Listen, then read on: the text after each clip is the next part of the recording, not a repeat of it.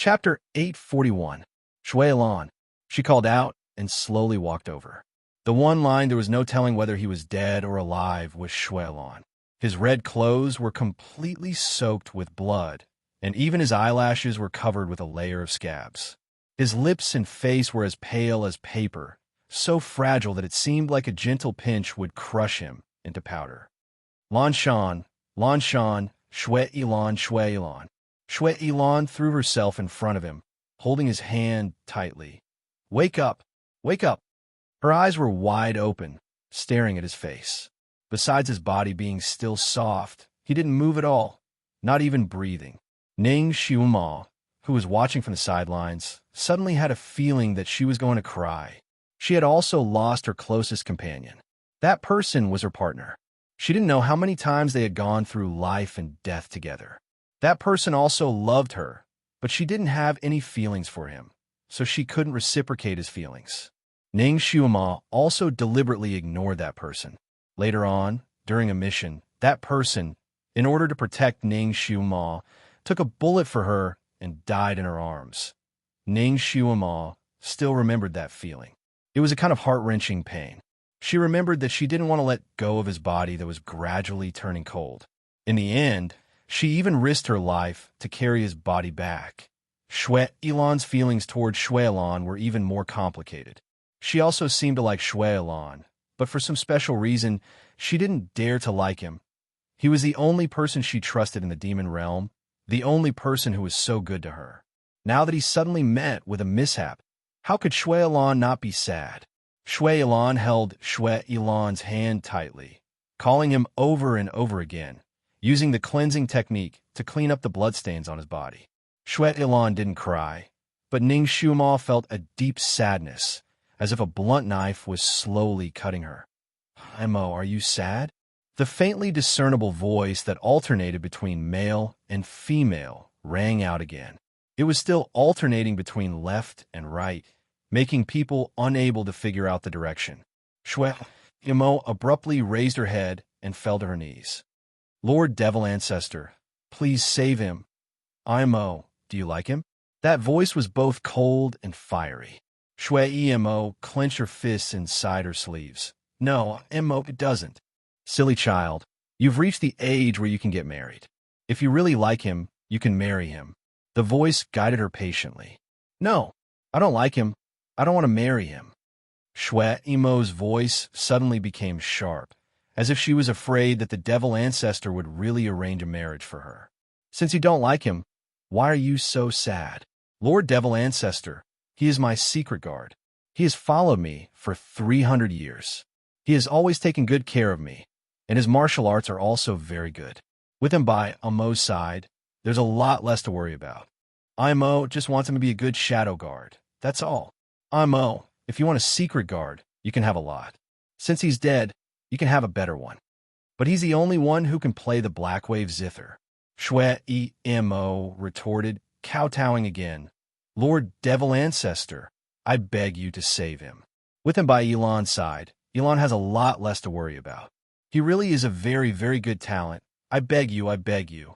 Her voice sounded calm, but listening carefully, there was a trace of trembling. Chapter 842. The Devil Ancestor's voice suddenly disappeared. Imo kowtowed a few more times and begged a few more times, but she still didn't get a response from that voice. She didn't know how much time had passed, and she didn't know how many times she had kowtowed, but the Devil Ancestor still didn't reply. Imo slowly stood up and returned to Shuelan's side, then slowly sat down. After such a long delay, Shuelan's face became even paler. He lay there like a statue, motionless. She sat next to Shuelan, looking down at him. After a while, she suddenly turned around and untied her messy hair. Her long hair flowed down, brushing against his cheek. Shuelan, my hair is messy. I don't know how to comb that unique hairstyle. Get up and comb it for me. Shuelan naturally didn't move. Imo looked at him for a moment, as if waiting for him to wake up. But the result of waiting was ultimately disappointment. Her eyes gradually reddened. Shuelan, I want you to comb my hair for me. Do you hear me? She didn't know where she had found an ivory comb, but she put it in his palm, then held his hand to comb her long hair. She originally didn't know how to take care of her hair, so holding someone else's hand like this made it even more inconvenient. She combed for a long time, but her hair was still messy. She finally let go of Shue Ilan's hand, no longer caring about her hair. She bowed her head and looked at him for a long time. Her big eyes were as black as a black hole, without the slightest trace of light. It was unknown what she was thinking. Shue Ilan, you said you wouldn't ignore me. Her voice choked again. She had already helped Shue Ilan clean up the blood on his body. Apart from a few holes in his clothes, he didn't seem to be in a sorry state. The room was deathly silent. She held his hand tightly, motionless and silent. Another moment passed. Shue Ilan, she spoke softly, as if she was afraid of waking him up from his beautiful dream. I tried my best, but I couldn't save you. I really couldn't save you. Shue Ilan, I told you to leave, but you didn't. Now, you can't leave even if you want to. Shue Imo's voice trembled slightly. After a moment, she slowly opened her mouth again. You can go. Leaving like this is also good. Let me give you a ride. She touched the black wave zither beside her and cut her wrist. Blood dripped onto the zither like a fountain. The broken strings suddenly reconnected automatically in the blood and slowly restored to their original appearance. She placed the zither on her lap and glanced at him. Shue Ilan, don't reincarnate into the wrong body in your next life. Don't come back to me again. Ding! The sound of a zither resounded, and a faint blue zither wave flew towards Shue Ilan. Bang! A dark light flashed in midair, blocking the faint blue zither wave. Lord Devil Ancestor! Shue Imo suddenly turned her head, looking into the void. He's not completely hopeless. That faintly discernible voice resounded again. At the same time, a dark fog gushed out from the depths of the hall, completely enveloping Shue Ilan, who was lying on the bed. Lord Devil Ancestor, you're willing to help. Shue Imo's eyes flashed as she looked into the depths of the hall. Amo, you're my daughter after all. How could I completely abandon you? The voice sighed softly like a loving mother. Shue Imo's eyes shone even brighter. However, his injuries are too heavy. The zither music damaged his soul root. If you want to save him, you need something. Only if you can get that thing, I can restore him to his original state. Chapter 843. What is it? Shue Imo stood up, her eyes sparkling. Ning Xiuma, who had been standing in the shadows, suddenly felt her heart skip a beat. She suddenly felt an indescribable fear. She was afraid of hearing the devil ancestors say that thing. Master, master, master. Kiran's voice suddenly came from the distant horizon. That voice seemed to be separated by thousands of mountains and rivers, and could not be heard clearly. Little Apple? Ning Xiuma suddenly quivered. Her head suddenly felt dizzy. When she came back to her senses, she found herself lying on the ground. Her surroundings were still as dark as ink, as if she had reached the end of a black hole. Master! Wah, Master! Master, it's almost time. Come out quickly. Ooh, come out quickly. Answer Little Apple. Kiran's voice became exceptionally clear in her mind. Ning Xiuma's somewhat dizzy mind suddenly became clear. Heavens, she was still in the middle of breaking through. How'd she fall asleep? She jumped up. Little Apple, don't worry, I'm coming out.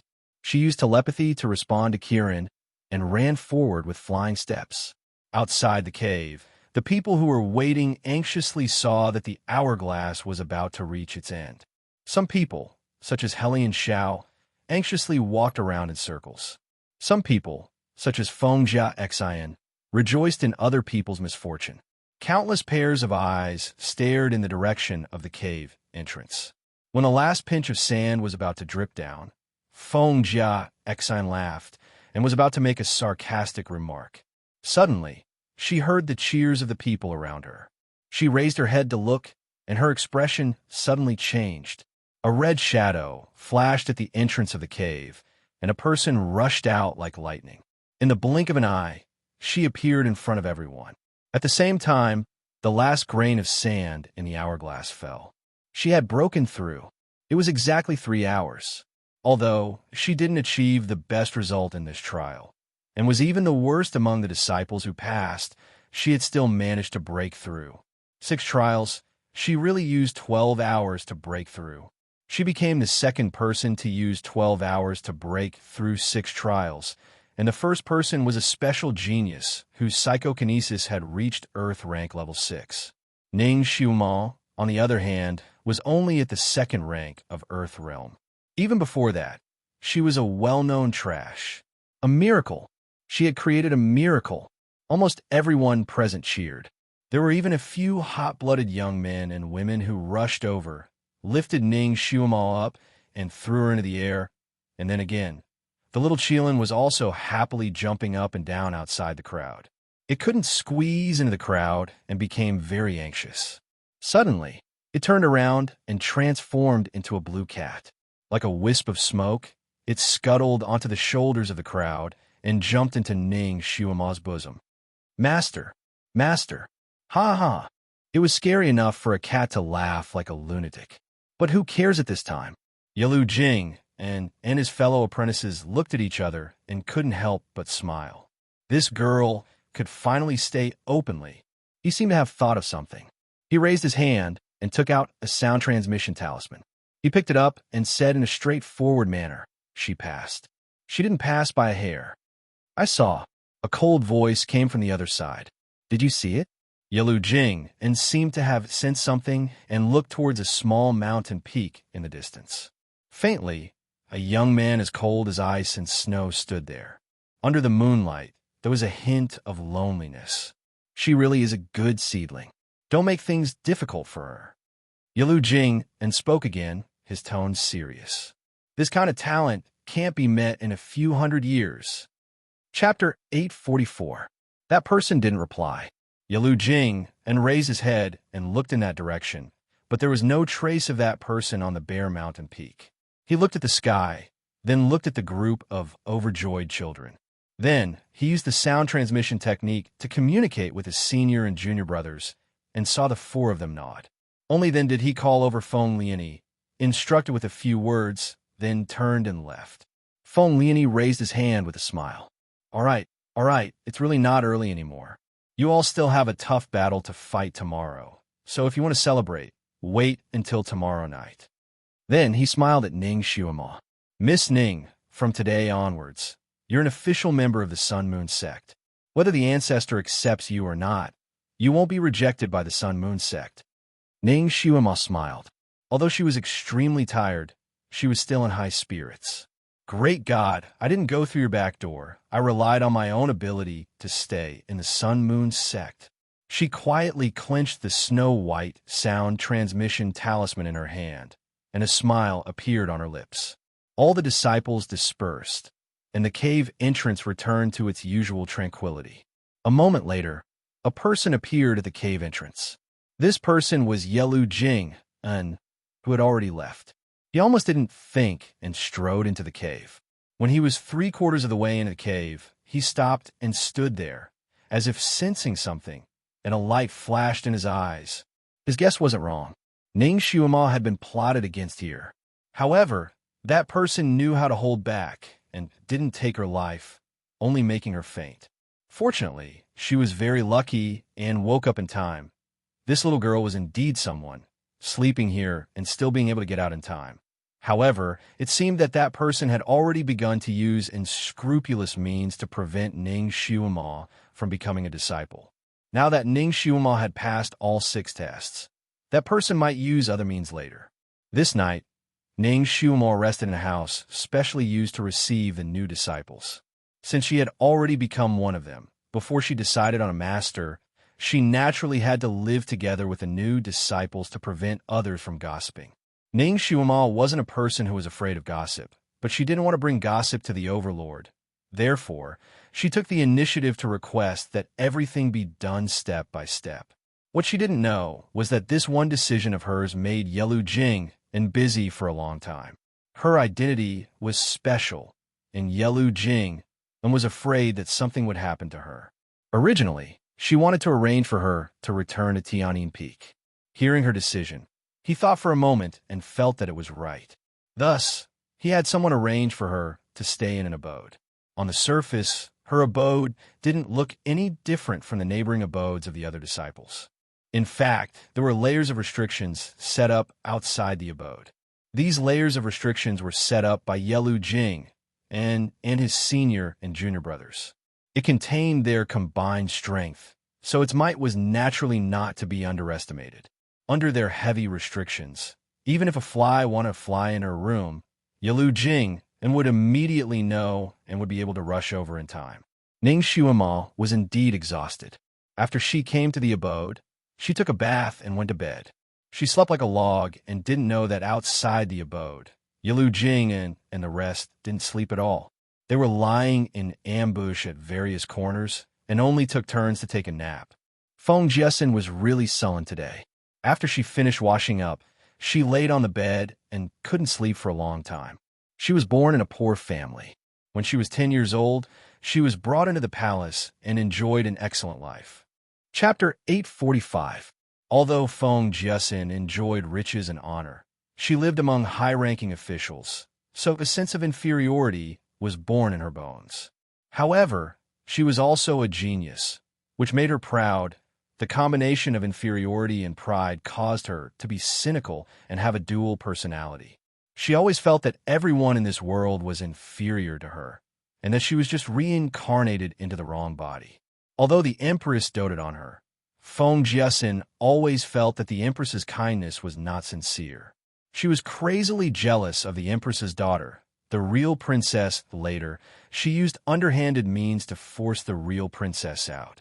After the real princess committed suicide by jumping into a river, the Empress aged more than 10 years overnight, and she was not as good to her as before.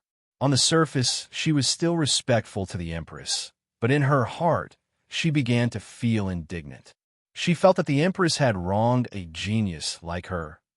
Feng Jiesin felt that with her aptitude, she was more than qualified to be the Empress. She had already made up her mind. After coming to the Sun Moon sect and becoming a disciple, she would return to Fengyi country and try to control the Empress, making her pass the throne to herself. She also wanted to be the Empress and completely change her situation. This was also the reason why she desperately wanted to become the Ancestor's disciple. The Ancestor was a person of virtue and prestige and was the god of this continent. If his disciple wanted to usurp the throne and become the Empress, the people of Fengyi country would not disagree. In the 3 years in the Imperial Palace, she learned to behave gracefully and calmly. She was gentle and courteous to everyone. When she first stepped into the Sun Moon sect, Feng Jiesin won the favor of most people and also made countless people notice her. Unknowingly, she became the focus of everyone's attention, which made her proud and satisfied. In order to eliminate a strong opponent, she schemed against Helian Xiao. However, Helian Zhao's personality was straightforward, and he disdained to lower himself to the same level as a girl, so her scheme was not obvious. If Ning Xuema did not appear, she would have succeeded. But damn it, Ning Xuema just had to appear. She stole all the limelight from Feng Jiesin in a few hours, and also made her make a fool of herself, causing her to fall from the heaven that everyone sought after to the hell that almost no one cared about. This made her hate Ning Xuema so much that her teeth itched, but there was nothing she could do. This time, there was an 80 to 90% chance that her plan to take Di Zun as her master would fail. While she was tossing and turning in bed, a voice as cold as ice rang in her ears. "Do you want to become stronger?" She was stunned and immediately pricked up her ears. That voice had come in through secret voice sending, and it rang coldly in her ears. "If you want to become stronger and become the champion, then come out. Walk to your left and enter the bamboo forest 1,300 feet away." Feng Jiesin's heart jumped. Although she didn't know who that person was, this person gave her hope. Steeling herself, she jumped off the bed and ran out. The bamboo forest was dark and the moonlight was cold. A tall and straight figure stood there with his back facing her. He was dressed in a black robe that seemed to blend into the night. Feng Jiesin cautiously approached him step by step and stopped about 10 meters away from him. "Senior, did you call me?" That person said indifferently. "Do you want to beat her?" Feng Jiesin paused for a moment. She was still more cautious, so she answered slyly, I will try my best to fight for it. You can't beat her. That person rudely interrupted her. Feng Jiasen choked. Junior. Junior psychokinesis is Earth rank level 5, but she's only level 2. When it comes to a real competition, it's not just about psychokinesis. Chapter 846. But I'm definitely stronger than her. Today was just a coincidence. Maybe someone deliberately let her pass those tests. Feng Jiasen said, unconvinced. Let her pass? Someone deliberately made things difficult for her. It's true. If that's the case, then forget it.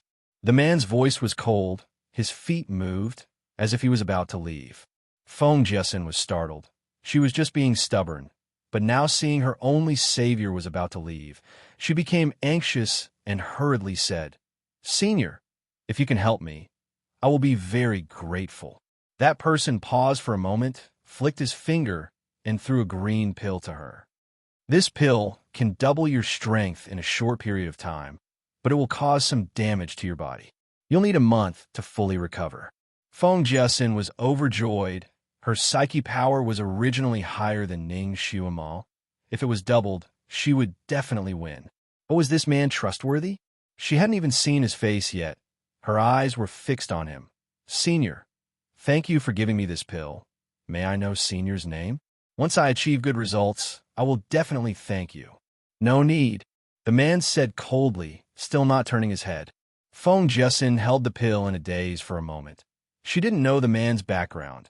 How could she dare to take such a pill? What if he was trying to trick her? The man seemed to know what she was thinking. I'm not helping you. I just don't want her to win. If you don't believe me, you cannot take it. His figure rose and disappeared in a flash. Feng Jiasen. This man's power is so high, just based on his ability to disappear in the blink of an eye. It's not something an ordinary person can do. So Ning Xiumal also has an enemy here? He just doesn't want her to win. The her he was talking about was obviously Ning Xiumal. This point happened to coincide with Feng Jiasen. She clenched the pill in her hand, like holding a hot potato.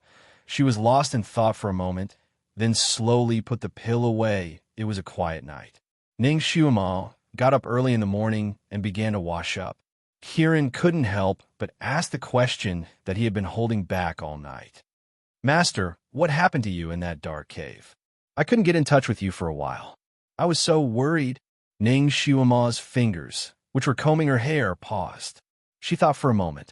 Until now, she still couldn't be sure whether the D-Zun's substitute she had encountered was real or an illusion. Her impression of that period was extremely vague. I was probably too tired and fell asleep halfway. Ning Xiumal didn't want to tell Kiran anything that she wasn't sure about. She didn't want it to worry. Kiran nodded seriously. That's true. Master, you're too tired. But Master, you've broken the record. If your friends know about this, they'll be happy for you. Ning Xiumal smiled. Yes. She was a little lost in thought. No matter who achieved good results, they would want to share it with their family and friends. She was the same. She didn't know why, but she thought of Yifeng and sighed. If only Yifeng hadn't left. She then shook her head. But he has to leave. Yin Ziyuan and Gu Ziyan are going to get married. Although he doesn't want to give up, he still has to go and take a look. I hope he won't be too shocked. Kiran was stunned and puzzled. Yin Ziyuan and Gu Ziyan are going to get married? It can't be, right? Isn't she going to risk her life to save Yifeng? I think that girl is very anxious. How can she still be in the mood to get married? Chapter 847. Ning Xiumal paused. What did you say? Yin Ziyuan went to save Yifeng? When? Could it be something that happened after she and Yifeng were rescued?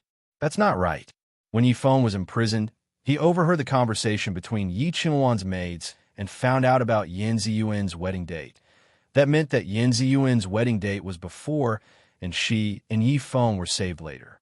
Something was strange. There must be something strange that she didn't know about. Why did Yin Ziyuan not go to Yifeng and get engaged instead? Ning Xiumal didn't have many friends in this world, but she cared more about Yin Ziyuan and Yifeng. If Yin Ziyuan was willing to marry Gu Ziyan, it would be fine, but if she was forced, it would be her lifelong regret. Although Yifeng had rushed over, he might not have the courage to question Yin Ziyuan. given his personality of wanting to swallow everything down even if it meant losing his teeth. Most likely, he was hiding in the dark and watching his sweetheart marry someone else. Ning Xiuma took a deep breath. It was fine if she didn't know about this, but now that she knew, she had to go to Daliang City to investigate. She secretly counted the days. There were still 3 days until Yan Ziyuan's wedding. If she left immediately after settling the matter of apprenticeship, she should be able to arrive a day earlier. While she was thinking, Helian Zhao's voice came from outside. Ning Xiuma, are you awake? It's time to gather. Ning Xiuma couldn't help but laugh. Although Helian Zhao was the son of a prince, he wasn't tainted by the intrigue in the prince's residence. He had a fiery and bright personality, so he was a friend worth making.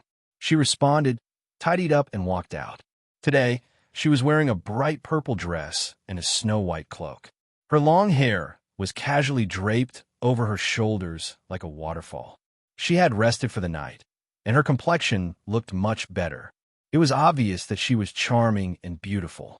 Helian Zhao was slightly stunned when he saw her like this. Ning Xiuma was in a hurry to pass the test yesterday, so she didn't have time to dress up after coming out.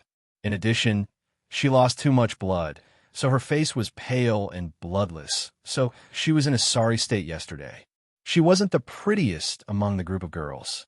Today, she had almost recovered and dressed up carefully, so she looked stunning. Helian Zhao, who was used to seeing beauties, was stunned for a moment. He was only 13 years old and had yet to grow. Currently, he was a bit shorter than Ning Xiuma. In Ning Xiuma's eyes, he was still a child. Therefore, she patted him on his shoulder. Let's go. She took the lead and walked out first. After walking for a dozen steps, they saw Feng Jiasin walking out with another girl. The moment both sides met, the young girl greeted Helian Zhao and Ning Xiuma. Feng Jiasin, on the other hand, looked at Ning Xiuma and Helian Zhao with a smile that was not a smile. Suddenly, she smiled at Ning Xiuma. Miss Ning, actually, I have something that you might not like to hear. Your husband, Mr. Han, is a peerless master. You came here to be his disciple, so you're rather neglecting what's near at hand and seeking what's far away. She looked at Helian Zhao again. Prince Helian, don't blame me for not reminding you. Mr. Han is obsessed with cleanliness. His concubines are not allowed to be touched by anyone. What nonsense are you talking about? Miss Ning and I are innocent. Don't be so filthy. Helian Zhao was angry. I'm just reminding you because we're from the same sect. I don't mean anything else. Feng Jiasin smiled and turned to leave. The girl next to her looked at Ning Xiuma and then looked at Helian Zhao. Prince Helian, Miss Ning, please don't mind. Chapter 848. The princess is just a little outspoken. She doesn't have any ill intentions. The girl turned around and chased after Feng Jiasin. Helian Zhao was indignant. Why didn't I notice that she was so sarcastic? Ning Xiuma smiled carelessly. This kind of white lotus will only reveal her true nature when she is provoked. Helian Zhao looked at her with a complicated gaze. You don't care? Ning Xiuma said, if you're bitten by a dog, will you bite back? Of course not. Helian Zhao answered. That's it. If you're bitten by a dog, either you don't bicker with it and laugh it off, or you give a good beating. Don't you think so? Ning Xiuma's eyes flashed with coldness. That's right. Helian Zhao nodded. His eyes looked at Ning Xiuma with admiration. Usually, when faced with this kind of situation, most people would choose to retort. But if they really quarreled here because of a few words of gossip, it would be unavoidably degrading. What's more, what she said about Han Shanyue was indeed true. Ning Xiuma was too lazy to lower herself to her level at this time. She was also too lazy to argue with this kind of person. If there was no accident, that little girl was crying at the back. However, she had hit her hard yesterday. She was already like a wilted cucumber. After sleeping for a night, she suddenly became so aggressive, as if she had some kind of victory in her hands. Could it be that she still had some tricks up her sleeve? Ning Xiuma thought of the person who secretly helped Feng Jiasin during the 4th round of the competition. Her fingers secretly clenched. Could it be that that person still wanted to help Feng Jiasin secretly? That was really possible. Why did this fake Di Zun reject her so much? Did he help Feng Jiasin because he admired her? Did he have a relationship with her?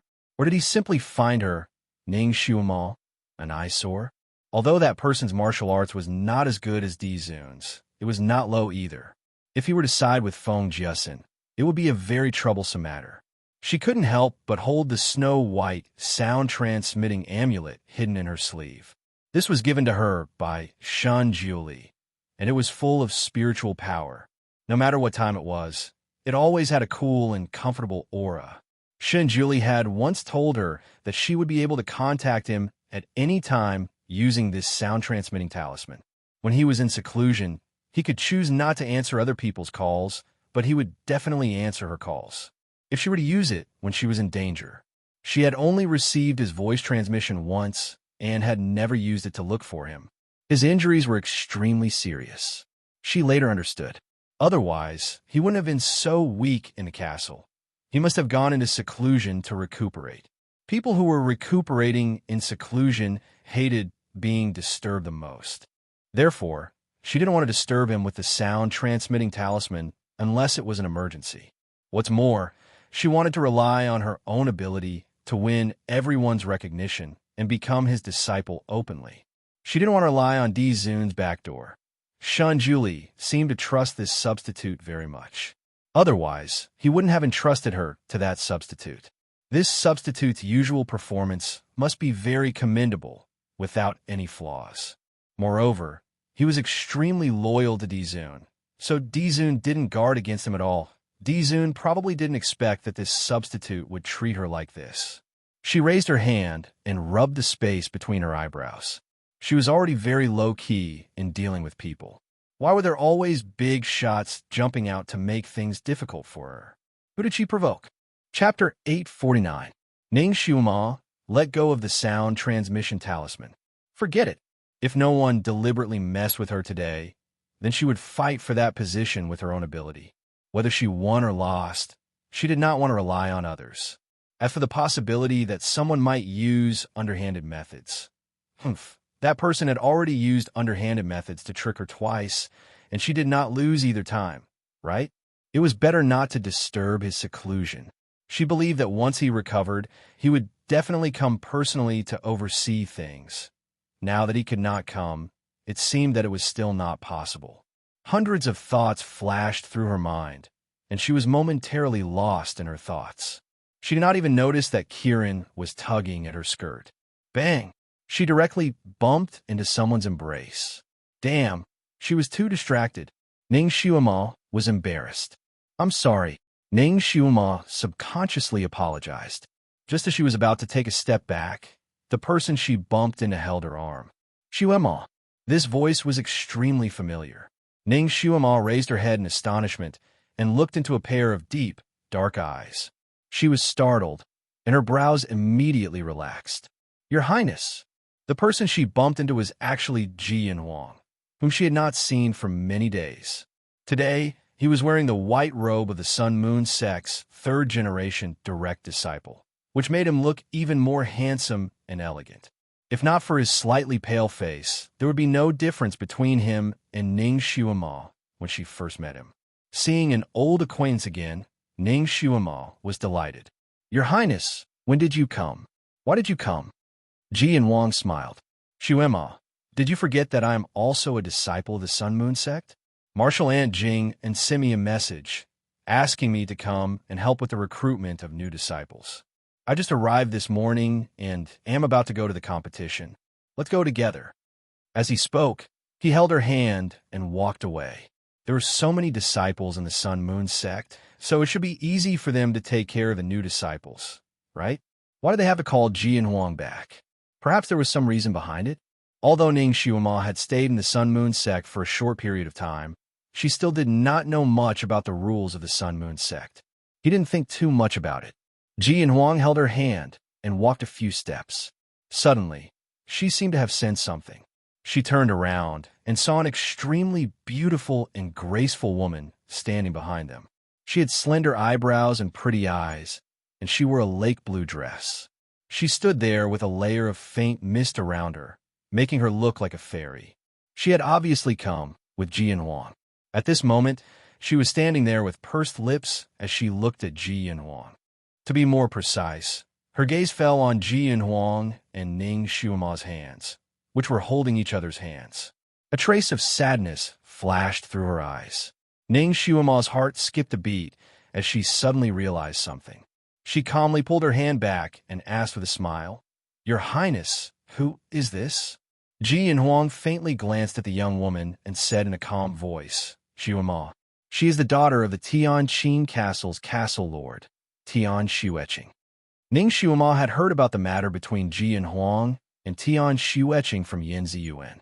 It seemed that the Tianqin Castle's castle lord wanted to give Tian Xueqing to Han Shanyue, but Han Shanyue gave her to Ji Yinhuang instead. At that time, Ji Yinhuang did not refuse. After that, Lu Hinti and the Tianqin Castle's castle lord finalized the marriage on the spot. In other words, this Miss Tian Xueqing was the future crown prince's wife. However, wasn't Ji Yinhuang treating this standard crown prince's wife too coldly? He pulled another woman's hand and ran away, leaving his fiancée hanging there. Ning Xuema was about to say something, but Ji Yinhuang had already said to Tian Xueqing, "Miss Xueqing, she is this prince's friend, Ning Xuema." Chapter 850. Tian Xueqing immediately fluttered over and nodded with a smile. "Marquis Ning, I've been looking forward to meeting you for a long time. The Crown Prince often talks about you." Her actions were natural and unrestrained. Ning Xuema had a good first impression of her and exchanged a few pleasantries with her. "Xuema, have you forgotten about me?" A faint voice sounded from his side. Ning Xuema turned around and saw that Helian Xiao was still standing at the same spot, looking at her with a smile that was not a smile. "Who is this?" Ji Yinhuang's gaze also landed on Helian Xiao. The young man seemed to be in high spirits. He stood there with his chin slightly raised, looking proud and spirited. "Helian Xiao, from the Feishan Kingdom. I'm Xuema's companion. Greetings, Senior Ji." Helian Xiao did not wait for Ning Xuema to reply and introduced himself first. His attitude was neither servile nor overbearing, very much like a prince's. Ji Yinhuang nodded slightly at him. Helian Xiao was a genius among geniuses. Naturally, he had heard of his reputation. However, he was cold by nature and did not exchange pleasantries with Helian Xiao. Instead, he shifted his gaze to Ning Xuema. "Xuema, I'm very happy that you're here. From now on, we're from the same sect." Ning Xuema smiled slightly. Ji Yinhuang's gaze was slightly deep. "That day, we didn't get married to him. Both of you went missing, which made me very worried. Where did you go these days? How did you come to the Sun Moon sect? You didn't get married to him yet, right?" The last point was actually what he wanted to know the most. Although Ning Xuema treated Ji Yinhuang as a friend, she did not want to tell him Han Shanyue's true identity. She also did not want to mention her own matters to him. She smiled. "This is a long story, so let's not talk about it first. However, it's true that I didn't get married to him. All right, let's not talk about him anymore. Let's go to the Starlight platform first." Ji Yinhuang's eyes slightly brightened. He did not say anything else. "All right, I'll bring you there." He waved his sleeves, and a wide flying sword appeared on the ground. The pale golden light of the sword changed, and it was especially dazzling under the sunlight. Ning Xuema's eyes lit up. "Your Highness, you can fly on a sword." In this world, only those who had cultivated their psychokinesis to Earth rank level 6 and above could learn the Imperial sword flight technique. She didn't expect that in just a few months after she and Ji Yinhuang had parted ways, he had actually broken through Earth rank level 5 and learned the Imperial sword flight technique. She could not help but look at Tian Xueqing. She naturally knew that Tian Xueqing was a great cauldron tool that could greatly improve the cultivation of the person who had intercourse with her. Ning Xuema could also tell that this Miss Tian Xueqing was no longer a virgin. It was obvious that she had already had intimate contact with Ji Yinhuang. Looks like the effects of cauldrons really can't be underestimated. Ning Xuema was truly happy for Ji Yinhuang. Originally, he had suffered such heavy injuries that it would have taken him at least 2 to 3 years to fully recover. However, with Miss Tian Xueqing by his side, it could be considered a blessing in disguise. She looked at Ji and Huang and then at Tian Xueqing. She couldn't help but smile. Both of you should have good news soon, right? When are you going to invite me to your wedding? Ji and Huang's expression slightly changed. Before he could say anything, Tian Xueqing smiled. Our wedding will be in a month's time. This time, Your Highness came here for 2 reasons. First, it's to inform the new disciples. Second, it's to inform the other disciples. When the time comes, I hope that Miss Ning will grace us with your presence. A month's time? That's so rushed. Ning Xuema calculated for a moment. She had time a month's time. She immediately nodded. All right, I'll definitely be there. Chapter 851. Ji and Huang's thin lips slightly pursed. He seemed to be unwilling to talk about this matter. He raised his hand and grabbed Ning Xuema's hand. Let's not talk about this anymore. I'll bring you to the arena first. Ning Xuema took a step back and pulled her hand away. She smiled and said, Your Highness, I can't go with you this time. Why? Ji and Huang raised his eyebrows. Ning Xuema said, I'm also one of the new disciples this time. Since Your Highness is in charge of the new disciples, it won't be good for me to go with Your Highness. Your Highness and Miss Tian Xueqing can go first. Prince Helian and I will follow behind. Helian Xiao smiled faintly. That's true. Senior Brother Ji, please take the crown princess first. Xuema and I will follow behind you. Ji and Huang had no choice but to take Tian Xueqing and leave first. Ning Xuema sighed in relief. Ji and Huang seemed to have not given up on her. However, he had Tian Xueqing by his side. As time passed, he would naturally change his mind. Xuema, will you still marry Master Han in the future? Will you still be his concubine? Helian Xiao suddenly asked. Ning Xuema's mind was elsewhere. When she heard his question, she subconsciously replied, I won't. As long as she succeeded in becoming his disciple this time, she naturally wouldn't need to be his concubine. As long as no one messed with her, she should be able to do her best and successfully become his disciple. That's great. Helian Xiao beamed with joy. Like I said, how can someone like you be someone's concubine? It's too humiliating for you. Moreover, you're still young. You don't have to decide on your marriage so early. All right, let's go quickly. It'll be bad if we're late. Take her by the hand and run. Ning Xuema was speechless. She looked at his obviously excited face, and her heart was slightly moved. Did she intentionally or unintentionally give this little guy the wrong signal? After many rounds of elimination, only 20 disciples were left. These 20 disciples would all remain in the Sun Moon sect. The reason why the final competition was held was because the top 5 disciples could freely choose their masters according to their order. They could also become the disciples of the Sun Moon sect's current 5 Emperor Realm direct disciples. As for the others, they would be chosen by the elders who wanted to take them in as disciples according to their aptitude. This time, because Dizun also wanted to take in a disciple, he chose the top 6. The first one would become Dizun's disciple and be personally taught martial arts by Dizun. The next 5 would then choose their own master. Since the master was willing to choose a good disciple, the disciple would naturally be willing to choose a good master. Among the 5 emperor's direct disciples, Yalu Jing was the most famous and had the most number of people who wanted to become his disciple. Therefore, if there were no accidents, the second-place winner would become his disciple. All the fighting equipment on the Celestial Light Stage had been prepared. The Celestial Light Stage was extremely large. It was the size of a football field and was divided into 2 arenas. The 20 new disciples were divided into 10 groups of 2. The losers would be eliminated and the winners would continue. After a few rounds, the rankings would be decided. In order to be fair, the opponents in each match were decided by drawing lots, and neither side was biased. The matches in both arenas would be faster if they were held at the same time. The arenas here were very special. Although they were called arenas, they were actually rows of densely packed icicles. Rather than calling them icicles, it was better to call them icicles. They were about 10 meters tall, and the tip was not even as thick as a person's thumb. They were slippery and sharp. These icicles were arranged according to the 5 elements atrigrams.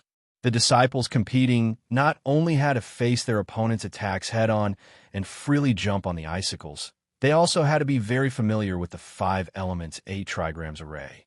Chapter 852. Because of this perverted arrangement, this kind of competition was the best way to test the overall quality of the disciples. It was also the highlight of the selection of disciples. All the instructors who wanted to take in disciples would be present to watch and evaluate each disciple's ability in their heart. Ning Xuema drew lots for the first time, and her opponent was an Earth-ranked second-ranked disciple. Logically speaking, his psychokinesis and Ning Xuema were of the same rank and level, so there should be a fierce battle. However, he did not expect that after fighting with her for less than 5 minutes, he would be dazzled by her strange movements. He was not prepared and was kicked off the ice cone. Ning Xuema won this round in a clean and efficient manner, without the slightest hesitation. The disciples who were watching the battle below the stage cheered. Kiran, who was standing at the front, cheered loudly. Ning Xuema looked down and saw Ji and Huang, Helian Xiao, and even Yelu Jing, and below the stage. Even Feng Jiesin was watching. There was no need to ask, she was here to check out her martial arts. Feng Jiesin and Ning Xuema's eyes met. Feng Jiesin snorted and walked away to watch the competition on the other side of the stage. Ning Xuema jumped off the ice cone and replaced the other disciples. Xuema, I didn't expect your psychokinesis to increase so quickly. Ji and Huang walked over and congratulated her. He handed over a handkerchief and said, "Come, wipe your face." Ning Xuema's match was the most relaxed. Not a single strand of her hair was out of place, and not a single drop of sweat could be seen on her fair face. Only her cheeks were slightly flushed, making her look even more stunning. Ning Xuema took the handkerchief and wiped her face. "Thank you, Your Highness." Just as she was about to return the handkerchief, she suddenly remembered Ji Yunhuang's abnormal misophobia. She paused for a moment. Ji Yunhuang took the initiative and took the handkerchief. He folded it and carefully put it into his sleeve. Ning Xuema felt slightly uncomfortable. Although she did not have any feelings for Ji Yunhuang, his actions were too obvious, especially when the future crown princess was standing beside him. Wasn't he afraid that his crown prince consort would be jealous if he openly showed his goodwill to a woman? Ning Xuema calmly took a step back and was about to find an excuse to leave. Ji Yunhuang looked at her with a smile that was not a smile. "Xuema, do you really want to distance yourself from me?" Ning Xuema looked at him in confusion. "Call me by my name. I don't like it when you call me Your Highness the Crown Prince." Ji Yunhuang's eyes were deep and serene as he took a step forward. Ning Xuema frowned slightly. She glanced at Tian Xueqing, who was standing beside Ji Yunhuang. Tian Xueqing pursed her red lips and stood there with her eyes lowered. She did not seem to care about what was happening, but her complexion seemed to be a little paler than before. Ning Xuema sighed inwardly. Ji Yunhuang had completely neglected this crown prince consort. He clearly had physical contact with her, but he could still be so cold. No wonder it was said that men's sex and love could be separated. Now it seemed that it was true. She playfully patted Ji Yunhuang's shoulder. "Brother Yunhuang, you're going to have a family soon. You can't pick up girls outside anymore. Xueqing is a good girl. Treat her better in the future." She smiled and walked away. Ji Yunhuang was slightly startled. Ning Xuema had already run to the stage to watch the competition. He turned his head to look at Tian Xueqing. The smile on his lips disappeared. Can you not keep following this prince? He really could not leave her now, but there was no need for her to follow him step by step like a shadow, right? Chapter 853. Ji Yunhuang's heart was vaguely irritated. He looked at the pale Tian Xueqing and coldly said, "Are you afraid that this prince will treat other women well, deliberately watching from the side? Let this prince tell you, even if I marry you as the crown prince's consort in the future, you won't be my only woman." He was the crown prince and the future emperor. If there were no accidents, he would have 3 palaces and 6 courtyards in the future. Of course, if he could marry the woman he liked, that was an exception. Tian Xueqing's face became even paler. She took a step back and said, "Your Highness, Xueqing understands. Xueqing will not interfere with your matters. If that's the case, then don't keep following this prince." Ji Yunhuang turned around and left. Tian Xueqing subconsciously followed him for 2 steps and stopped. She did not know anyone around her. She had been raised as a medicine person since she was young. She was almost isolated from the world and was not good at socializing. At this moment, she was thrown into the crowd by Ji Yinhuang. Although the people around her were very polite to her, because of Ji Yinhuang, she still felt lonely. She slowly walked out of the crowd and found a secluded corner to enjoy the scenery. He is obviously your man, but you can only watch as he is taken away by another woman. Do you feel sad? A voice came from behind her. Tian Xueqing turned around and saw a white-clothed woman walking over. Tian Xueqing's memory was very good. She recognized that this woman was one of the new disciples. Her name was Feng Jiesen, and her martial arts were very good. Other than Ning Xuema, her chances of winning the championship were also quite high. Feng Jiesen's words clearly had the intention to sow discord. Tian Xueqing glanced at her, and it did not say anything. Feng Jiesen sighed. That woman is a vixen. She is especially good at seducing men. She is obviously someone's concubine, but she still has an unclear relationship with several men. Men are cheap. What they can't get is always the best. They don't look at a beauty like you by their side, and only like to look at those wild flowers. Tian Xueqing faintly frowned and took a step back. She lightly said, "Sorry, I will not talk about people behind their backs. Miss Feng, I don't understand, and I don't want to understand." She turned around and walked into the crowd again. She didn't want to be alone with Feng Jiesen. Feng Jiesen was speechless. She had originally wanted to find an ally who hated Ning Xuema and find an opportunity to make things difficult for Ning Xuema. However, she did not expect that the other party would completely ignore her good intentions and leave just like that. She got snubbed and was a bit unhappy. Just as she was about to join the crowd, she raised her head and saw Yelu Jing, and standing not too far away.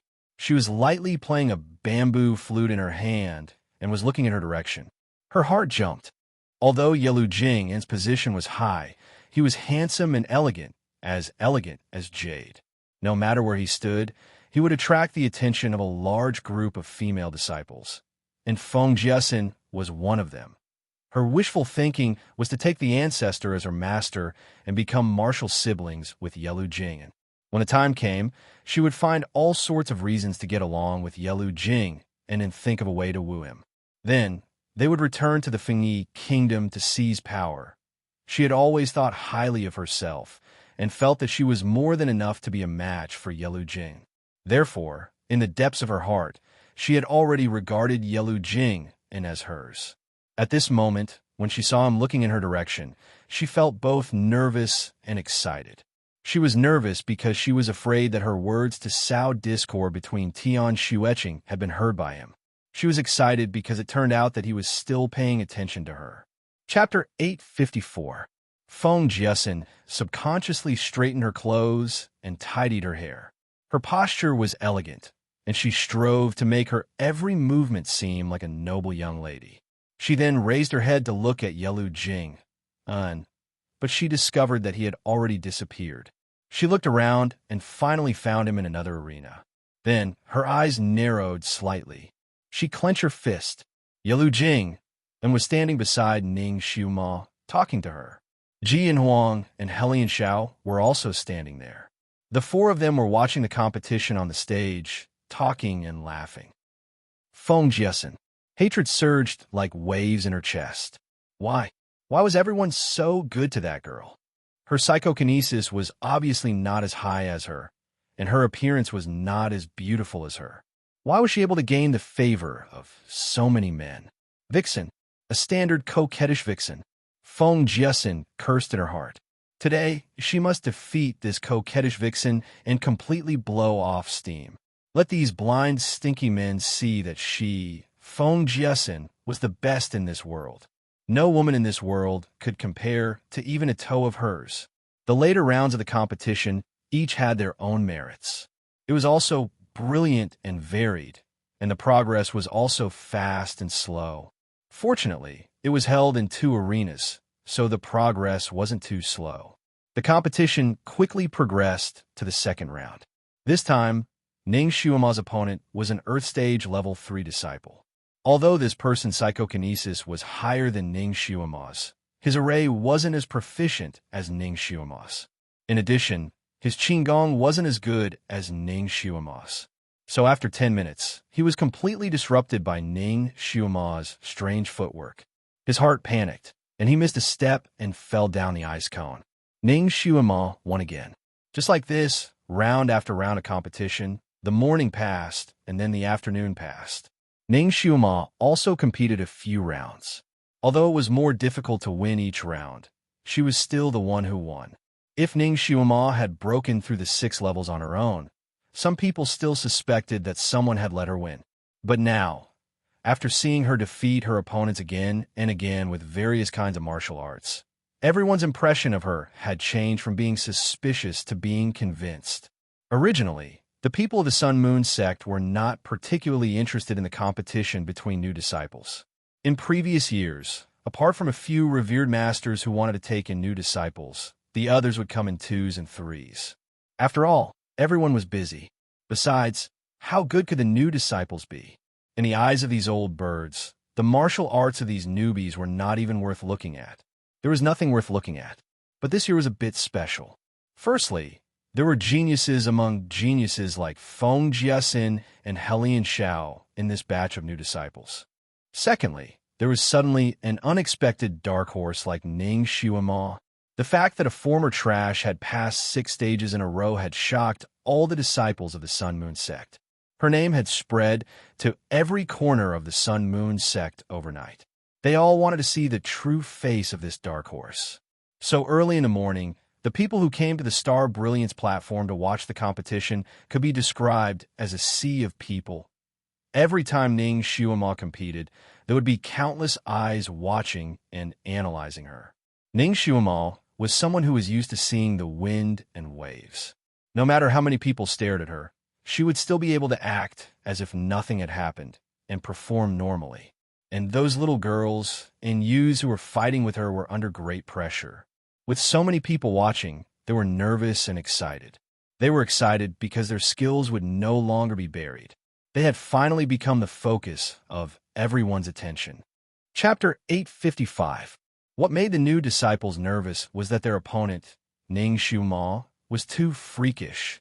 Her martial arts were even more varied, and she used different martial arts against different opponents. Sometimes she used speed to fight speed, and other times she defended motionlessly like a mountain. A sudden move was fatal. Her fighting style was not only novel to the new disciples. Even those old birds of the Jianghu, who had practiced martial arts for many years in the Sun Moon sect, were full of admiration. Trash? Those who said this girl was trash were simply blind. They couldn't be any more blind. In the evening, the top 6 of the finals were finally decided. Ning Xiuma was one of them.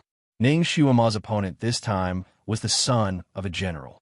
He had followed his father on the battlefield since he was young, and had already fought with countless experts at a young age, so his battle experience was very rich. Psychokinesis, Earth Tier Level 3, Single Spirit Root, Metal Attribute. Ning Xiuma had seen him fight before.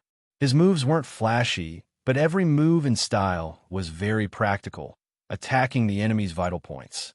Although he wasn't old, his murderous aura was domineering. When his opponent was stared at by his cold eyes, their hearts would first tremble. At this moment, he was standing at the top of the icicle, his black clothes contrasting with his handsome face. He cupped his hands towards Ning Xiuma and said, "Please." His palms suddenly turned pale gold, and his body moved like a ball of flowing light. He attacked Ning Xiuma. The cold and hard metal aura hit her in the face. Ning Xiuma spun in a circle, and her footsteps shifted slightly, avoiding his killing move. The two of them fought together. The higher the level of the competition, the more interesting it was. Especially Ning Xiuma's side, there was a sea of people watching. Experts were as common as clouds. When everyone saw this cold youth make a move, they knew he was extraordinary. Previously, when he fought with others, he didn't seem to be very outstanding. His moves were all normal, but this time, it was as if he had suddenly turned on a cheat. His movements were like lightning, his aura was like a rainbow, and his moves varied. He had obviously been hiding his true strength.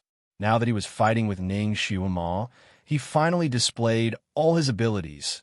Yalu Jing and twirled the bamboo flute in her hand, her eyes landing on the youth.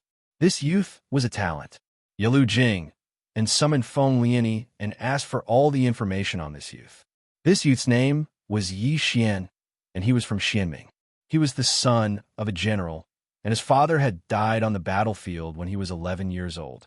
He was the one who carried his father's body and fought his way out of the encirclement. He killed hundreds of people and was known as the little god of slaughter on the battlefield. After his father died, he managed the general's mansion all by himself. It was not easy for him. His experience was similar to Ning Xiuma's. The difference was that he had been a genius since he was young. He had even inherited his father's teachings. He was also highly regarded by the king of Xianming Nation. Before he came to the Sun Moon sect, he had already been conferred the title of Xian General by the king. He was one of the earliest to be conferred the title of general.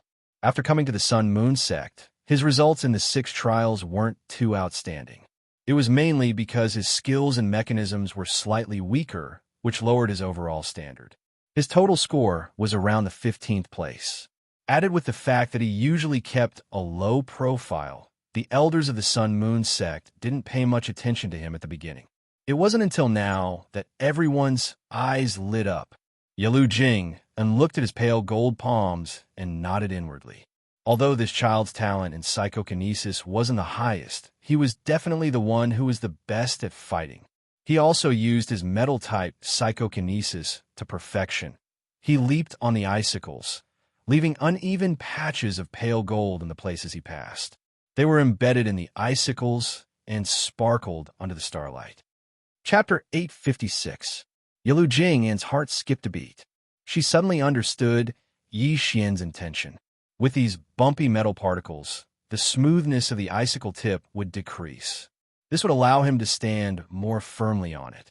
However, the two of them would constantly change their positions during the fight. Ning Xiuma would probably be able to step on the icicles that he embedded with the metal particles and take advantage of it. Perhaps these metal particles had other uses? Yi Xian's murderous aura was extremely heavy. Moreover, his attacks were extremely swift and fierce. Not long after Ning Xiuma started fighting with him, she was forced to retreat step by step. She focused on defense and occasionally attacked, but it was useless. She couldn't threaten Yi Xian at all. Everyone below the stage held their breaths as they watched.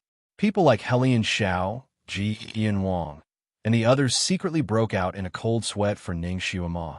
Yi Xian was of the metal attribute. After his hands turned a light gold color, they could cut through gold and jade. His hands were weapons. They were the most domineering weapons. Ning Xiuma's main attribute was of the wood attribute. She used a green vine whip, metal restrained wood.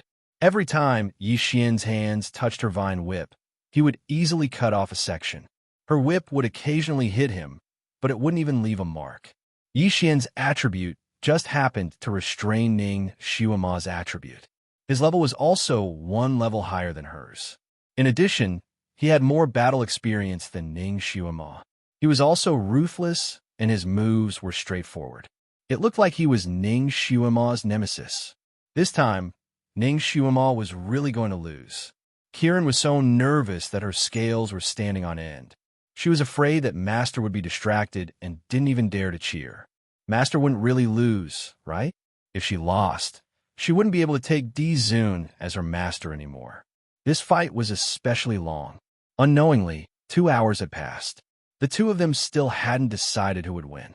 However, it was strange. Yi Xian seemed to be gaining the upper hand step by step and was forcing Ning Xiuma to retreat. However, no matter what, he couldn't break through Ning Xiuma's defense. She was like the ocean. No matter how fierce the waves were, she could turn them into nothingness. Her every move was soft and powerful. Her moves seemed slow, but they were smooth and impenetrable. Although Yi Xian's storm-like attacks were powerful, they obviously couldn't last long. After another hour, his attacks gradually slowed down. Now was the time. Ning Xiuma's eyes flashed. She suddenly changed moves. She went from defense to offense. Defense. His moves followed a strange path. One person turned into two people, and two people turned into four people. After a short moment, Yi Xian felt that Ning Shuima's shadow was everywhere. What move was this? Yi Xian's eyes widened. He had never seen such a move before. He couldn't tell which one was her real body and which one was her illusory body. This move was something Ning Shuima had learned in the modern era. Her inspiration came from anime and manga. It was inspired by anime and was considered a type of shadow clone jutsu. Actually, it wasn't a real clone. It was just that she moved too fast, so the human I had a temporary visual lag. When her speed reached a certain level and she took a specific route, it felt like one person had transformed into countless people. Yi Xian was dizzy from her clones, and his eyes darkened. Yi Xian watched as one of her figures landed on the icicle he had embedded with metal particles. He flicked his finger. The icicle under the figure suddenly exploded. Countless metal particles bounced up and flew toward the figure that landed on it. "Master, be careful," Kirin shouted in fear. Chapter 857. Poof! When the metal particles hit the person instantly disappeared. However, a green light flew over, and all the metal particles hit the green light. Yi Xian decided to detonate all the icicles he stepped on, and the metal particles shot toward all the Ning Shuima figures. He didn't believe that all the icicles he shot at were illusions. As long as one of them was real, he would win. Poof, poof, poof. The metal particles filled the air and danced in the air. It was a spectacular sight.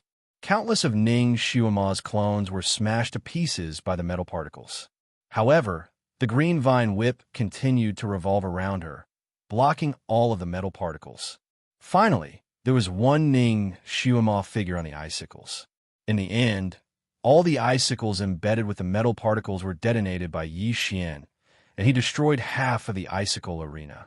Detonating the icicles to release the metal particles also consumed a lot of mental strength, so Yi Xian was a bit out of breath. "You're done detonating?" Ning Shuima smiled as she held the trembling green vine whip. Yi Xian looked up abruptly and saw the girl across from him, smiling nonchalantly like a blooming flower. She shook the whip.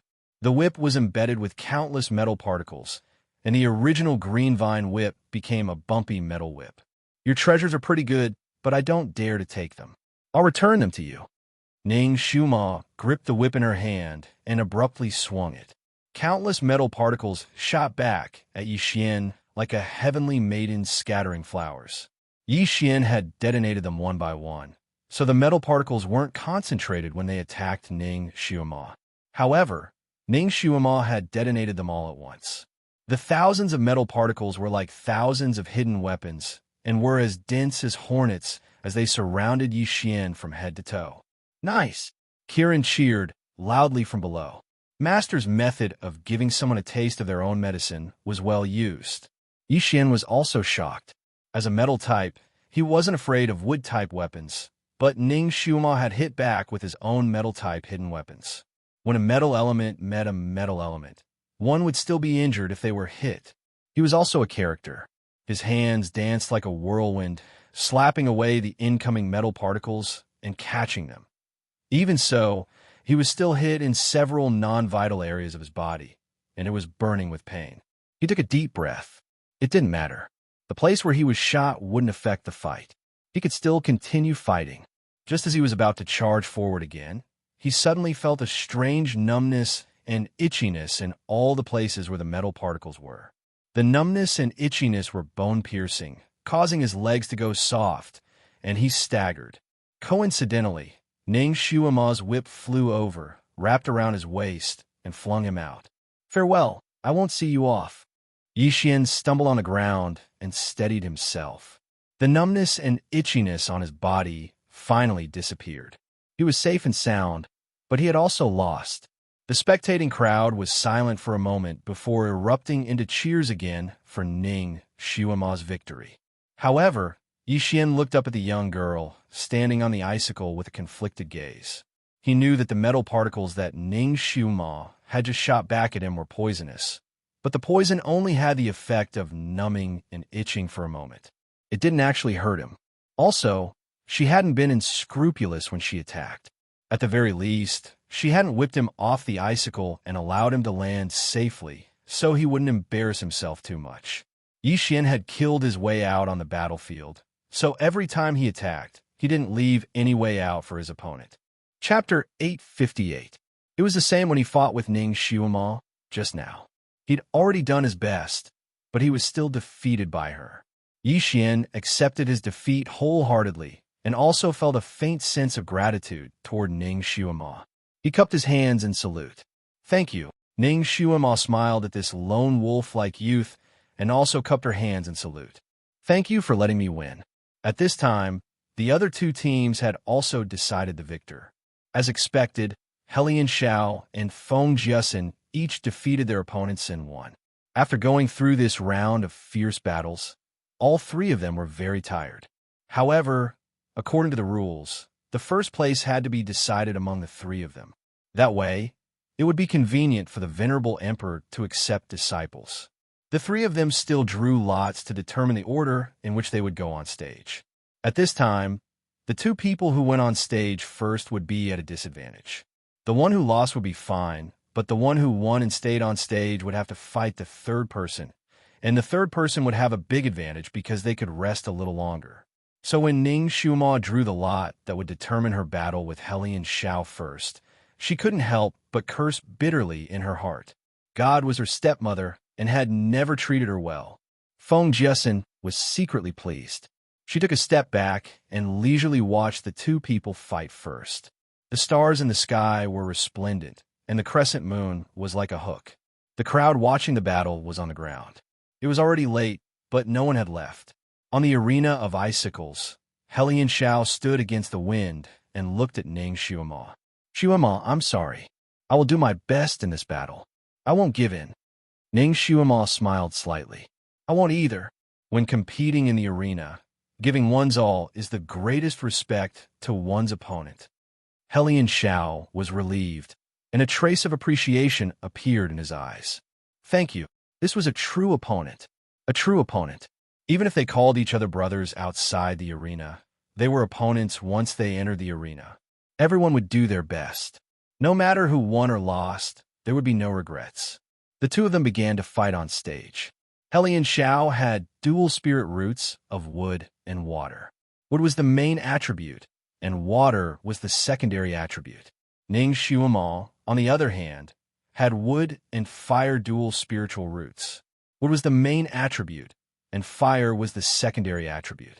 The two of them had the same main attributes, so this battle was very interesting to watch.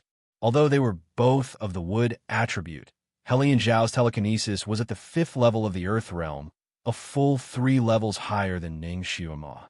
Don't look down on these 3 levels. Once they started fighting, the difference in power would be huge. For example, Helian Xiao could casually condense green vine whips and ebony sticks. He could even make the green vines grow rapidly and quickly form a net to envelop people. In short, he could easily use anything related to wood. On the other hand, Ning Xiaoma had an Earth rank level 2 attribute, so the things she could casually condense were very limited. He could only form vine whips and wooden sticks, but not countless green vines at the same time. In this way, she would be at a disadvantage in the fight. If it was someone else who had Earth tier telekinesis level 2 or level 5, they would have no chance of winning. They would be PK'd in a matter of minutes. It would not be a match at all. On the other hand, Ning Xiaoma relied on her peculiar movements and moves to turn danger into safety time and time again. Although there were many people watching the battle below the arena, no one made any noise. They all held their breaths and watched the battle between the geniuses on stage. At this time, no matter if it was Ning Xiaoma or Helian Xiao, both of them had brought out all their skills, dazzling those experts who were watching the battle. Feng Jiasen also stood below the arena and watched attentively. She was looking for the weaknesses of these two people's movements and tactics. Chapter 859. This was the advantage of making a move later. She could observe her opponent's fight to her heart's content to search for her opponent's weakness. When it was her turn to make a move, she would have a clear idea of what to do. Feng Jiaxin's main focus was still on Ning Xiuema. She was most afraid of her, and the one she hated the most to step on was her. After an hour, Feng Jiaxin became more and more alarmed as she watched. She had already seen Ning Xiuema's moves so many times, but she still couldn't find the pattern of her opponent's moves. It was ethereal, strange, and ever-changing. She had already made her move, but you couldn't guess what her next move would be. Although her psychokinesis was Earth Stage Level 2, she could display the power of Earth Stage Level 3 or 4. Moreover, the more she used it, the more abnormal her intuition was. In addition to her strange way of using it, it was simply impossible to guard against. Helian Zhao's psychokinesis was so high, but he was only evenly matched with her and didn't gain the upper hand. Looking at Ning Xiuema's moves, Feng Jiaxin's heart was beating like a drum.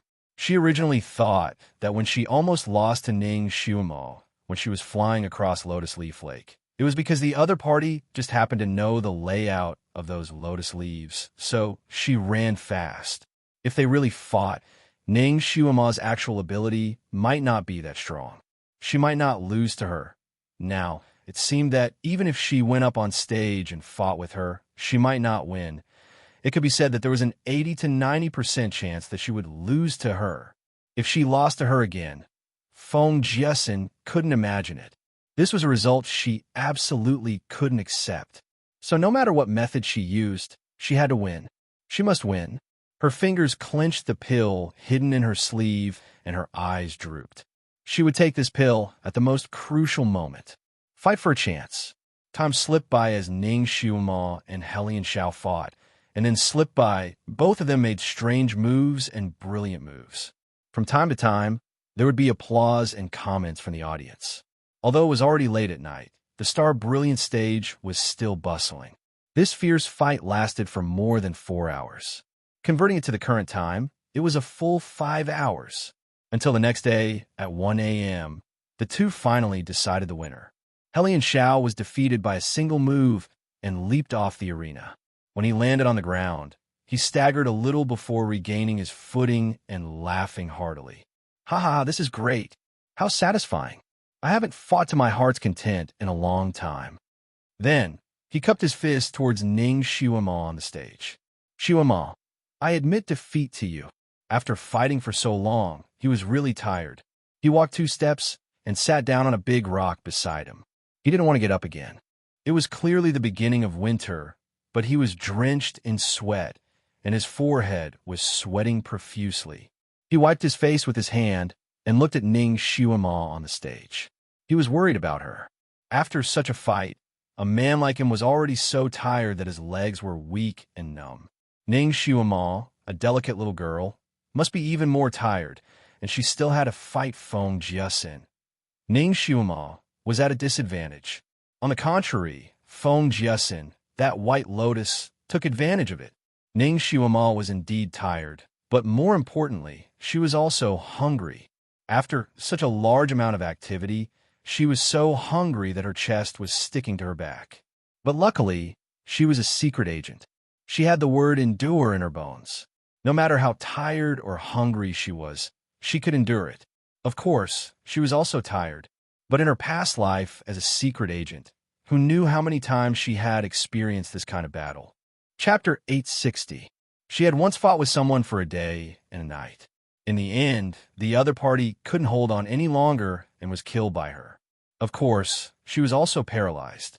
After that incident, she slept like a corpse in her little nest for a day and a night. Today, she had fought a total of 5 matches. The last match was especially exhausting. She was so tired that she wanted to lie down and sleep. But her excellent agent qualities allowed her to act as if nothing had happened, even if she was tired or hungry when she didn't complete her mission. She could also maintain a good mental state, making others unable to see any signs of fatigue. Even though her injured leg had been healed by the ancestors' spirit medicine, the recovery time was still very short. Once she moved vigorously, there would still be some pain. Her movements today weren't ordinary vigorous, so the pain in her leg was also aggravating. Standing on the icicle made her injured leg almost tremble. Although the light at night was very dim, the people present were all outstanding in martial arts. Their night vision was very strong. Even in the dark, there wasn't much difference from daytime. Feng Jia Xian's night vision was also very strong. Her eyes were fixed on Ning Xuema. She could even see the sweat on Ning Xuema's forehead. Her heart stirred. She didn't wait for the Sun Moon sect disciple in charge of the competition to announce the start of the competition. She had already flown up and cupped her hands towards Ning Xuema. She planned to say a few polite words before seizing the opportunity to start the fight. Yalu Jing and suddenly spoke up from below the stage. The competition will be temporarily suspended for 2 hours. It will start again after 2 hours. Feng Jiaxian was stunned and blurted out, "Why?" Yalu Jing and didn't even look at her and said indifferently, "Do I need to explain to you, a junior?" Her words choked Feng Jiasin and made her speechless. Everyone nodded their heads one after another. Just now, the martial arts competition lasted for too long. The people on the stage had used up a lot of their energy. If they were to immediately start the second round, it would be too unfair to Ning Xuema. She would be able to rest for 2 hours and recover a little bit. Feng Jia Xian's wishful thinking fell through. She endured, but in the end, she couldn't. Lord Protector, the competition has a rule. When the last 3 people fight, they have to fight continuously. Isn't it too unreasonable to stop midway? Yalu Jing, In's gaze finally landed on her. Is there a rule in the competition that doesn't allow for breaks? Feng Jiasin was dumbfounded. Indeed, there was no such rule. Yalu Jing In's voice grew colder. Or is it to say that Miss Feng is eager to take advantage of this and fight with her while she's tired? This way you can win and be glorious? Feng Jiasin's pretty face turned slightly red. Jiasin doesn't have such thoughts. The competition this time is to select the true top talents, not just the results. Therefore, it's better to be a bit more fair to convince the masses. No matter who wins or loses, no one else has anything to say. Yalu Jing added. At this point, Feng Jiasin had nothing to refute. She reluctantly jumped down from the ring. Ning Xuema also jumped down from the arena. Kiran immediately rushed over. "Master, are you tired? Are you hungry? Lean on me." Another disciple who was in charge of the food rushed over with a food box. "Miss Ning, this is the food prepared for you. Please eat some." Opening the food box, there were several side dishes and a bowl of porridge that was steaming hot. "Miss Ning, you fought for so long and used up too much energy. I have an ice heart fruit here that can relieve you a little." A Sun Moon sect disciple handed over a purple-red fruit. Chapter 861. Lady Ning, I have snow spring water here. It can calm your mind and help you quench your thirst. Another person handed over a gourd of water. Lady Ning, countless disciples surrounded Ning Xuema, expressing their goodwill and handing over many things to her. Strong people were respected. Especially this strong person was a young lady who used her own ability to fight. Her martial arts might not be the most outstanding in the eyes of those experienced people, but her spirit moved everyone. It made everyone who saw her go from indifferent to having a whole new level of respect. The Sun Moon sect did not lack strong people, but not every strong person was worthy of respect. Only Ning Xuema, this kind of person who never admitted defeat, dared to fight, and did things in an open and above-board manner, was worthy of their respect. Moreover, Ning Xuema, at this moment, because of the continuous competition and the loss of blood, her face was pale. She stood there charmingly, looking a little weak. It made people want to take pity on her, to love her, to pamper her, respect, love. These kinds of contradictory feelings were rolling in many people's hearts, making them want to give their best to her. Ning Xuema looked at the hands around her and the things in their hands, and her eyes suddenly felt a little hot. Since she came to this world, no matter where she went, she would always receive the world's malice. But here, although she met some malice, most people were still very good to her. She used her own charm to win everyone's respect. Feng Jia Xian was not far away looking. She was simply about to explode in anger. Those disciples who used to surround her were all gathered around Ning Xuema, making her seem a little lonely. At this moment, seeing those people giving things to Ning Xuema, the blood of jealousy rushed to her head, making her head explode. Feng Jia Xin could not help but sneer. Lady Ning should indeed replenish her strength, but during the competition, she is not allowed to eat things that can suddenly increase her strength. The things that the senior brothers have given are naturally very good, but I don't know if there is such a thing in them. If there is such a thing, then hee hee. Her voice was neither loud nor soft, just enough for everyone on the Star Brilliance platform to hear. Almost everyone was disgusted by her. However, there were also a small number of people who felt that what she said made sense. During the competition, it was indeed forbidden for the disciples to take any medicine or food that could rapidly increase their strength. If they were discovered, the best-case scenario would be that their results would be reset to 0, and the worst-case scenario would be that they would be expelled from the Sun Moon sect and never be recruited again. There were so many people sending Ning Xuema all kinds of food. It was hard to guarantee that there were no illegal items in them. Even if there were no illegal items, it would be easy for people to criticize them. At this time, Ning Xuema naturally did not want to leave a topic for others to gossip about. She was about to refuse. Yalu Jing'an walked over. These things would be examined by someone. With a wave of his hand, he called over several alchemists and had them examine the food separately. Alchemists were a very special existence in the Sun Moon sect. Their level of alchemy was also one of the best in the entire continent. No medicine could escape their inspection.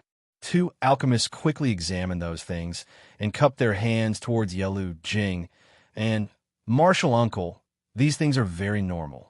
There are no illegal items." Yalu Jing and glanced at Feng Jia Xin and had people divide the food into 2 portions, saying, "Send 1 portion to her." Chapter 862. Since there were only 2 people left to compete in the end, no one could find fault with the 2 people eating the same food. No matter how Feng Jiasin schemed, she couldn't find any fault. And Yalu Jing'an's glance at her made her heart skip a beat. Could it be that the Great Guardian also saw that she didn't eat much? Otherwise, why would he share half of the food with her? Could it be that the Great Guardian still had a special impression of her? She steeled her heart and shamelessly went to pick a portion for herself. She smiled at Yalu Jing'an. "Thank you, Great Guardian Yalu." Her smile was gentle and appropriate. Yalu Jing'an didn't look at her and just said, "I'm just doing it for fairness. You don't have to be polite." Ning Xuema didn't say anything and didn't care about Feng Jiasin sharing her food. She was racing against time to replenish her strength. Her table manners weren't the elegant and refined style of this era's noble girls. Instead, she was quick and free. Her table manners weren't bad, but her speed was extremely fast. In a short time, she ate a fruit, a bowl of porridge, and a dish. After eating, she immediately sat down to meditate. Feng Jiasin's table manners were extremely delicate. She took small bites with her orchid fingers slightly raised, like a lady from a noble family. After more than an hour, she slowly finished her portion. Then, she solemnly thanked the people who contributed the food. No one was left behind. Her every move was full of noble aura. After all, they had stayed here for so long. Those who hadn't practiced the Anidia technique began to eat their own dry food and fruits. Those who had already practiced Anidia gathered in groups of 3 to 5 to discuss the advantages and disadvantages of the competition. After 2 hours, the final competition finally began. Feng Jiasin and Ning Xuema jumped onto the ice cone arena. "Miss Ning, please enlighten me." Feng Jiasin was very polite. Then, she sent a message. "Little bitch, if I don't beat you up today, my surname isn't Feng. Miss Feng, please." Ning Xuema's etiquette was even more thorough than hers. She smiled again. "Who did you send a message to? I didn't hear it clearly. Why don't you say it again for everyone to hear?" Feng Jiasin. How would she dare to admit it? She blinked her eyes blankly. "Miss Ning, did you hear wrongly? I didn't send you a voice transmission." "Ah, is that so? It turned out that I had misheard. It seems like you're not the one who called me a little bitch. I wonder who's the one who doesn't dare to admit what he did behind my back. Isn't that right, Miss Feng?" Ning Xuema sighed. Feng Jiasin. She was being scolded. She had scolded Ning Xiuma using telepathy, but Ning Xiuma had scolded her back openly, and she couldn't refute her. Her pretty face turned from white to red, then back to white. Ning Xiuma tilted her head and looked at her. "Miss Feng, why aren't you saying anything? Do you think that the person who scolded me behind my back isn't despicable?" She looked down and smiled. "Everyone, do you think that a person who only dares to use telepathy to curse others but doesn't dare to admit it is filthy?" "Filthy," the meddlesome disciples of the Sun Moon, sect below, answered in unison. Feng Jiaxin's face was no longer green and red. It was almost green with fangs. She leaped up, and a long sword quickly formed at her palm. She directly attacked Ning Xiuma. Why bother about those gossip? Let's fight. She didn't want to argue with Ning Xiuma anymore. She was no match for her, and she would only embarrass herself. Chapter 863. She only wanted to defeat Ning Xiuma completely and step on her under her feet, and then humiliate her. Of course, if she could pretend to accidentally kill her in the process of the competition, that would be even better. Once and for all, it would be the most appropriate method. The two of them fought on the ice cone ring like a revolving lantern. Ning Xiuma had actually observed Feng Jiaxin's matches several times. As the saying goes, know yourself and know your enemy, then you can win 100 battles. So when Feng Jiaxin was fighting with others, she had also watched a few matches and had already figured out her martial arts. Of course, she also knew that Feng Jiaxin must have some tricks up her sleeve for this final moment. So, she was also on guard. Since she had figured out Feng Jiaxin's martial arts, Ning Xiuma naturally practiced the method to deal with her in her heart. Feng Jiaxin had the dual attributes of metal and earth. Earth gave birth to metal, and metal was the main attacking attribute. And her secondary attribute was also helpful to the metal attribute. It could be said that her dual attributes were the most beneficial and complemented each other. She was indeed a martial arts genius that was hard to come by in 100 years. And Ning Xiuma had the dual attributes of wood and fire. Wood gave birth to fire. If she used the fire attribute as her main attacking attribute, then her wood attribute would be very helpful to the fire attribute. But now her main attacking attribute was wood, and the fire attribute was not beneficial to her at all. During the fight, she could not even use the fire attribute, so as to prevent it from burning the wood attribute. Now the two of them, Ning Xiuma used the wood attribute to attack, and Feng Jiaxin used the metal attribute to attack. Metal restrained wood. So, if Ning Xiuma used the attribute to attack, she would be at a disadvantage against Feng Jiaxin. What's more, the opponent's psychokinesis was higher than her by 2 levels. So Ning Xiuma had already formulated a strategy to deal with her. She simply ignored all the attribute attacks and took out 2 short swords to attack with her inner strength. After her psychokinesis had increased, her inner strength had also increased a lot.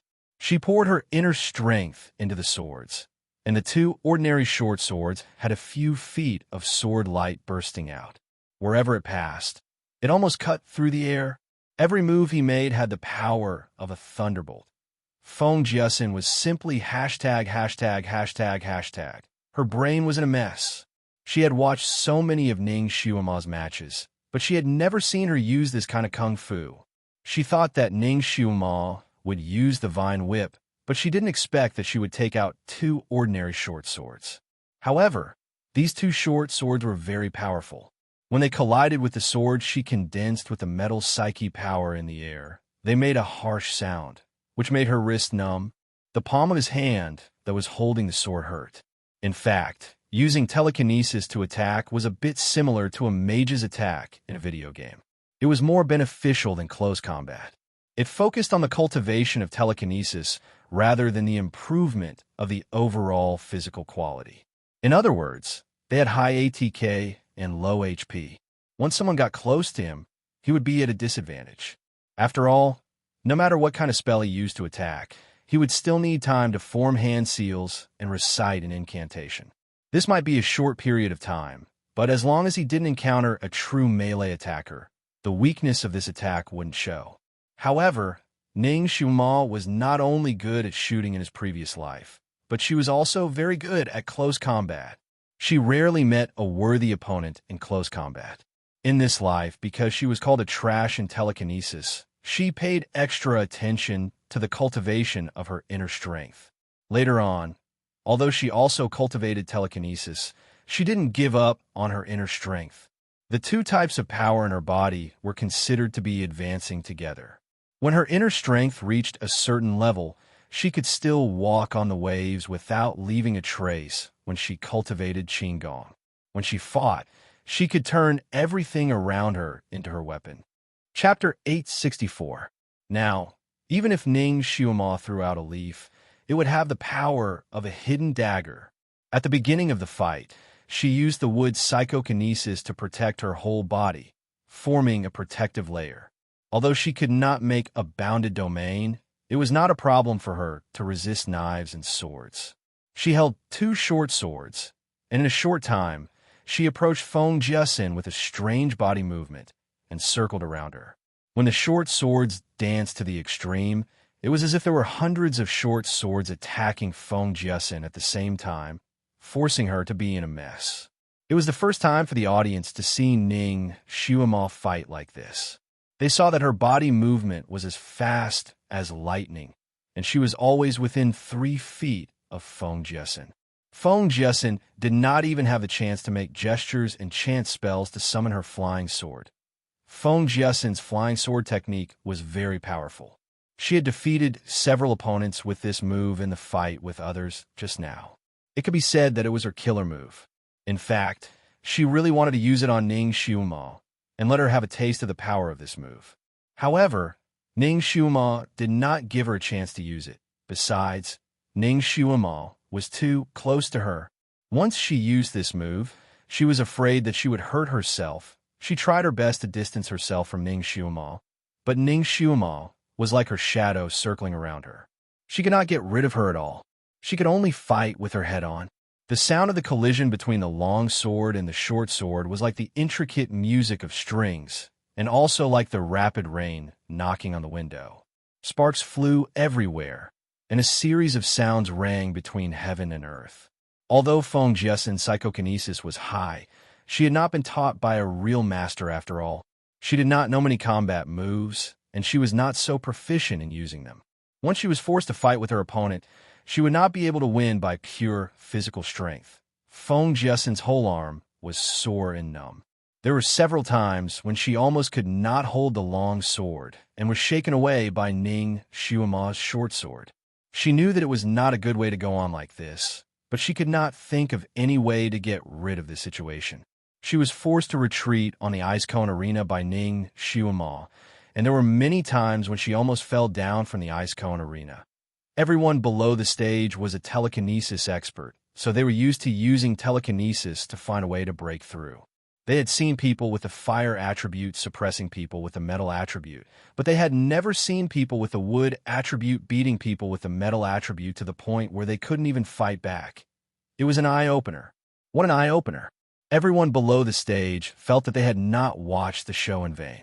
It was so worth it. 2 hours passed. Another hour had passed. The sky in the distance was already turning white, and the dawn was about to break. Feng Jiasin was so tired that she was sweating profusely. Her sword had also been shaken to the point that there were countless cracks on it.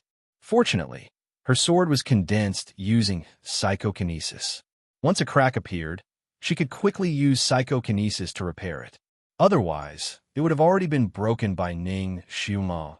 However, with the passage of time, the psychokinesis in her body began to dry up. When the long sword was knocked out again, it was extremely difficult for her to repair it. She had never fought with anyone for such a long time, and she had never met such an opponent who did not play by the rules. Ning Xiuma's overbearing and imposing way of fighting made her afraid and apprehensive. At the same time, it also made her angry and resentful. It was clear that her psychokinesis was high. It was clear that the psychokinesis of her attribute could restrain the opponent's psychokinesis. However, she was suppressed and beaten without any strength to fight back. She was angry, she was angry, she was angry, she was angry. The tip of her tongue finally licked the medicinal pill that had been pressed under her tongue. Chapter 865. Feng Jiasen originally didn't want to use this pill. After all, it was given to her by an unknown person, and it happened to be an emergency, so she was more cautious. That was why he had been using a spell to keep the pill under his tongue and not touch it. But now, if she relied on her own ability to lose, it would be a matter of time. She couldn't lose. She wasn't willing to lose. Since she would be defeated sooner or later, she might as well take a gamble. She steeled her heart and used the tip of her tongue to pull out the pill and swallowed it. After a moment, she felt her whole body surging with heat. Her originally tired and sore body actually became lively again. All the discomfort gradually disappeared, and the psychokinesis in her body increased again. Ning Xiuma originally estimated that she could completely force her out of the arena after dozens of moves, but she didn't expect that after dozens of moves, she found that the opponent's psychokinesis, which was about to be exhausted, actually increased rapidly. Buzz! The long sword in Feng Jiasen's hand, that was about to be broken by Ning Xiuma, suddenly doubled in size. Silver light circulated on it, like lightning flashing nonstop. Ning Xiuma, accept your death. Feng Jiasen shouted loudly. Her long sword flickered and transformed into a mountain of swords, smashing down on Ning Xiuma from head to toe. The wind was fierce, and the lightning on the sword mountain was circulating, almost blinding people's eyes. Yalu Jing, and who was watching the battle below, had a huge change in expression. Earth rank level 8. Feng Jiasen actually used the killer move that only Earth rank level 8 could use. When this move was used, the surrounding air was completely distorted by the strong psychokinesis wind. Even the white clouds in the sky were affected by this psychokinesis, desperately surging wind, clouds, and thunder. In the blink of an eye, a lightning struck down. Ka! A loud sound was heard, and half of the solid ice cone arena was blasted by the sudden lightning. The sword mountain spun in the air and moved quickly towards Ning Xiuma. That threatening, murderous aura almost cut everything in this world. Pa. Ning Xiuma's wood protection psychokinesis barrier was like a fragile piece of glass as it was directly cut apart by the murderous aura of the sword mountain. Ning Xiuma couldn't dodge the attack even after using several body movements. She gritted her teeth and decided to use the sword in her hand to block the attack. Chi! Before the sword in her hand could even touch the edge of the sword mountain, it had already shattered into a pile of scrap metal. If Ning Xiuma had not retracted her hand quickly, her arm would have been swallowed up by the sword mountain. All of this seemed to take a long time to describe, but in reality, it happened in an instant. This sudden change happened too fast, so fast that the audience below the stage could not react in time. Because the two people on the stage were in the middle of a fight, even if the others were anxious, they couldn't interfere. Only Kiran's voice was almost hoarse. Master, be careful. At this moment, the difference in strength between the two of them was too great. Ning Xiuma had not only failed to block the attack, but her blood and chi had also been shaken to the point that she almost spat out blood. She had no choice but to quickly retreat. She had forgotten that half of the ice cone arena had already been destroyed by the lightning, and there was a big crack. Her retreat just happened to step on that crack. She stepped on empty air and fell down. That crack was created out of thin air, so it wasn't very big. After Ning Xiuma fell down, she was stuck in the bottom crack. She was about to jump out, but the sword mountain had already ruthlessly pressed down on her. Obviously, it wanted to thoroughly mince her into minced meat.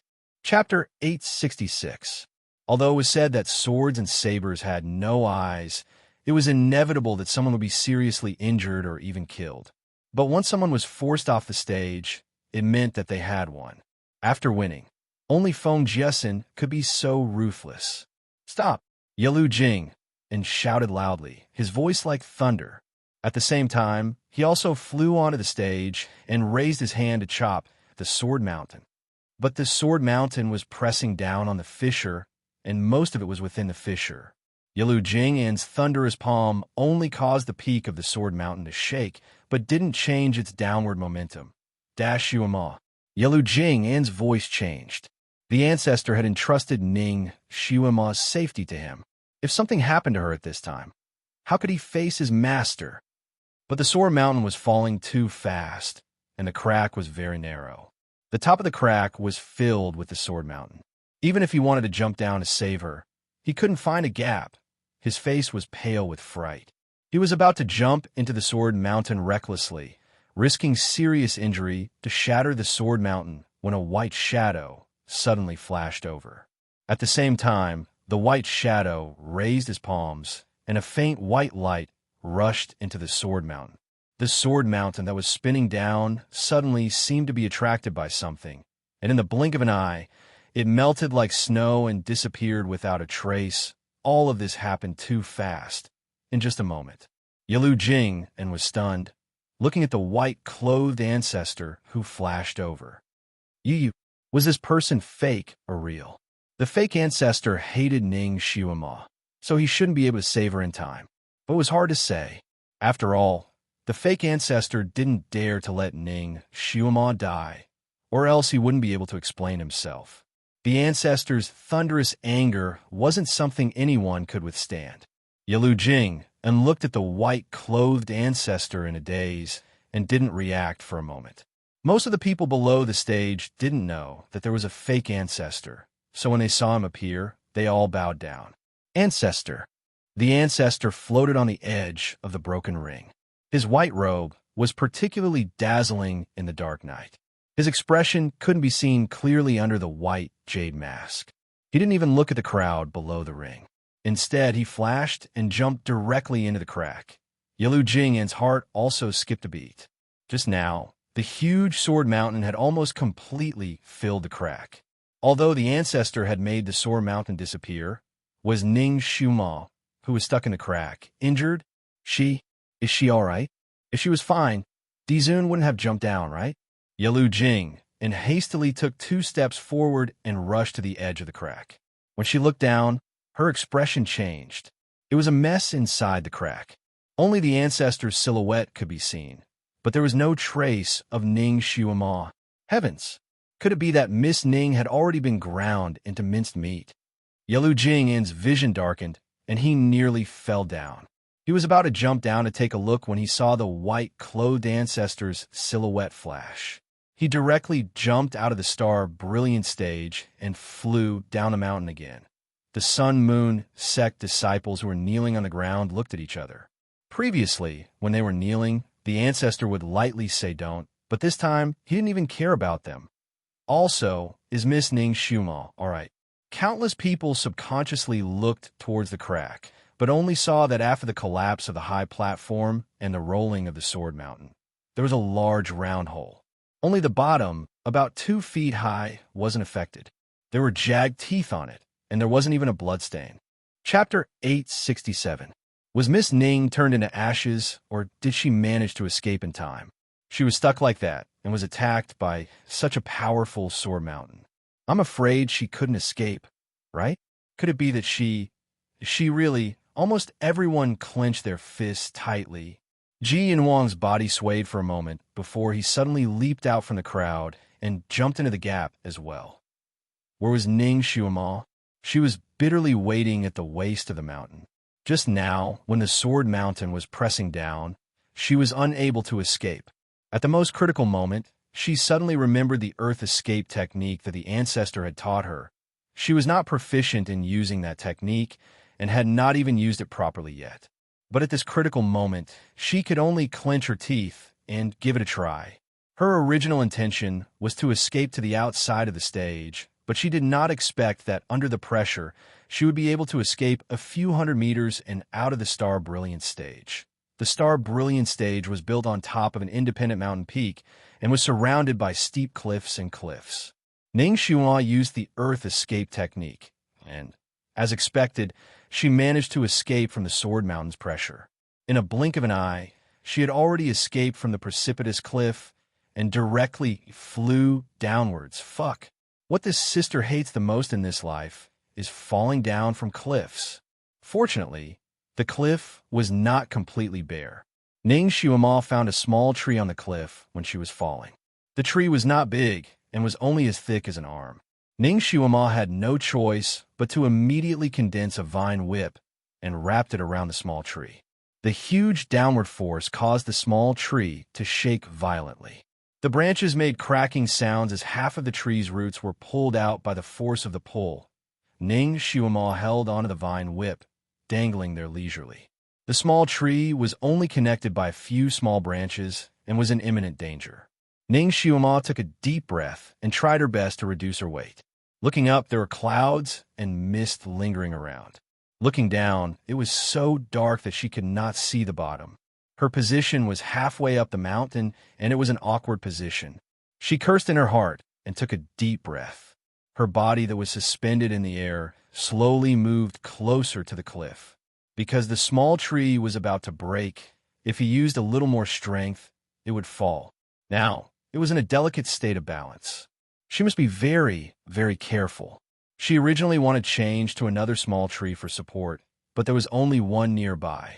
So, in order to stabilize herself, she had to cling to a rock sticking out of the cliff to be safe.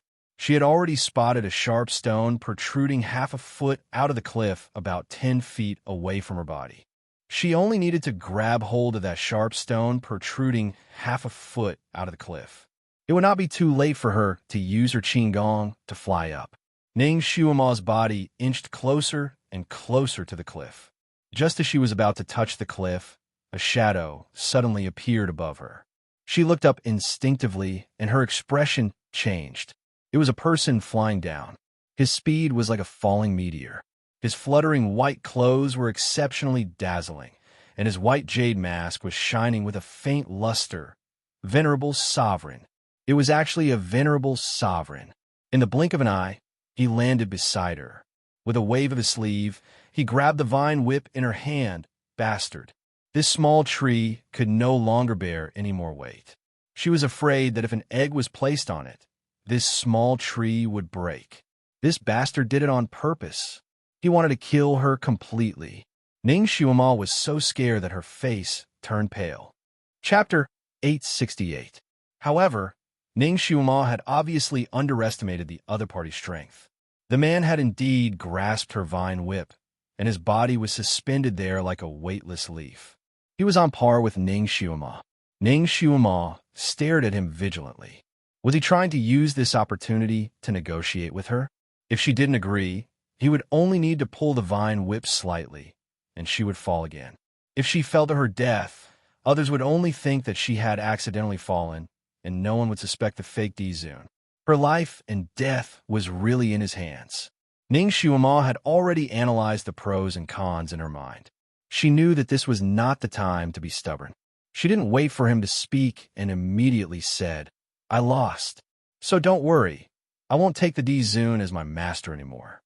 The white-clothed Dizun was about to reach out to her, but when he heard her words, his hand paused in the air. He looked down at Ning Shuama, his eyes unfathomable. There was a way.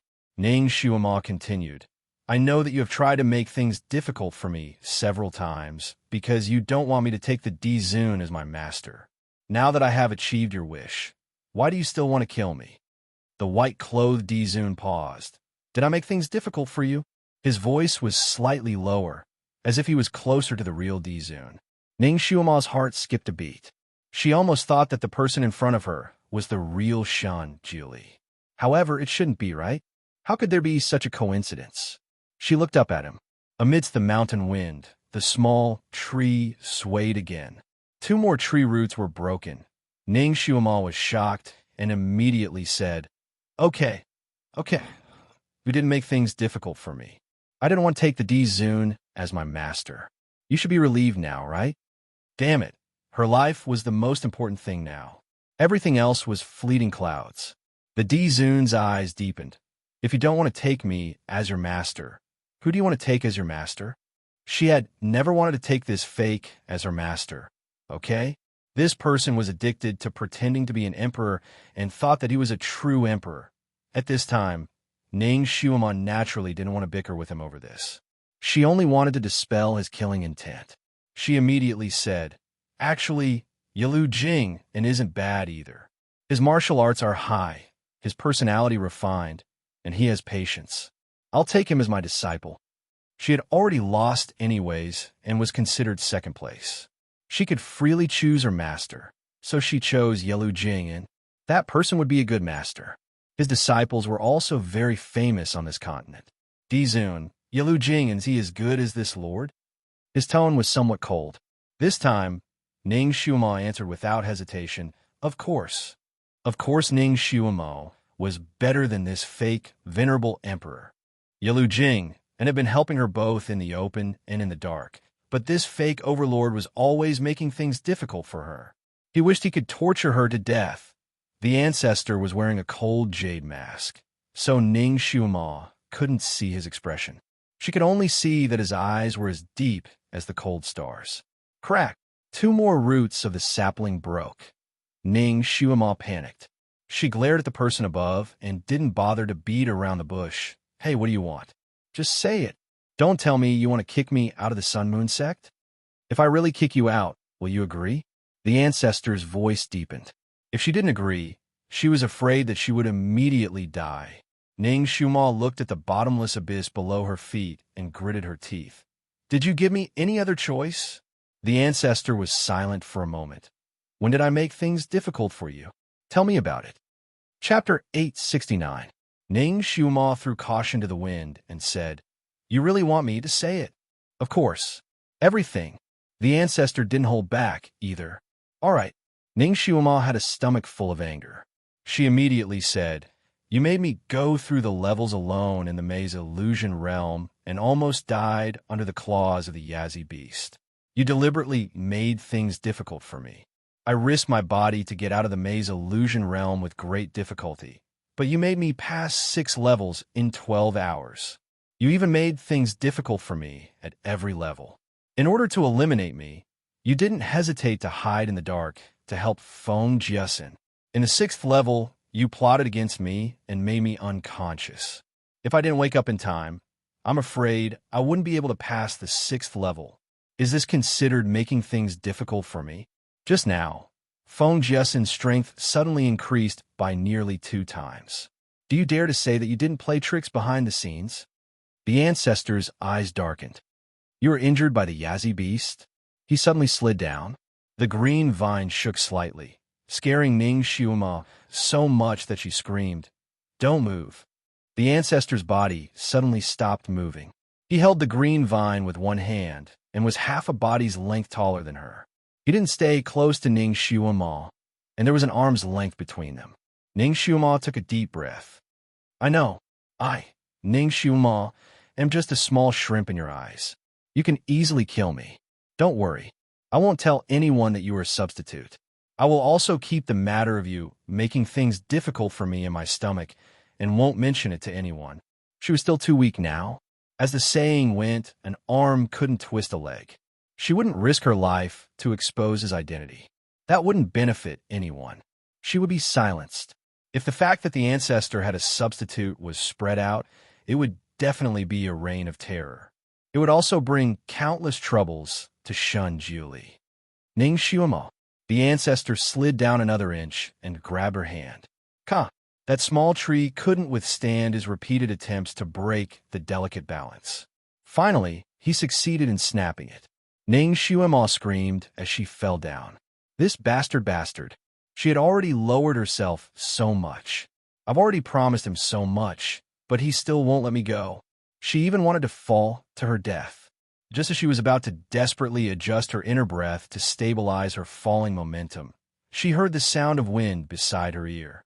Her waist was tightened, and she was already in someone's arms.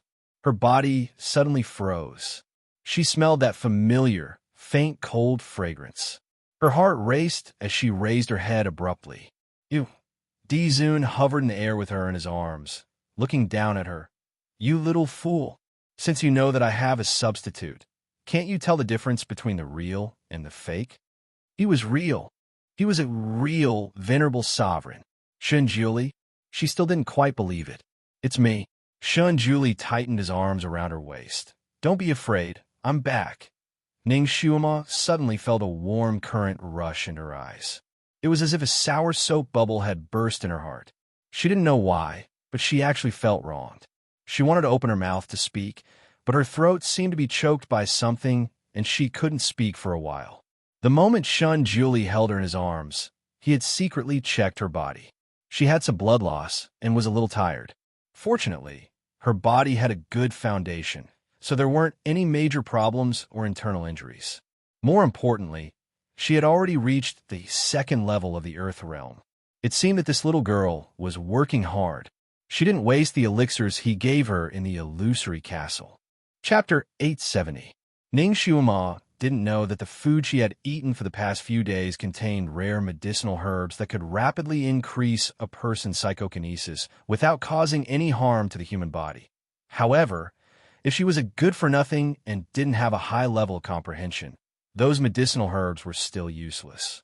Only when the two were combined could they bring out the best in each other. You don't have to say anything else. Xiuma, do you still want to acknowledge me as your master? The ancestor stared at her. Of course I do, Ning Xiuma replied without hesitation and paused. But, according to the rules, you should accept the strongest as your disciple, and I lost just now. Thinking of this, Ning Xiuma wanted to clench her fist again. She obviously shouldn't have lost. No, you didn't lose. Shun Julie spat out 4 simple words and added, "Let's go up."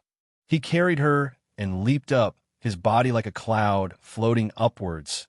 Ning Xiuma laid in his embrace and smelled the unique fragrance on his body. Suddenly, she felt incomparably at ease. It was only at this moment that she felt her whole body was so tired and sore that she felt like she was going to be crippled. She didn't have any strength left. He carried Ning Xiuma and ascended at a very fast speed, but she didn't feel a trace of the cold wind in his embrace. It was very obvious that he used a technique to block the cold wind. When they were about to fly up the Star Brilliant stage, Ning Xiuma heard Feng Jiasen's excited voice that almost changed pitch. I won. I won. Ning Xiuma couldn't help but look at Shun Julie. Shun Julie raised his hand and rubbed her hair. Be good. Then do you still want to accept the strongest as your disciple? Ning Xiuma couldn't help but ask. Of course. Shun Julie answered naturally.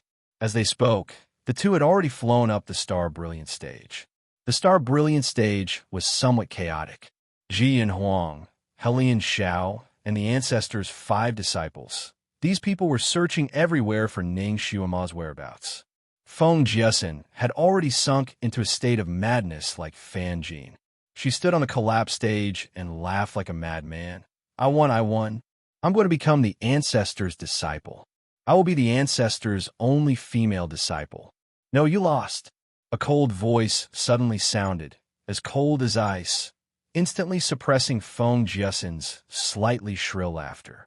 Everyone looked towards the source of the sound and saw the ancestor slowly ascending from the bottom of the cliff with a person in his arms. We pay our respects to the ancestor. Everyone knelt down. Ji and Huang was in the middle of picking up the debris. When he heard this sound, he raised his head. Not only did he see the ancestor, he also saw Ning Xiuma in his arms. He was overjoyed. She jumped out of the crack, even forgetting to kowtow to her grandmaster. She was so happy that she forgot her manners. Xiuma, this is great. She was fine. Great, she's still alive. When Ning Xiuma heard his shout, she couldn't help but look at Ji and Huang and was shocked. Ji and Huang stood there. His originally white, jade-like hands were scratched in many places because of the rubble and wood chips. Blood was dripping from his hands. His silky smooth hair was somewhat messy and his robes were torn in many places. It was poles apart from his usual image. Heavens, I haven't seen him for a while. How did he become like this? Ning Xiuma had just glanced at Ji and Huang when her head was gently turned by someone, causing her beautiful face to stick to his chest. She could no longer see the scene below. Ji and Huang's shout was quite loud, and everyone present could hear it. However, when he finished speaking, he felt a pair of icy eyes looking at him. Chapter 871. This gaze seemed to have a physical form, causing Ji and Huang to instantly shiver. He finally remembered the proper etiquette and hurriedly knelt down. Disciple has been rude. Greetings to the ancestor. Feng Jiasen, who had been laughing like a madman on the stage, also came back to her senses and knelt down on the stage. She finally shouted out the greeting she wanted to call. Master, Jessin greets you. However, before she knelt down, a gust of wind blew towards her, causing her to stagger backwards and almost fall off the stage. A cold voice said faintly, "This ancestor will not accept you." The voice was cold, but in Feng Jessin's ears, it was not inferior to Jiaolei. She suddenly raised her head, even forgetting the rule of not looking up at the ancestor. Why? This disciple won until the end. The ancestor did not have the intention to talk to her directly. He only ordered Yelu Jing and sent someone to check what medicine she used. Yes, a moment ago, Yelu Jing and was busy looking for Ning Xiuama and didn't have time to pay attention to Feng Jessin. Now that she heard the ancestor's order, she immediately complied and signaled to the 3 pharmacist disciples from the pill house. The 3 pharmacists walked towards Feng Jessin. Feng Jessin's expression changed greatly. She suddenly retreated. This disciple relied on her own ability to win and did not use any medicine. You can't check me. I'm a girl. I can't let a man check me.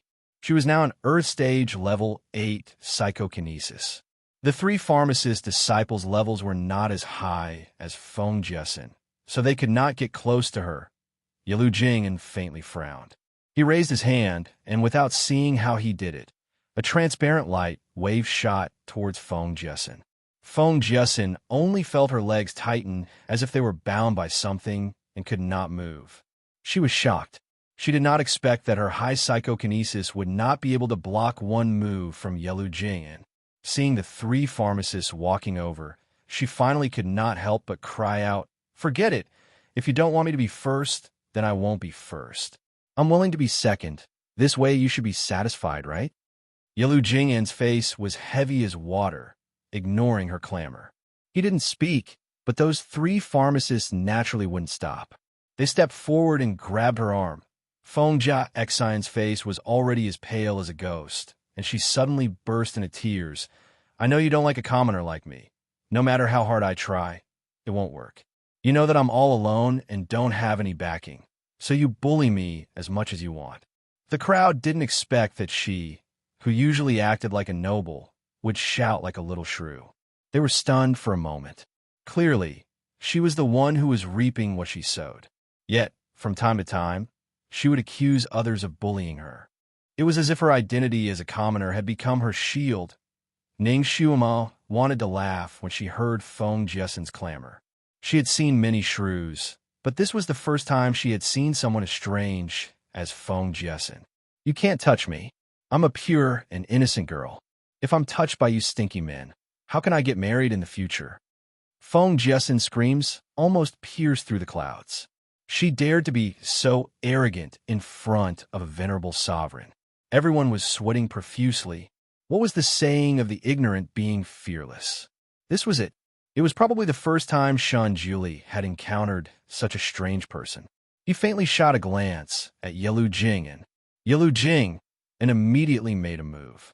With a wave of his sleeve, Feng Jessin finally shut up. Only her pair of eyes kept rolling around, her face alternating between green and white. Chapter 872. The pharmacist didn't use any special method to check Feng Jessin's body.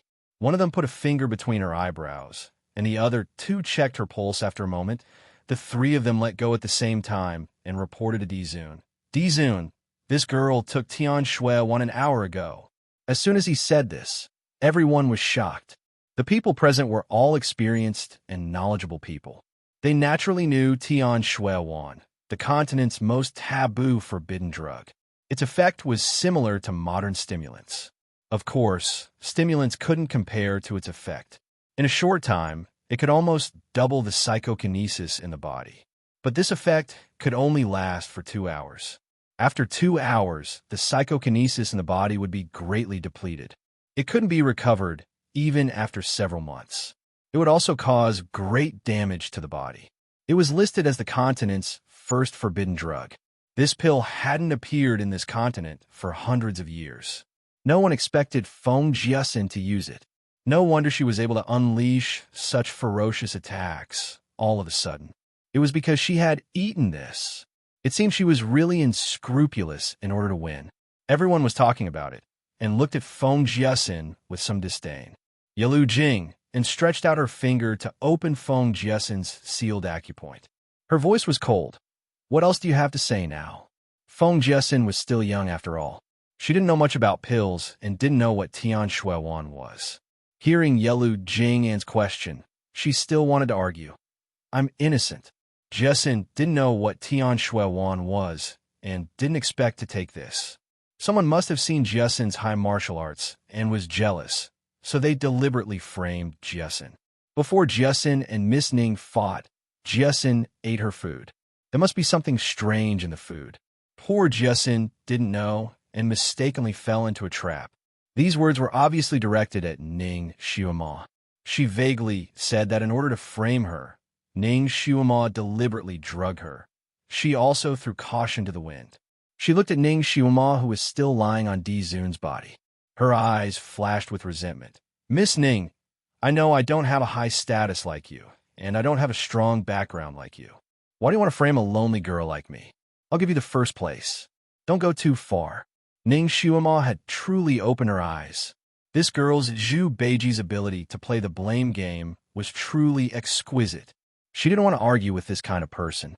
Talking to this kind of person would only make her mouth dirty. So she just smiled and didn't say anything. Yalu Jing and simply wanted a facepalm. He had come into contact with all kinds of people, but he had never come into contact with a shrew. He was too lazy to talk nonsense with this woman. The three pharmacists couldn't stand it. One of them sneered. What nonsense are you talking about? You ate your meal 2.5 hours ago, and you took your medicine 1 hour ago. It was obviously eaten during the fight. Who can give you pills during a fight? His words made Feng Jiasin choke. She took a step back and couldn't refute. She steeled her heart and decided not to admit it. I remember now. During the fight, I unintentionally took a deep breath, but I didn't know where a pill flew into my mouth. I was caught off guard and swallowed it. How could I know what Tian Shuiwan was? It must be someone who wants to frame a girl like me, who has no background and doesn't want me to get the first place. Chapter 873. This kind of reason was simply strange. How could she think of it? Ning Xiuma simply wanted to praise her. However, this kind of reason was too far-fetched. It was obvious that she was treating the Sun Moon sex people as fools. The onlookers felt angry and amused at the same time. They looked at Feng Jiasin with disdain. Yalu Jing and suddenly smiled and said indifferently, Feng Jiasin, your psychokinesis is indeed a genius, but your character is strange. Do you think the Sun Moon sect is a place where you can spout nonsense? Guards! 2 disciples of the Sun Moon sect punishment hall came forward and bowed, waiting for orders. Yalu Jing and said, immediately investigate the origin of this Miss Feng's pills and give an explanation to the innocent people who were splashed with dirty water. Yes, the disciples of the punishment hall stepped forward and subdued Feng Jiasin without saying anything. One of them slapped her in the middle of her back. Another person placed a finger on her temple. Feng Jiasin screamed. Her eyes rolled up, and her body swayed for a moment before returning to normal. She was bewildered. She looked at one and then looked at the other. What do you want to do? The 2 disciples of the punishment hall seemed to be afraid of dirtying their hands. After casting their spells, they immediately let go of her and each took a step back. One of them said, Feng Jiasin, where did your pills come from? Feng Jiasin originally wanted to quibble, but her mouth suddenly didn't seem to listen to her. She immediately replied, last night, a black-clothed man gave them to me. What kind of black-clothed man? His back was facing me, so I couldn't see his appearance. However, his figure was tall and straight. He should be a handsome man. Feng Jiasin replied. Feng Jiasin was about to go crazy. These were the secrets in her heart. She shouldn't have said them out loud, but she couldn't control her mouth. She answered every question, and all of it was the truth. You didn't know who the other party was, yet you dared to take his pills? Aren't you afraid that he would harm you? I'm afraid, but I want to win. I must win. I want to be the empress of Fengi country. I want Protector Yalu to notice me. I want to chase him into my hands and make him work for me. The people below were in an uproar. No one expected this little girl to have such grand ambitions. The Empress adopted her and treated her better than her own. Because of this, she lost her beloved daughter. Instead of repaying him, she wanted to usurp his position. There were also some who looked towards Yelu Jing. It was hard to imagine what it would be like for this Sun-Moon sect's general manager to risk his life for this little girl. Feng Jiasin really dared to dream. Yelu Jing, his usually gentle and handsome face, had no expression at all. Being remembered by such a pervert made him feel a little disgusted. The two Punishment Hall disciples also wanted to laugh, but they knew that if they did, they would definitely be beaten up by head steward Yelui. Therefore, they remained expressionless and continued to ask, "When did you take this medicine?" "An hour ago, I saw that I was no match for that little bitch, so I could only take a gamble." Now that the truth was out, Yelu Jing paused and asked, "How did Feng Yunj die?" Feng Yunj was the official princess of the Fengyi Kingdom, the one who had jumped into the river. I ambushed her from behind, then pushed her into the river. This was Feng Jiasin's biggest secret. Even if her teeth were broken, she wasn't prepared to say it. She didn't expect that she would involuntarily say it here. After saying this secret, her face was deathly pale. Chapter 874. Everything else was fine. At most, she would be expelled from the Sun-Moon sect for taking illegal drugs.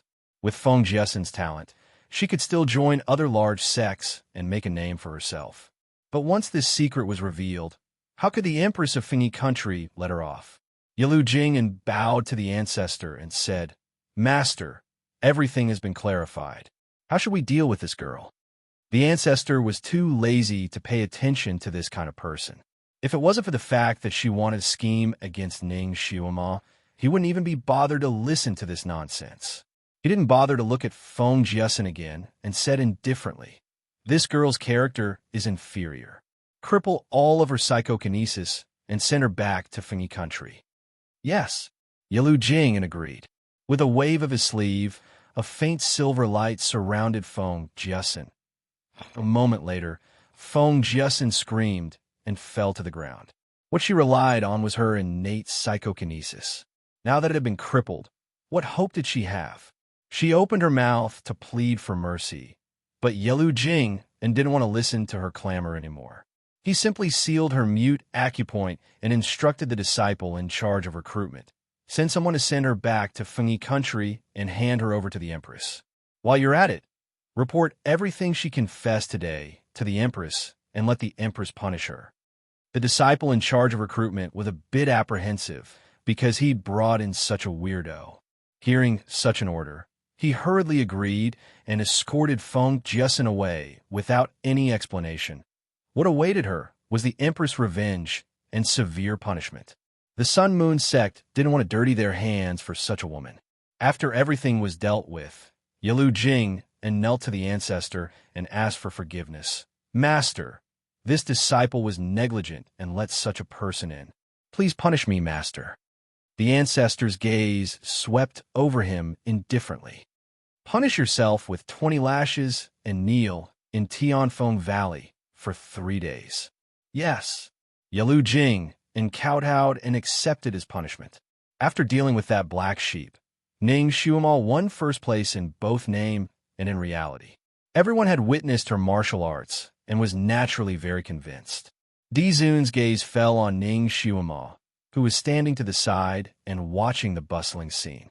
There was a hint of a smile in his eyes as he asked, "Isn't it time for you to become an apprentice?" In fact, Ning Xiuma had just struggled out his arms not long ago. At this moment, looking at the ancestor sitting on the high seat, her heart suddenly felt uncertain. This great god's attitude towards her was really ambiguous. His every move was full of possessiveness, yet he still wanted her to be his disciple. She looked around again. Wasn't it supposed to be a grand ceremony to acknowledge a master? Shouldn't they be in some solemn hall, burning a few sticks of incense for their ancestors, praying and worshiping?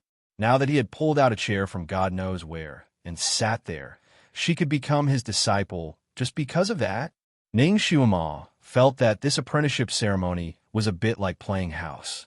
It wasn't very grand. "What? You're not willing?" Dizun rested his chin on his hand and looked at her lazily. Under the mask, his pair of black eyes gleamed. He looked extremely elegant and lazy. I'm willing, Ning Xiaomo replied. Forget it. This was something she had risked her life to obtain. She didn't need to think too much about it. She secretly took a breath and knelt down in front of him. Disciple Ning Xiaomo greets master. She respectfully kowtowed 3 times. After these 3 kowtows, she would no longer be his concubine, but his disciple. This was originally what Ning Xiaomo had been striving for, but now that she had achieved this goal, she faintly felt a sense of loss in the depths of her heart. Chapter 875.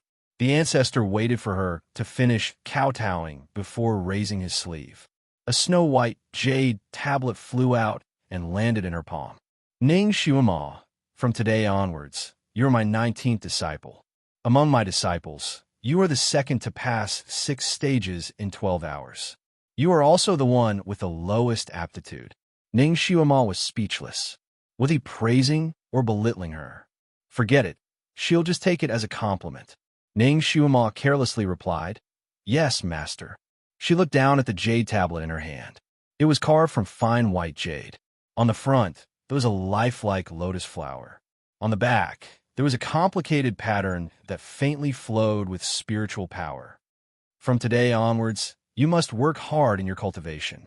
I will give you 2 years to reach the 8th level of the earth rank. If you fail, I will expel you from the sect. The ancestor stated his expectations. The crowd was speechless. The ancestor's requirements were frighteningly high. According to their aptitudes, if they were Earth Rank 2, it would take them 2 to 3 years to reach Earth Rank 3. If they succeeded, they would be called geniuses. It would get harder and harder to level up. Even if they were geniuses, it would take them 20 to 30 years to reach Earth Rank 8. Now, he wanted Ning Xiaomo to level up 6 times in 2 years. This was simply impossible. Yalu Jing and couldn't help but look at the ancestor. She almost suspected that this ancestor was also a substitute.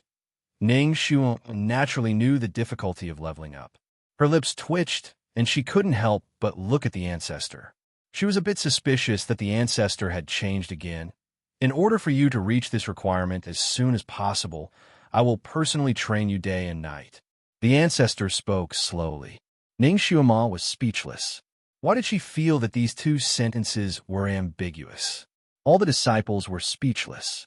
Their ancestor was high and mighty. Naturally, they didn't dare to think the wrong way. They all looked enviously at Ning Xiaomo. This girl was so lucky to be able to make the ancestor train her day and night. The 5 disciples of the ancestor were even more envious. When they first became Dizun's disciples, Dizun would usually throw a pile of books at them for the first year and ask them to memorize them. If they didn't understand something, they weren't allowed to ask. They had to memorize it first. He only began to teach them martial arts the 2nd year, and that was only 3 or 4 times a year. The rest of the time, they had to rely on themselves to comprehend it. If the Supreme God was happy, perhaps he could give them 5 or 6 times a year. Then they would have profited. Even when it was Yi Qingwan, the ancestor had treated her no differently than any other male disciple.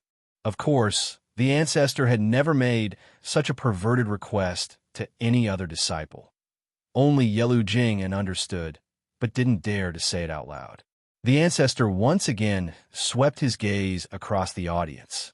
His gaze paused on the pale-faced Ji Yinhuang for a moment before he spoke in an indifferent tone. You can all pay your respects to her. Aside from the 5 disciples of the ancestor, everyone present was either the ancestor's grand disciple or his grand disciple's disciple.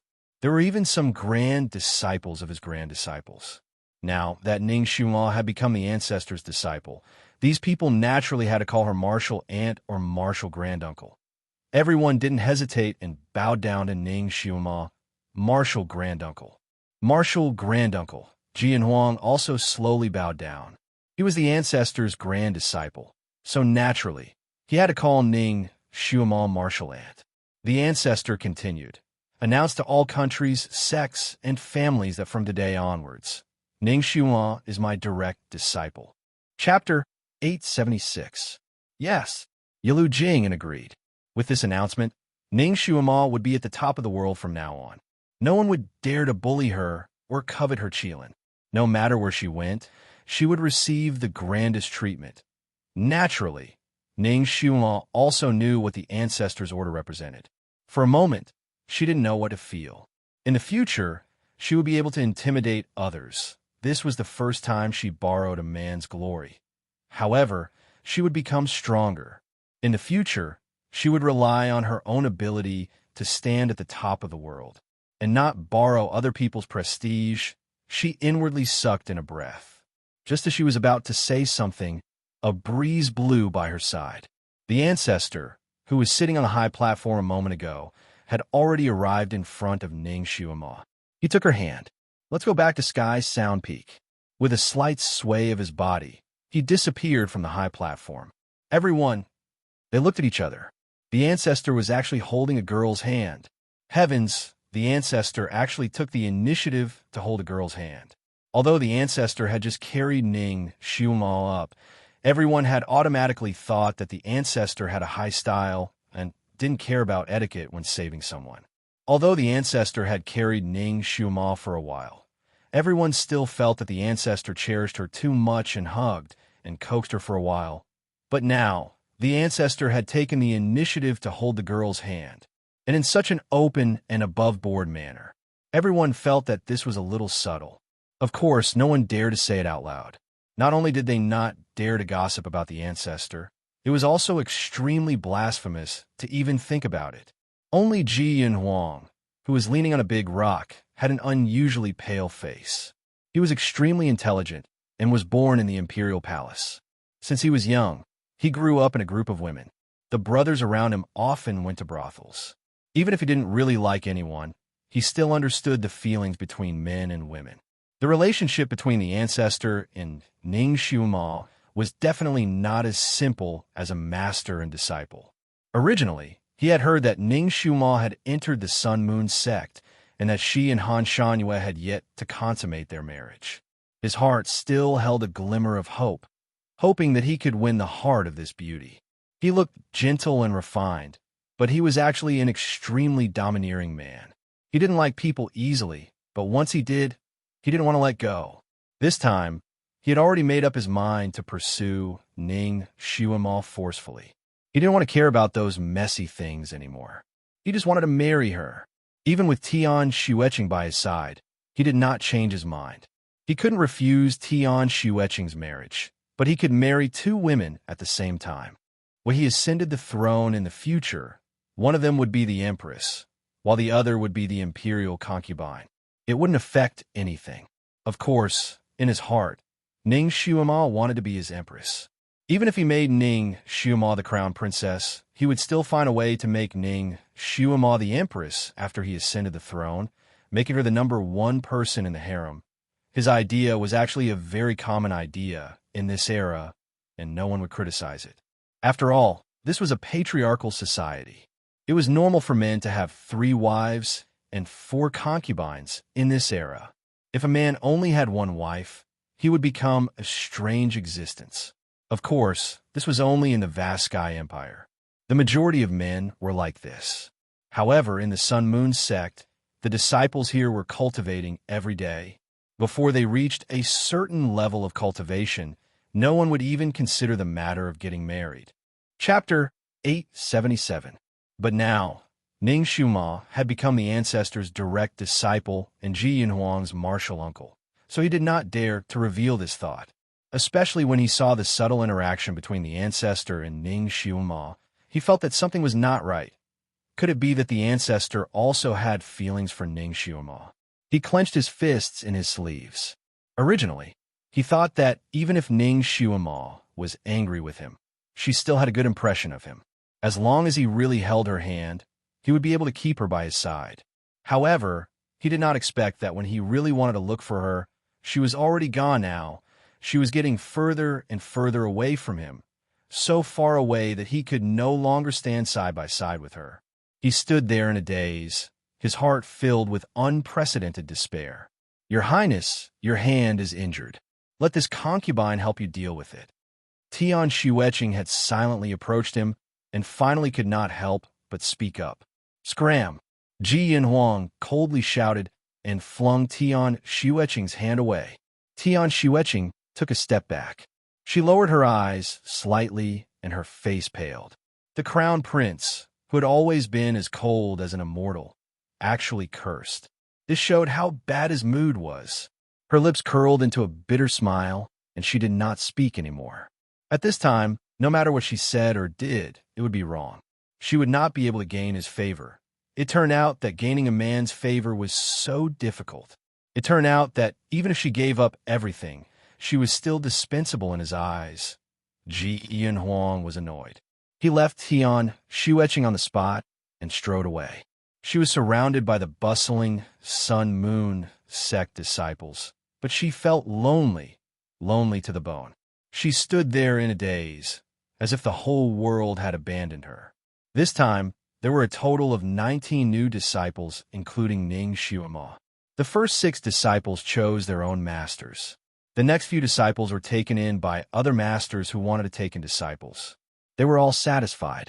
Helian Xiao also became Yelu Jing, Anne's disciple. Yelu Jing, Anne's first rule for him was that he was not allowed to think about the relationship between a man and a woman for 20 years. This made Helian Xiao very depressed, but he could not say anything else. Ning Xuema was carried by Di Zun back to Tianyin Peak in the blink of an eye. The scenery on the Tianyin Peak was still the same, but Ning Xuema felt as if she had been away for a long time. When she saw the scenery here again, she felt a sense of familiarity. The thing she felt most at home with was the big bed in the side chamber. She was very tired. It was an extraordinary exhaustion. The day before yesterday, she had not only broken through the dark forest, but also passed 6 trials in a row. She had not really rested yet. Yesterday, she had fought several fierce battles in a row. For the entire day and night, she had been fighting. Even if she was made of iron, she still couldn't hold on much longer. Moreover, she had finally achieved her goal. The string that had been stretched taut in her heart was finally loosened. When she was brought back to Tianyin Peak by Di Zun, she almost couldn't open her eyes. Great God! No, Master, can I go and rest first? She felt that she could sleep for 3 days and 3 nights. When there's no one around, you could just call me by my old name. Shun Julie held Ning Xuema's hand and strode towards his sleeping quarters. Okay. Ning Xuema was very obedient when she was not provoked. She was sleepy and in a daze. When she walked into the sleeping quarters, she finally realized that something was wrong. She looked around and paused. Something was wrong. This was not her side chamber, but Di Zun's sleeping quarters. Chapter 878. According to Yelu Jing, and without the ancestor's order, no one was allowed to enter this palace. Why did he bring her here? Ning Xuema was suspicious. The ancestor wanted to teach her here? Great God, I'm really tired and sleepy. Please give me 2 hours. I'll rest for 2 hours. Before she could finish her sentence, her body was suddenly lifted up by someone. She was startled and half drowsy. She subconsciously grabbed his clothes and said, Great God! The ancestor looked down at her. His eyes lingered on her face and sniffed her hair. He frowned slightly and said, You should take a bath. Ning Xuema was speechless. She really hadn't taken a bath for 2 days and 2 nights. She also wanted to take a bath, okay? Unfortunately, she couldn't spare any time for these 2 days now that the ancestor disliked her. Her face turned red and she felt wronged. I also want to take a bath, but before she could finish her words, the ancestor interrupted her. No buts. Since you want to take a bath, I'll take you to take a bath. He turned around with her in his arms. Ning Xuema felt the scenery in front of her suddenly change. When she woke up, she saw a natural hot spring bubbling with steam. A hot spring. It seemed that she hadn't soaked in a hot spring for a long time.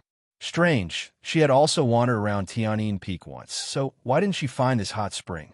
Ning Xuema forced herself to look at the scenery around her. The hot spring wasn't small. It was as big as a small pond and was surrounded by large trees with fiery red leaves. The leaves looked like maple leaves, but they were much redder than maple leaves. They shone brightly like a raging fire at the top of the trees. These trees that surrounded the hot spring were reflected in the water. They were fiery red from top to bottom, as warm as the setting sun. Didn't the great god dislike the color red? Why did he make such a hot spring? However, she really liked the scenery here. Half of her drowsiness was gone. Do you like it here? Shenjili stood on the shore with her in his arms. The red leaves fluttered around them, creating a picturesque scene. Yes, Ning Xiuma answered without hesitation. It's good that you like it. Wash up here. You're as dirty as a little ghost. Shenjili put her down and ruffled her hair. He continued to tease her. Your hair is a knot. Ning Xiuma was speechless. She had not showered for 2 days and was sweating profusely. She did not have to be as dirty as a beggar, did she? She subconsciously looked at her reflection in the water. Her flower-like face was reflected in the water. Other than her slightly messy hair and wrinkled clothes, she was still beautiful. She looked at the ancestor again. His white robe was like snow, and his black hair was like satin. He was as clean and elegant as the pure white snow on the mountain, without a single flaw. His mask had been taken off, and his face was cold and handsome. At this moment, he was looking at her lazily, and there seemed to be a slight smile on his lips. Why are you looking at me? You want to invite me to bathe with you?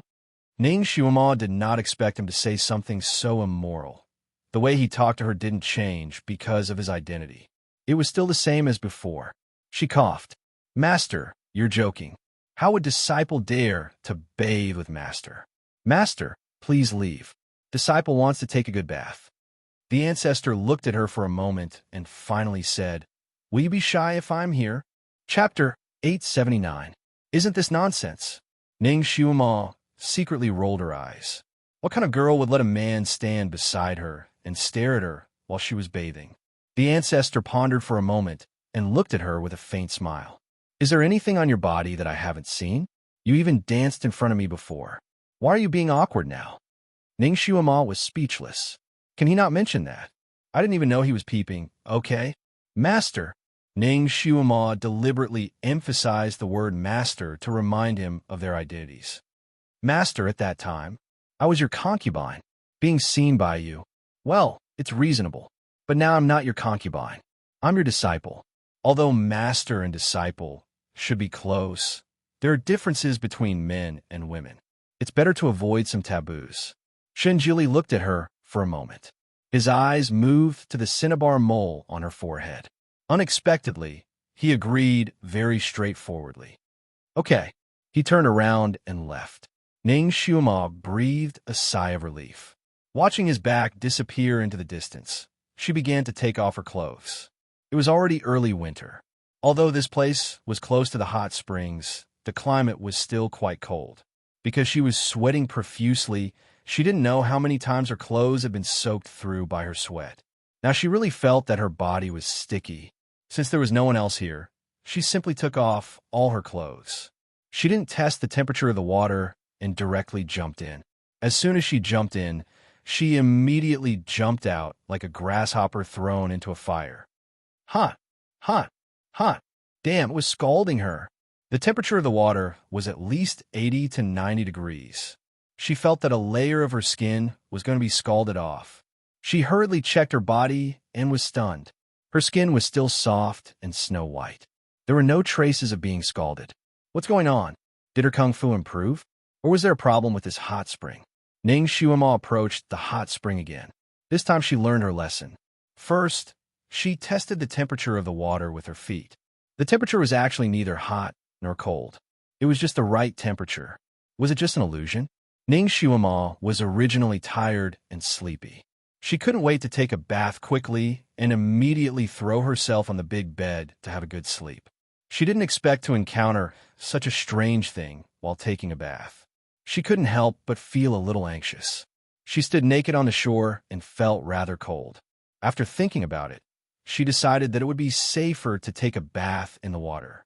This time, she didn't jump in. Instead, she looked at a rather shallow area and slowly entered the water. What she didn't expect was that when she put one foot into the water temperature was neither too cold nor too hot. But once she put both feet into the water, she immediately felt a strange burning sensation, as if she had been electrocuted. She hurriedly retracted one of her legs and lifted it high above the water surface. Her beautiful posture of a golden rooster standing on one leg had finally gotten rid of the heat. But there was no way he could take a shower while standing on one leg like this. Perverted almighty. Couldn't they give her a more normal hot spring? She really wanted to quickly go to bed after soaking. Ning Xiuma steeled her heart and wanted to go back to the shore. She might as well take a bath by the shore and not fight with this lousy hot spring anymore. Just as she turned around, she heard a voice by her ear. After entering the water, use the fire melting skill to circulate the fire psychokinesis in your body. This voice belonged to the Almighty. Ning Xiuma's heart skipped a beat. She was still naked. In a state of shock, she subconsciously sank her body into the water with a splash. Just as she entered the water, she felt so hot that she wanted to jump up. Chapter 880. Ning Xiuma recalled that Dizun had mentioned the fire melting technique, and she immediately activated it. Under the scorching heat outside, she activated the technique at an unprecedented speed. Strangely enough, as soon as the fire melting technique started to circulate in her body, the scorching heat immediately disappeared. After a full cycle, she no longer felt the scorching heat. Instead, she felt warm and comfortable. It was several times better than soaking in a normal hot spring. She heaved a sigh of relief and opened her eyes to see where the Almighty was guiding her. But just as she opened her eyes, the fire melting technique in her body naturally stopped. And with this pause, she immediately felt the scorching heat again. She hurriedly closed her eyes and activated the technique again. Strangely enough, when she activated the technique, not only was the surrounding water temperature normal, she could also feel a faint heat flow from the water into her body. Although she had dual spiritual roots, the wood spiritual root in her body was getting stronger and stronger. On the other hand, the fire spiritual root was not moving at all. She had previously tried to cultivate the fire element, but she had never succeeded. The fire spiritual root was pitifully short. Usually, when she activated it, the most it could do was to provide warmth. There were no other major functions. But now, the heat from the hot spring began to enter her body as she activated the fire melting technique. It slowly revolved around the fire spiritual root in her body. After 2 full cycles, she used her inner vision to take a look. She was pleasantly surprised to find that her fire spiritual root was much brighter. The fire spiritual root was originally dim, but now it was bright red like a coral. It seemed that this hot spring was very effective for cultivating the fire element psychokinesis. This was a place with good feng shui. Dizun had brought Xiuma here for her own good. Why didn't she see such a place with good feng shui before? Could it be that she was in some kind of enchantment? She was slightly distracted. This distraction was fine, but the fire melting technique in her body stopped operating again. The scorching heat attacked her, and she almost jumped up again. Does it feel good to be scalded? Shun Julie's voice traveled to her ears again, with a hint of teasing. Or do you like the feeling of being scalded? Ning Xiuma. She knew that Dizun was teasing her for being distracted. This guy's words were always poisonous. He obviously said it for her own good, but he kept attacking her self-esteem. Even when she was slightly distracted, he could see it. Where exactly was he staring at her? How much could he see? Although most of her body was submerged in the water, with only her neck exposed, the water was super transparent. She had opened her eyes to see it once. Looking down from the water surface, the scenery below could be seen at a glance. Ning Xiuma wanted to tell Dizun to hurry up and go do your things. Don't stare here. He was staring at her. She was under pressure. If she knew it earlier, she would woods. She even began to consider whether she should go ashore to get a dudu to wear. In this kind of situation, Xiuma couldn't help but be distracted. If she was distracted, she would be scalded. But if she went ashore to get her clothes, she would be exposed. Thinking of her clothes, she thought of a more serious problem. She was directly carried here by Dizun. and she didn't have a change of clothes. His original clothes had been soaked in sweat a few times and smelled a little strange. He couldn't wear them anymore. Can't calm your heart. The ancestor's voice came again, this time from behind her. Chapter 881. Ning Xiumal was shocked and almost jumped up. She turned around in the water and said, however, when she turned around halfway, a hand was placed on her shoulder and said, "Don't move. Do you want me to look in front of you?" Ning Xiumal was speechless. She wanted to cry. "Master, Almighty, can you let me have a good bath?" "Master." She reminded him of his identity again. She wanted to say something, but the heat immediately hit her and made her choke on her words. She hurriedly channeled her energy again. "Good girl." Shunjuli's voice was still slow. "I'll help you channel your energy. Don't be distracted again." His palm was pressed against her bare back, and a wisp of cold air entered Xiuma's body, helping her to resist the scorching heat. With him channeling his energy behind her back, Xiuma could finally speak. "Almighty, I can actually take a bath by myself. You can go ahead first if you have something to do." He was also in the water, and his body was very close to hers. She could even smell the unique light fragrance on his body. His palm was pressed on her back, making her inexplicably nervous, and her heart beat faster. "Me?" he repeated, and his voice was slightly higher at the end. He added, "Although I'm very busy, you're too easy to get into trouble. I'm afraid that once I turn around, you'll be dizzy again. So, no matter how busy I am, I can only stay here and watch." Ning Xiuma was speechless. She looked at her naked body and thought about the scenery behind her back. She was a little confused. "Master, we shouldn't touch each other, let alone look at each other's naked bodies." Dizun responded and shamelessly asked, "What do you mean by don't touch each other?" He was so knowledgeable. How could he not know what don't touch each other meant? Ning Xiuma was speechless. She gritted her teeth and said, "It means that men and women can't have physical contact. Even if they pass something to each other, they can't touch each other's skin." "I see." The ancestor acted as if he had just been taught a lesson. Suddenly, a brocade handkerchief appeared out of nowhere and placed it under his palm. "All right, let's not touch each other." Ning Xiuma. She almost spat out a mouthful of blood. Why didn't she realize that the usually lofty ancestor was so thick-skinned? "Master, have you always taught your disciples like this?" Ning Xiuma secretly gritted her teeth. She was being teased by her cold master at that. "You're an exception," Shunjuli answered indifferently and added, "After all, you are the only one who is destined to be alone.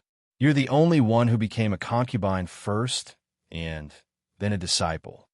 "Master, I remember that you hate relationships between master and disciple." Ning Xiumal reminded him. "Yes, I didn't like it at first."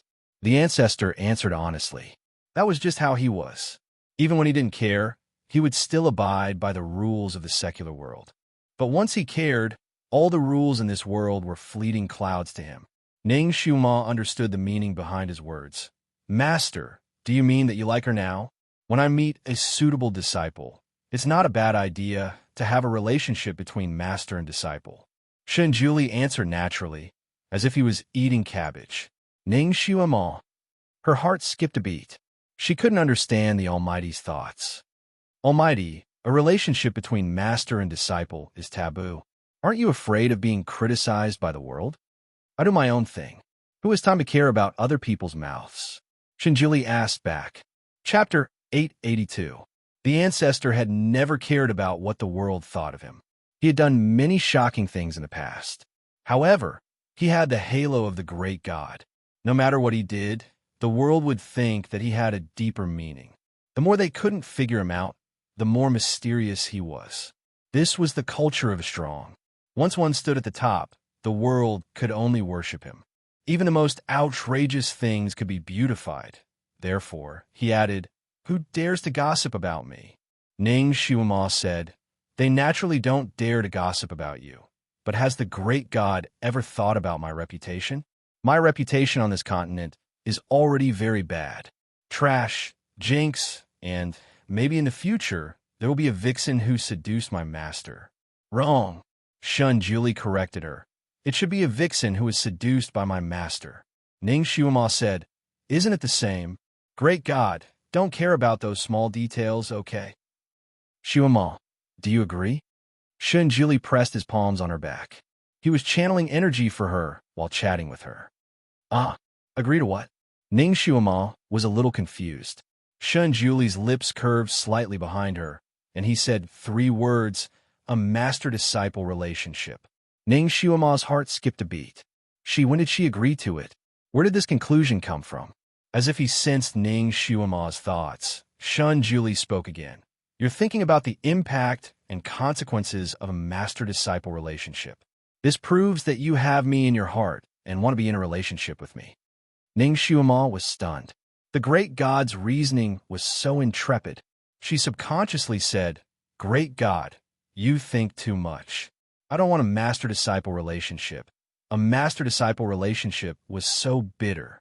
The master was cold and the disciple was humble. Maybe the master would even stab the disciple a few times for the sake of the world. As for Shunjuli, he was a true god and also the representative of Emperor Gaolong. If she fell in love with him, wouldn't she be tortured to death? No, in those sadomasochistic novels about master and disciple relationships, there was no such thing as a cold master flirting with his disciple. Almighty, why didn't you take the conventional route? You're making me lose my sense of direction. So you haven't thought about this. Shunjuli's voice was still steady. You don't have to think about it. Just do it in the future. Ning Shuima was speechless. She couldn't help but look back at Shunjuli. Shunjuli's hand was still on her back. He lowered his eyes and looked at her. His expression was calm, and his bearing was noble. After she looked at him a few more times, he slowly said, What are you looking at? Are you really a god?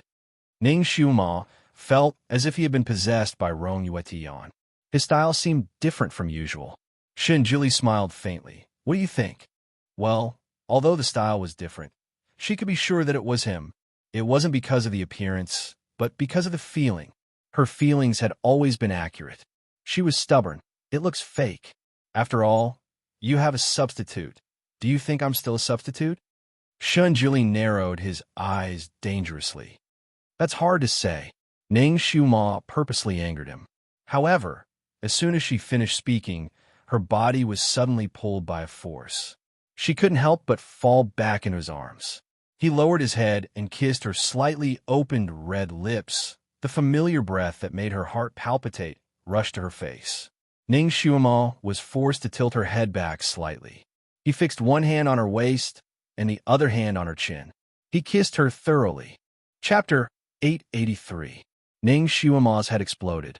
She wanted to struggle and push him away, but her hands were powerless. Her heart was beating like a drum, and her body was weak. She almost collapsed in his arms.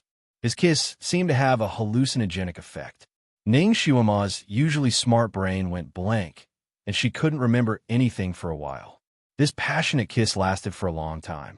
After about 5 to 6 minutes, the sound of water splashing could be heard. Finally, Ning Shuima was startled back to her senses. Then she realized what kind of scene she was in. She bent her body like a bow, which inevitably exposed her chest. At this moment, she was naked. When he kissed her, his eyes must have taken advantage of her tofu. This position, that scene was too beautiful. She didn't dare to imagine it. God, too bold and unrestrained, especially when one of his arms was still around her waist and his palm was pressed on her lower abdomen. His little finger was slightly lower and had already touched a mysterious area. Bang! Ning Shuima's face turned red. She pushed him away and wanted to push him away again, but with her current strength, she was no match for him. Not only did she not push him away, but she also fell in his arms. Shuima. The Dizun hugged her tightly. There seemed to be a faint flame in the depths of his eyes. The eyes of the girl in his arms were watery, her face was red, and her lips were moist like cherry blossoms. He didn't know if it was because she was soaking in the hot spring water or because she was nervous and shy, but her whole body was pale pink. Her skin was like fine porcelain, smooth to the touch. She was lying in his arms like this. Even if Liu Xiaohui was alive, he would not be able to control himself. Shunjuli's palms suddenly became hot. He wrapped his arms around her waist and pressed her tightly against his body. Shuama. His voice was slightly hoarse. Although he was still wearing a robe, Ning Shuama was still in his arms and could feel the obvious changes in his body. God, you wouldn't want to take her here, right? Ning Shuama's face became hotter, and her heart became more flustered. She couldn't help but struggle.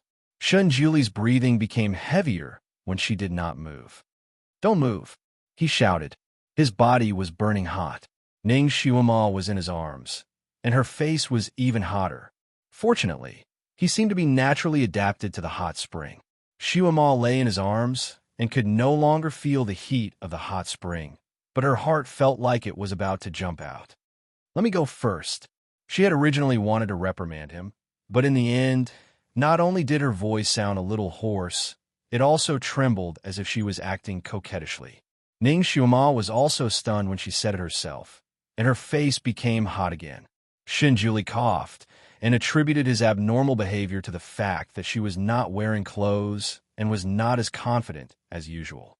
Shuama, hurry up and level up. Julie's breathing was somewhat unstable. He was born without any desires, but he did not expect that after he met her, he would have the desire of a normal man. He wanted to have her, he wanted to rub her into his body. That kind of desire was something he had never experienced before. However, there was an inexplicable familiar feeling that made him daze for a moment. In his life, he rarely controlled his emotions. He was more carefree and did whatever he wanted. Basically, he would do whatever he wanted and would not let himself suffer. But now, he had to control himself. For the sake of the future, he had to control himself. Julie secretly took a breath. Chapter 884. Julie finally let go of her, but he was afraid that she would jump up from the heat again, so he slid his palm onto Shuama's back. Be obedient and adjust your breathing according to my instructions. It will be very beneficial for you. After experiencing such a passionate kiss and a hot hug, Ning Shuama felt that his presence was even stronger now that he was behind her, especially when his palm was still burning and the warmth seemed to be directly transmitted to her heart. Great God, I can do it myself. Ning Shuama wanted him to leave. Stop talking nonsense.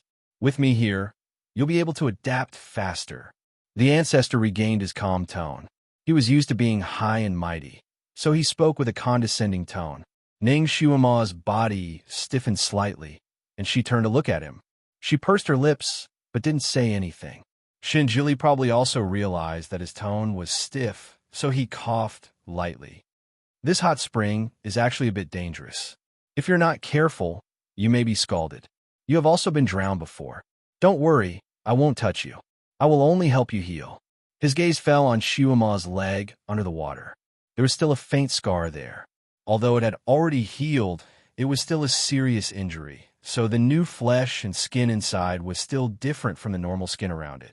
During the fight, Ning Shuama's mind was extremely tense and momentarily forgot about the injuries on her body. Now that her mind had completely relaxed, she felt that her muscles were tired and aching. It was as if all the bones in her body had been disassembled. It was rare for him to explain so much, and Ning Shuama's heart moved. She was indeed afraid of being drowned, so after hearing him say so, she didn't say anything else. She used to be a person who was used to bossing others around, but after coming to this world, she frequently tasted the malice of the world, which changed her temperament a little. For example, right now, she didn't want to fight for something that didn't exist.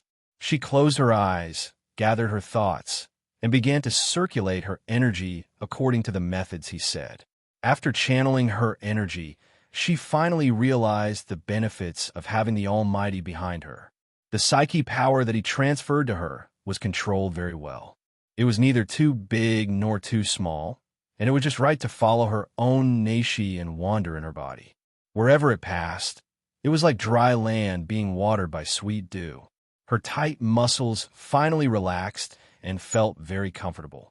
After 3 circulations, Ning Shuama's fatigue had mostly disappeared, and the soreness in her injured muscles had also eased a lot. After all, she had been risking her life for too long. After soaking in the hot spring for a while, she was so sleepy that she couldn't open her eyes. Her head was nodding, and she looked like she was about to fall asleep at any moment. Tired and sleepy? Sleep if you're sleepy. Shun Julie gently stroked her hair with his other hand. I'll sleep when I get back, Ning Xiumo mumbled. She didn't dare to sleep. It was very dangerous to sleep in the water. You might drown again. I'm here. I won't let you drown. I'm afraid. Ning Xiumo was actually very sleepy, but she still forced herself to talk. It was as if she had one eye open even in her sleep. What are you afraid of? Why are you still afraid when I'm here? Shun Julie's voice was a little deep. Yes, I shouldn't be afraid when you're here. Her voice gradually became softer. It was obvious that she was so sleepy that she couldn't find her bearings. But what? But you'll leave me behind. I don't want to be left behind again.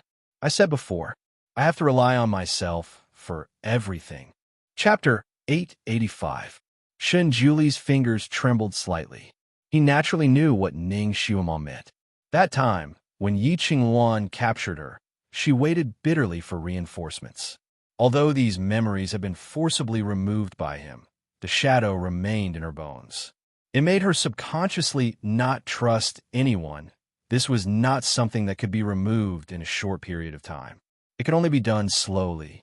Shun Julie secretly sighed and whispered, "Don't worry, it won't happen. I don't like to be forced.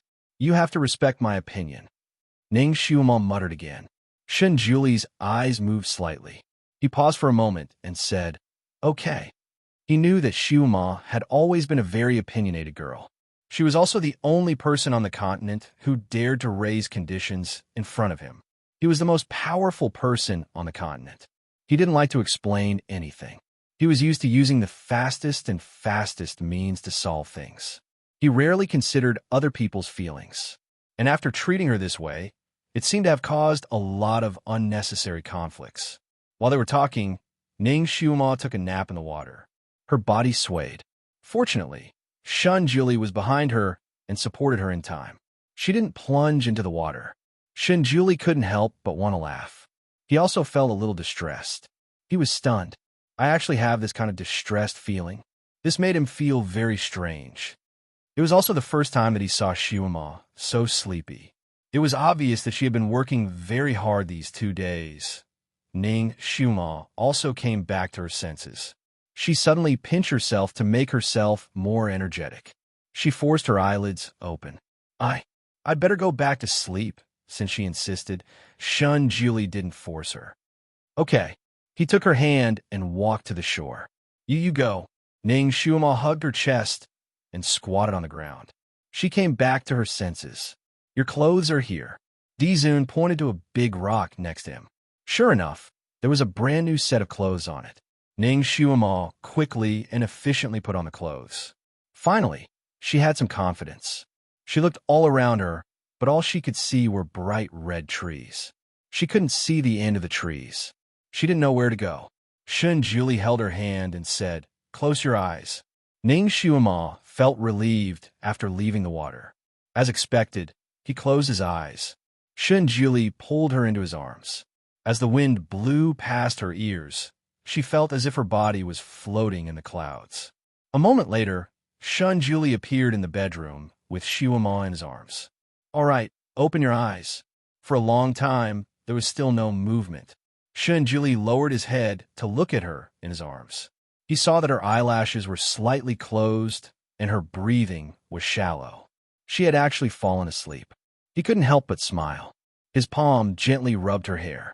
Her hair was still wet, but after being rubbed by him, it was dry. He was about to put her on his bed when he suddenly seemed to realize something. He turned around and appeared in the side hall where she used to live. He put her on the bed and covered her with a quilt. He stood there and looked at her for a moment before turning around and leaving. Inside a room that seemed to be made of ice, a man in white was sitting on a futon. He seemed to be meditating with his eyes closed. Suddenly, he seemed to notice something. He suddenly opened his eyes and looked at the man in white who flashed in the door. He slowly stood up and bowed. The man in white was Shun Julie. He looked down at the man in white. His eyes were like snow. Do you know your crime? The man in white had the same figure as Shun Julie. When they both wore masks, they looked like the same person. Chapter 886. The man in white was Zoon's substitute. Even in his own room, he wore a mask. When he heard Shun Juli's question, he raised his head slightly and said, "Supreme Divinity, if you don't accept her as your disciple, I have a feeling that she might be your origin tribulation. Do I need you to tell me who I want to accept as my disciple?" Shun Juli's voice turned cold. "Supreme Divinity, she is not worth it." The man in white was unwilling to give up and wanted to persuade him again. Boom! Shun Juli suddenly raised his sleeve, and a light red wave flashed and shrouded the man in white. The man in white seemed to be tortured, and his whole body trembled slightly. Shun Juli's voice was as cold as snow. "Wu Mo, you have crossed the line." The man in white finally bowed down and said, "You have been following me for more than 2,000 years, and you have always been very reliable. Therefore, I trust you and use you. What did I tell you before I went into seclusion? Say it again." Shun Juli's eyes were shining. The man in white paused and finally said slowly, "Supreme Divinity told me to take good care of Miss Ning and prepare the food that Supreme Divinity has already planned for her.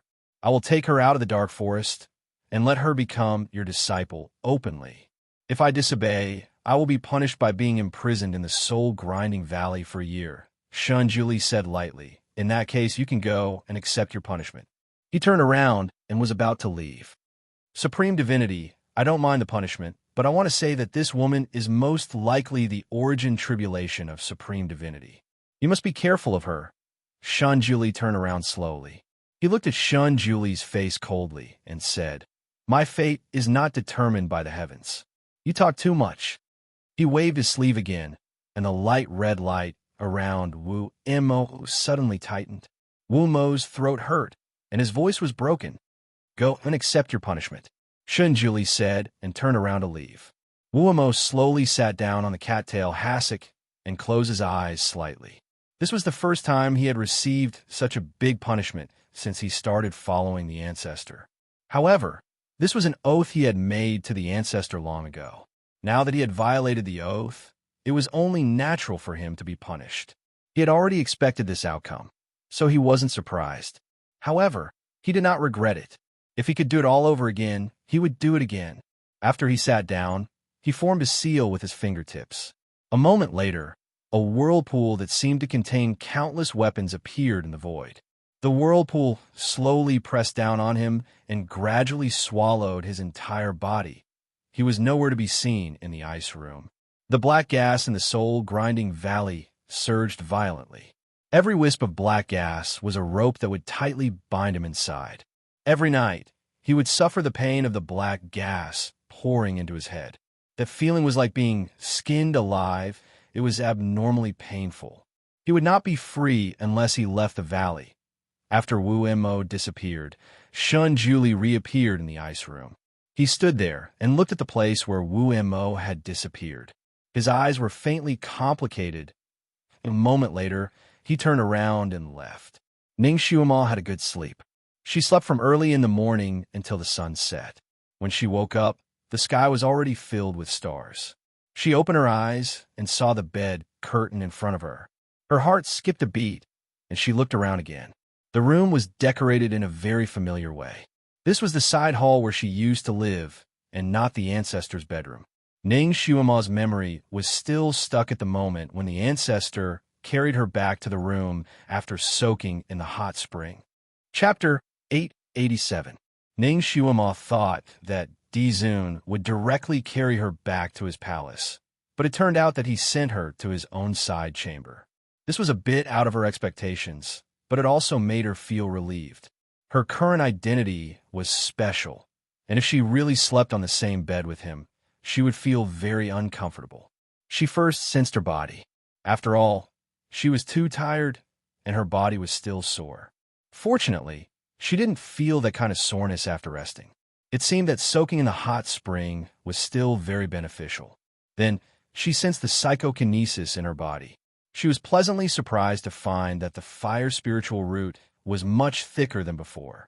It was originally only the size of a little finger, but now it was as thick and long as a middle finger. She estimated that if she cultivated for a few more days, it would level up. And the wood spiritual root was even more luxuriant, green like jade. Looking internally, it was more than 2 feet long, and it looked very pleasing to the eye.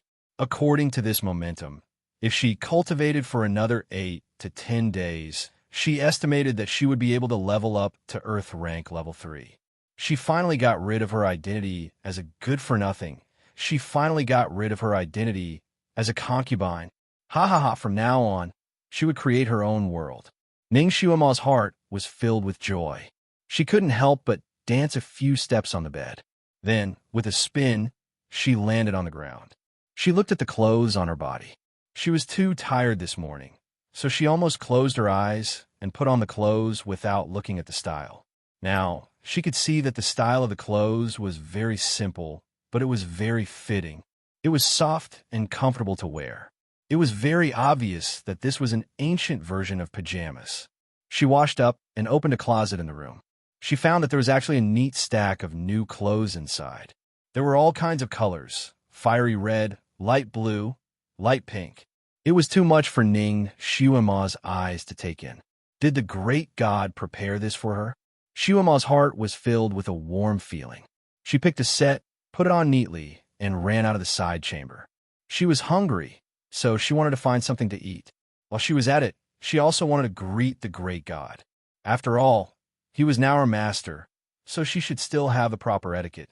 Just as she stepped out of the door, her feet paused. In the twilight, Shun Julie was sitting at a small table under a grape trellis in her courtyard. There was tea and pastries on the table. He was sitting there drinking tea. He was not wearing a mask. The wind lifted his long hair and the corners of his robe, making them flutter.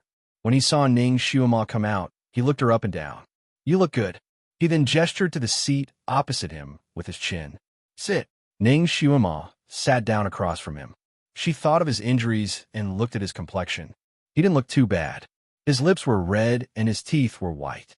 It seemed that he had fully recovered after a few days of seclusion. Ning Xiuma was finally relieved. She looked at the pastries on the table. They were sparkling and fragrant. It was even steaming. She didn't need to taste it. Just by smelling it, she knew that these pastries were her dishes and that they suited her taste. She looked at Shun Julie, who was sitting opposite her. He was drinking tea and had no intention of eating the pastries. Obviously, he had prepared them for her. Her heart warmed again. These pastries are not bad. As she spoke, she felt even hungrier. She raised her hand to take a piece, but Shun Julie took out a white jade flute from nowhere and held it against her wrist. Her hand could no longer move. Ning Xiuma looked at him in confusion. He didn't want her to eat? Shun Julie said lightly, "This is a prize. You can't eat it now." "What prize?" Ning Xiuma was surprised. Chapter 888. Shun Julie raised his sleeves, and a chessboard appeared on the table. "If you win, you can eat a piece of cake." Ning Xiuma raised her eyebrows. "What if I lose?"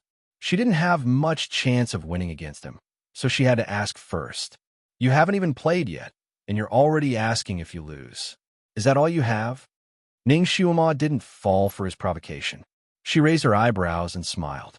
"It's better to be straightforward. It's very simple. If you win, you can eat a piece of cake. If I win, you have to answer one of my questions truthfully. It seems that I'm at a disadvantage.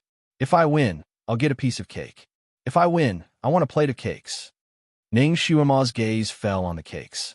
Each of them was small, like dice, and not enough to fill the gaps between her teeth. A plate was more like it. "Are you bargaining with me?" The ancestor smiled. "If you win, you can eat 3 cakes. However, if you lose, not only do you have to answer one of my questions, but you also have to give me a small reward."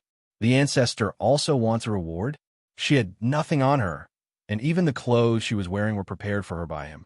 The ancestor had already arranged the chessboard and handed the black agate pieces to her. "Don't worry, the reward is something you can give at any time. It's very easy, then it's still not worth it. If I win, you have to allow me to ask a question." This little girl really didn't want to lose out at all. The ancestor chuckled and tapped the chessboard with his finger. "All right, it's up to you."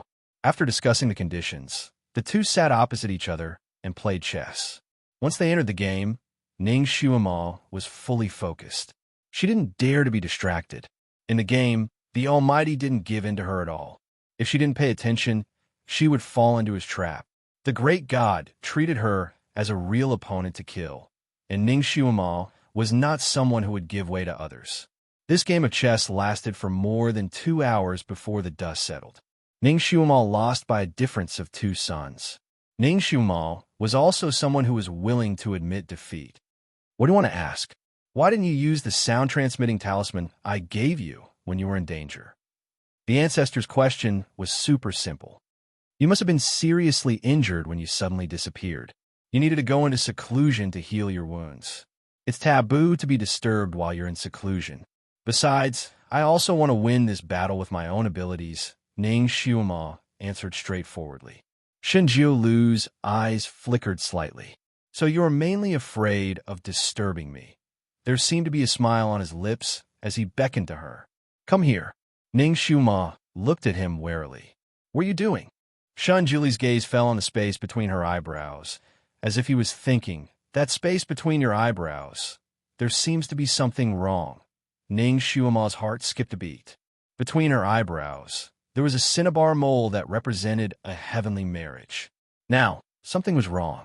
Could it be that after she became his disciple, she was no longer his concubine, so that cinnabar mole disappeared?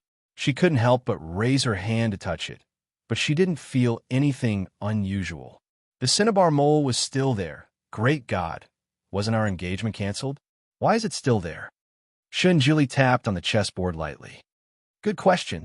When you win, I can answer you this as a reward. He simply stood up, walked in front of her, and pulled her up. His eyes stared at her forehead. Ning Xiaomo was scared by his stare. What's going on? Before she could finish her words, Shen Jiulu pulled her into his arms and pressed his warm lips on her forehead.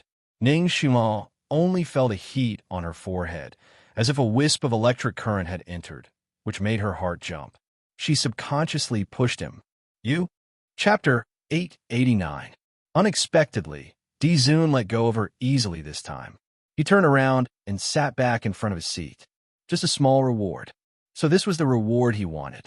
Ning Xiaomo touched her forehead.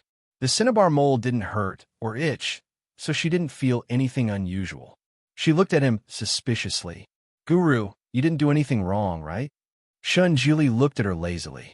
What do you want me to do when I kiss your forehead? He muttered.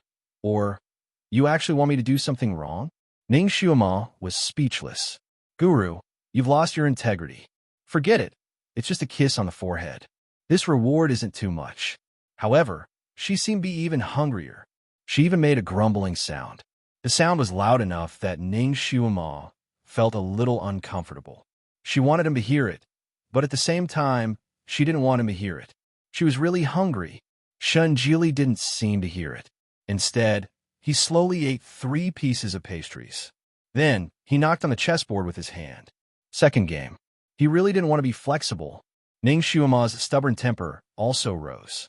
She took a deep breath. Her nose pointed to her mouth, and her mouth pointed to her heart, suppressing her hunger. The two of them started the second game. This time, Ning Xiaomo played very carefully. In order to fill her stomach, she went all out. She used all her skills. After all, she was hungry, and there were pastries beside her constantly attracting her attention. After half an hour, she lost again by a single piece.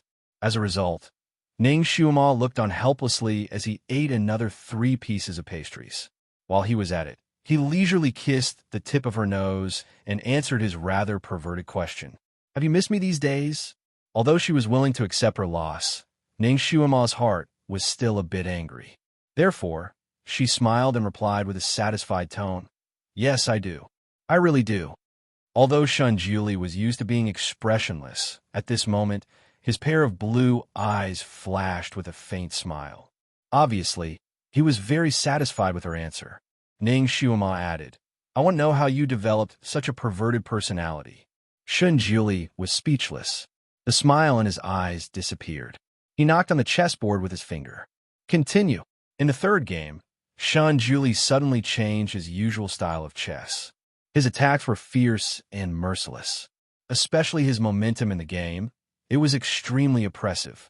Ning Xiaoma was startled by his sudden change in chess style.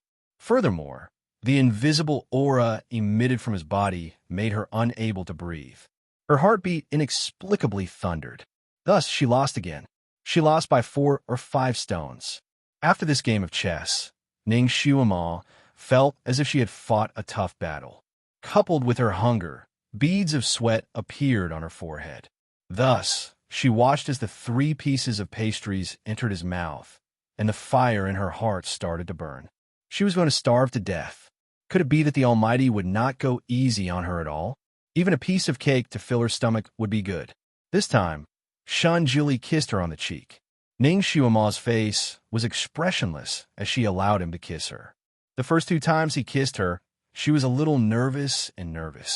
This time, it was different. Shun Jili looked at her expression.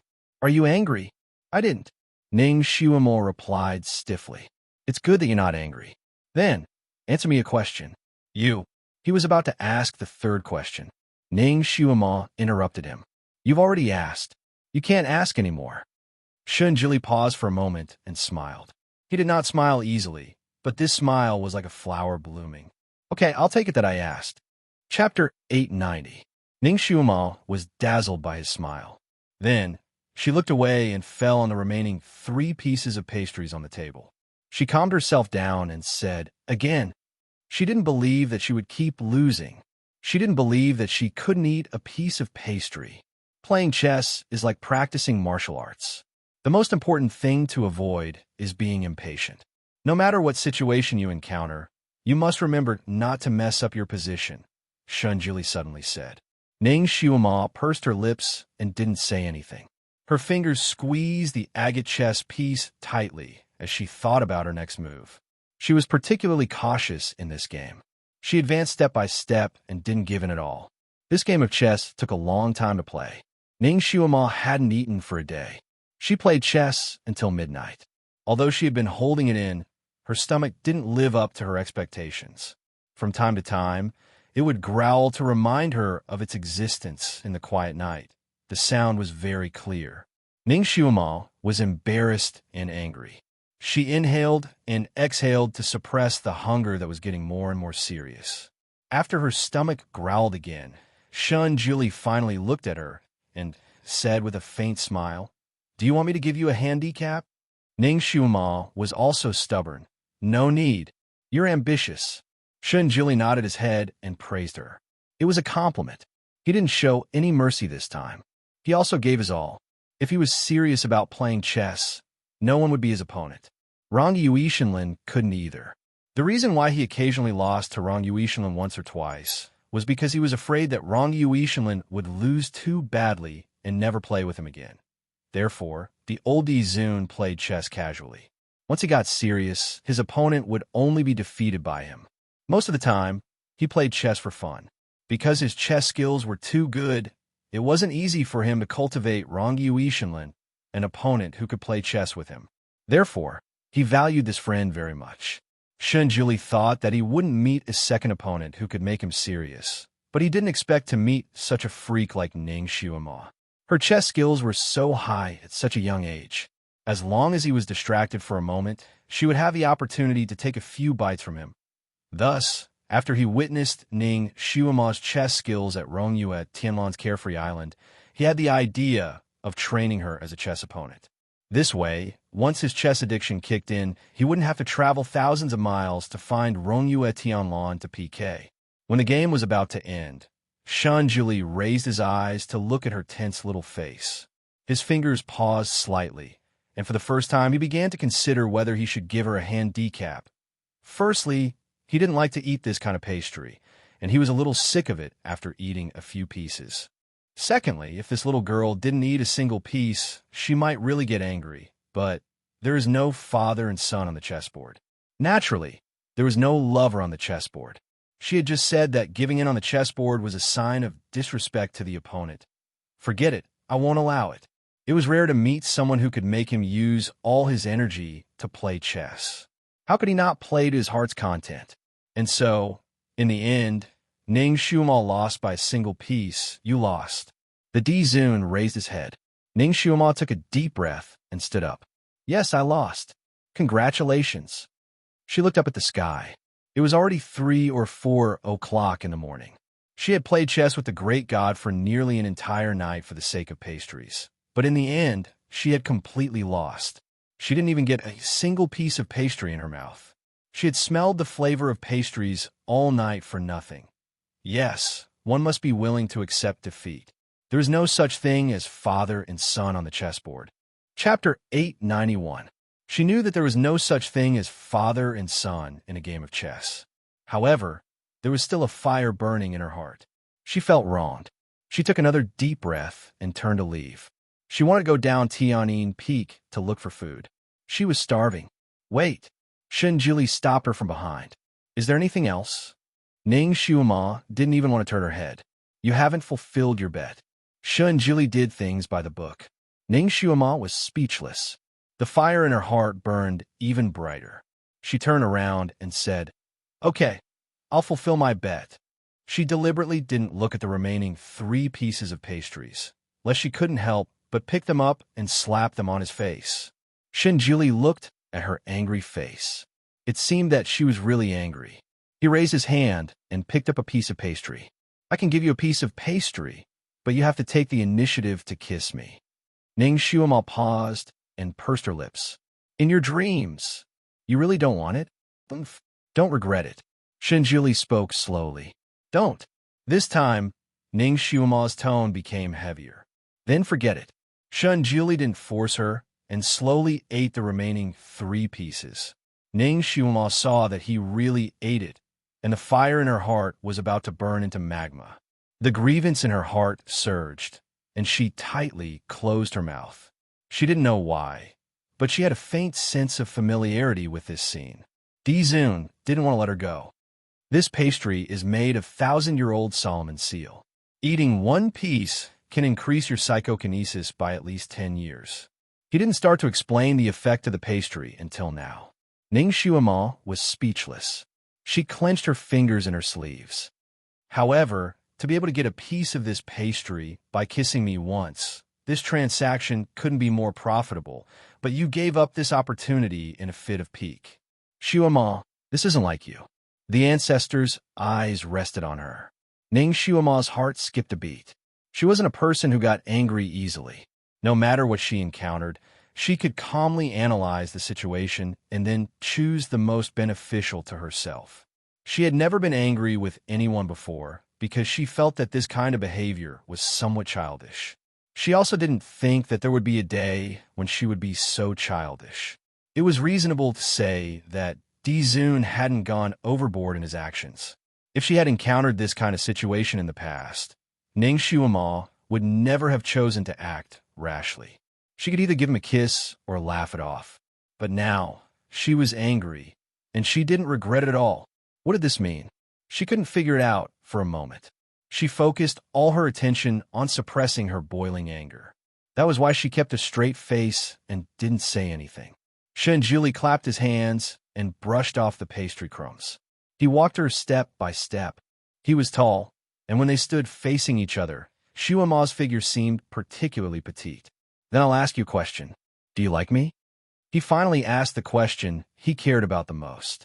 He knew that Ning Xiuma didn't hate him, but he really didn't know whether she liked him or not, or whether she loved him or not. He really couldn't feel it. Ning Xiuma froze, but then she smiled and glanced at him. Dizun, you already asked me a question, so I won't answer this question. Shenjili was stunned. What did he ask? Ning Xiuma reminded him. You just asked me if I really didn't want it. My answer was no. That counted. Shenjili was stunned. Chapter 892. It was a rare sight to see him suffer a setback. Ning Xiuma's indescribable anger seemed to dissipate a little bit. Shenjili suddenly took a step forward. Ning Xiuma couldn't help but take a step back. However, she looked up at him, unwilling to admit defeat. She didn't break the rules. He had already asked, so she didn't have to answer him. Stubborn little girl. Shenjili pulled her into his arms. Ning Xiuma felt uncomfortable and couldn't help but struggle. Don't move. I'm just taking back my own little benefit. Shenjili looked at her. Their faces were very close. His breath lingered on her face. Ning Shuama closed her eyes. Take it. Wasn't it just another peck on her forehead and cheeks like a dragonfly skimming the water? She didn't care. Suddenly, something soft touched her tightly pursed lips. He said in a low voice, "Be good. Open your mouth." Her nose was filled with the fragrance of pastries. She didn't open her mouth. Instead, she opened her eyes and saw that he was sending a piece of sparkling pastry to her lips. Ning Shuma suddenly felt wronged. She turned her face away. I don't want it. She lost. She didn't want this handout food. However, as soon as she opened her mouth, Shunjili stuffed the pastry in his hand into her mouth. She subconsciously wanted to spit out, but his lips suddenly pressed down. His kiss was so strong that Shuama couldn't push him away even if she wanted to. Because she struggled, he held her even tighter. After he sent the pastry into her mouth, the tip of his tongue forced hers to dance together. The pastry melted in her mouth. The fresh and sweet fragrance was dense in their mouths. After a while, Shunjili finally let go of her. Ning Shuama suddenly took a step back. The pastry had already slipped into her stomach. It was strange that such a small piece of pastry made her poor stomach feel full. She glared at him, her heart thumping nonstop. She didn't know what to feel. She paused for a moment before saying, "All right, I've already exchanged all my bets for you." She turned around and left. "Where are you going?" "Look for food," Ning Shuama replied stiffly. Her figure flashed out of the courtyard. She probably went down the peak. It seemed that she had really pissed her off. However, with her current physique, she could only eat one piece of this kind of pastry a day at most. Otherwise, not only would she waste the 1,000-year-old seal wort, but she would also have problems. This was also the reason why he had said that he would bet a piece of cake at the beginning. He had originally wanted Shuama to win a small round, but she had changed the bet. So for the sake of her life, he couldn't let her win no matter what, of course. He could also explain all these reasons to Shuama. Firstly, he was too lazy to explain. Secondly, this kind of pastry had to be nourished in his storage space with telekinesis. He couldn't let her keep it by herself. So, Shunjili sat in the same place for a moment. He took out a sound-transmitting spell and connected Rongyue Tianlan. After a while, Rongyue Tianlan's dying voice came from the sound-transmitting spell. "Dizun, it's the middle of the night. Do you have any urgent instructions?" I used the sealwork cake as an excuse to play chess with Shuama in the middle of the night. As expected, I managed to get some of her inner thoughts. However, she was a little angry. Of course, there were some things that couldn't be said to Rongyue. Shunjili not only asked some of Shuama's inner thoughts, but also took advantage of her. Chapter 893. Rongyue suddenly thought of something and asked, "Dizwa, how many rounds did you win?" "How many rounds did she win?" Shunjili paused and said, "I didn't let her win, so she didn't win a single round." Rongyue Tianlan was speechless. No wonder the girl was angry. Anyone would be angry. He couldn't help but rub his eyebrows. "Dizwa, you should at least let her win a round. If you really treat her as a disciple, it's fine even if you torture her 1,000 times. But if you want the girl to fall in love with you, this won't do." However, being angry because of this proves that she unknowingly cares about you.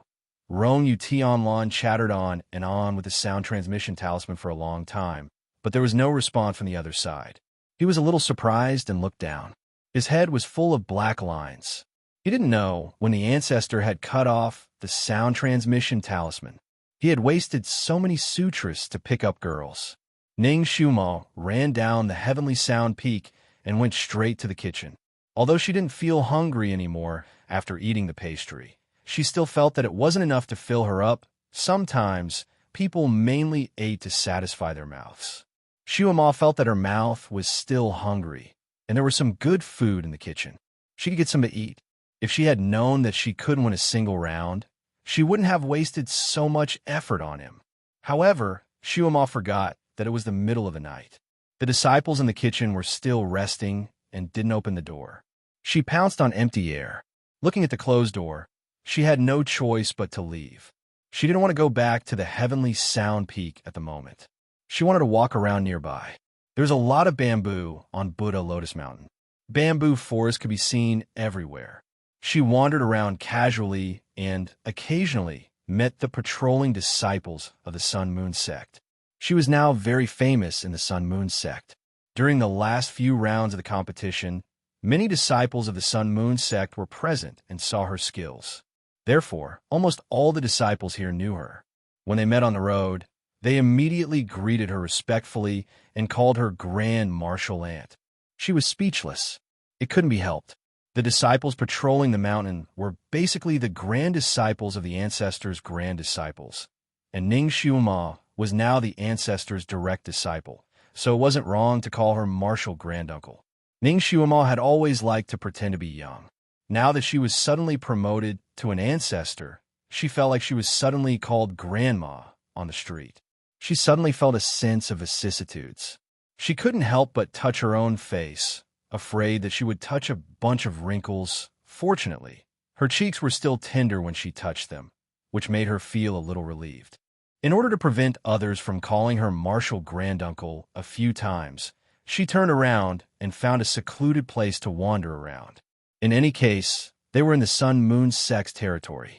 No matter how secluded the place was, there wouldn't be any bandits or monsters appearing. It was very safe. After a few twists and turns, she arrived at a hillside. There was a large patch of Xiangfei bamboo here, which rustled in the night. Ning Xiuma liked the fragrance of the bamboo, so she walked over.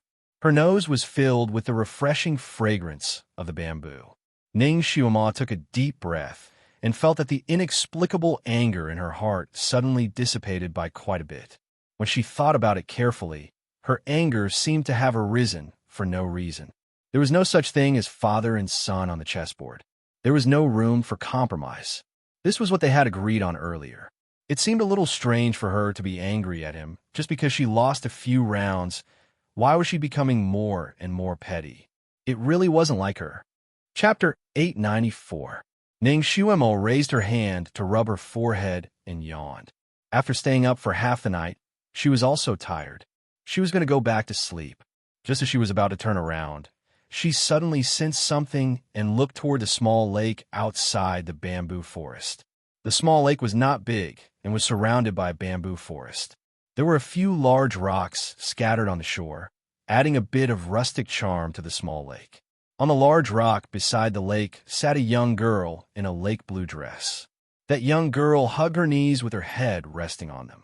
Her long hair draped over her shoulders and fluttered slightly in the wind. Ning Xiuma only saw her side profile, but from this side profile, Ning Xiuma could tell her identity, Tian Xueqing, Ji Yanhuang's future crown prince consort. Ning Xiuma raised her head to look at the sky. Dawn came late in the winter, and there was still some time before daybreak. Why did this crown prince consort not sleep in the middle of the night and come here alone? Ning Xiuma noticed that Ji Yanhuang treated this future crown prince consort coldly, but this kind of matter was not something that an outsider could interfere with. Therefore, she did not ask. Now that she saw Tian Xueqing sitting there alone, her back gave people a kind of miserable feeling. It was as if there was a faint sadness and loneliness spreading from her back. She couldn't have jumped into the lake, right? Ning Xiuma looked at the lake again. She had been to this lake before, and it was not deep. It would not drown anyone. Perhaps she was unhappy, so she came here alone to relieve her boredom. Ning Xiuma was not a person who liked to meddle in other people's business. Moreover, she was not familiar with this Miss Tian Xueqing. Therefore, she stood there for a moment before turning around to leave. Who is it? Tian Xueqing was also a sharp person. She turned around to look in Ning Xiuma's direction. Ning Xiuma naturally could not leave at this time.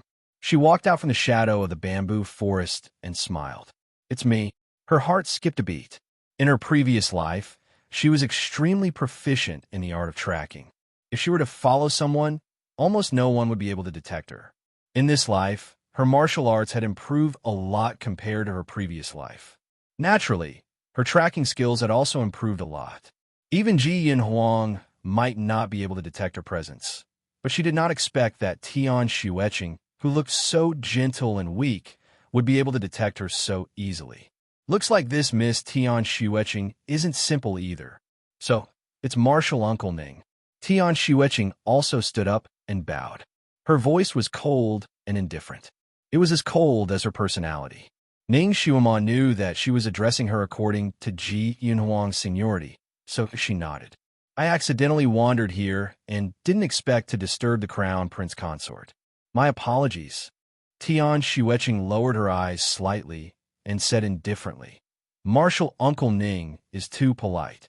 Marshal Uncle Ning, if you don't regard me as an outsider, please call me Xueqing by her name. I don't deserve to be called crown prince consort. The two exchanged some pleasantries before Ning Xuema took her leave. Her senses were sharp, so she could tell that this Tian Xueqing did not like her. Her attitude towards her was respectful and cold.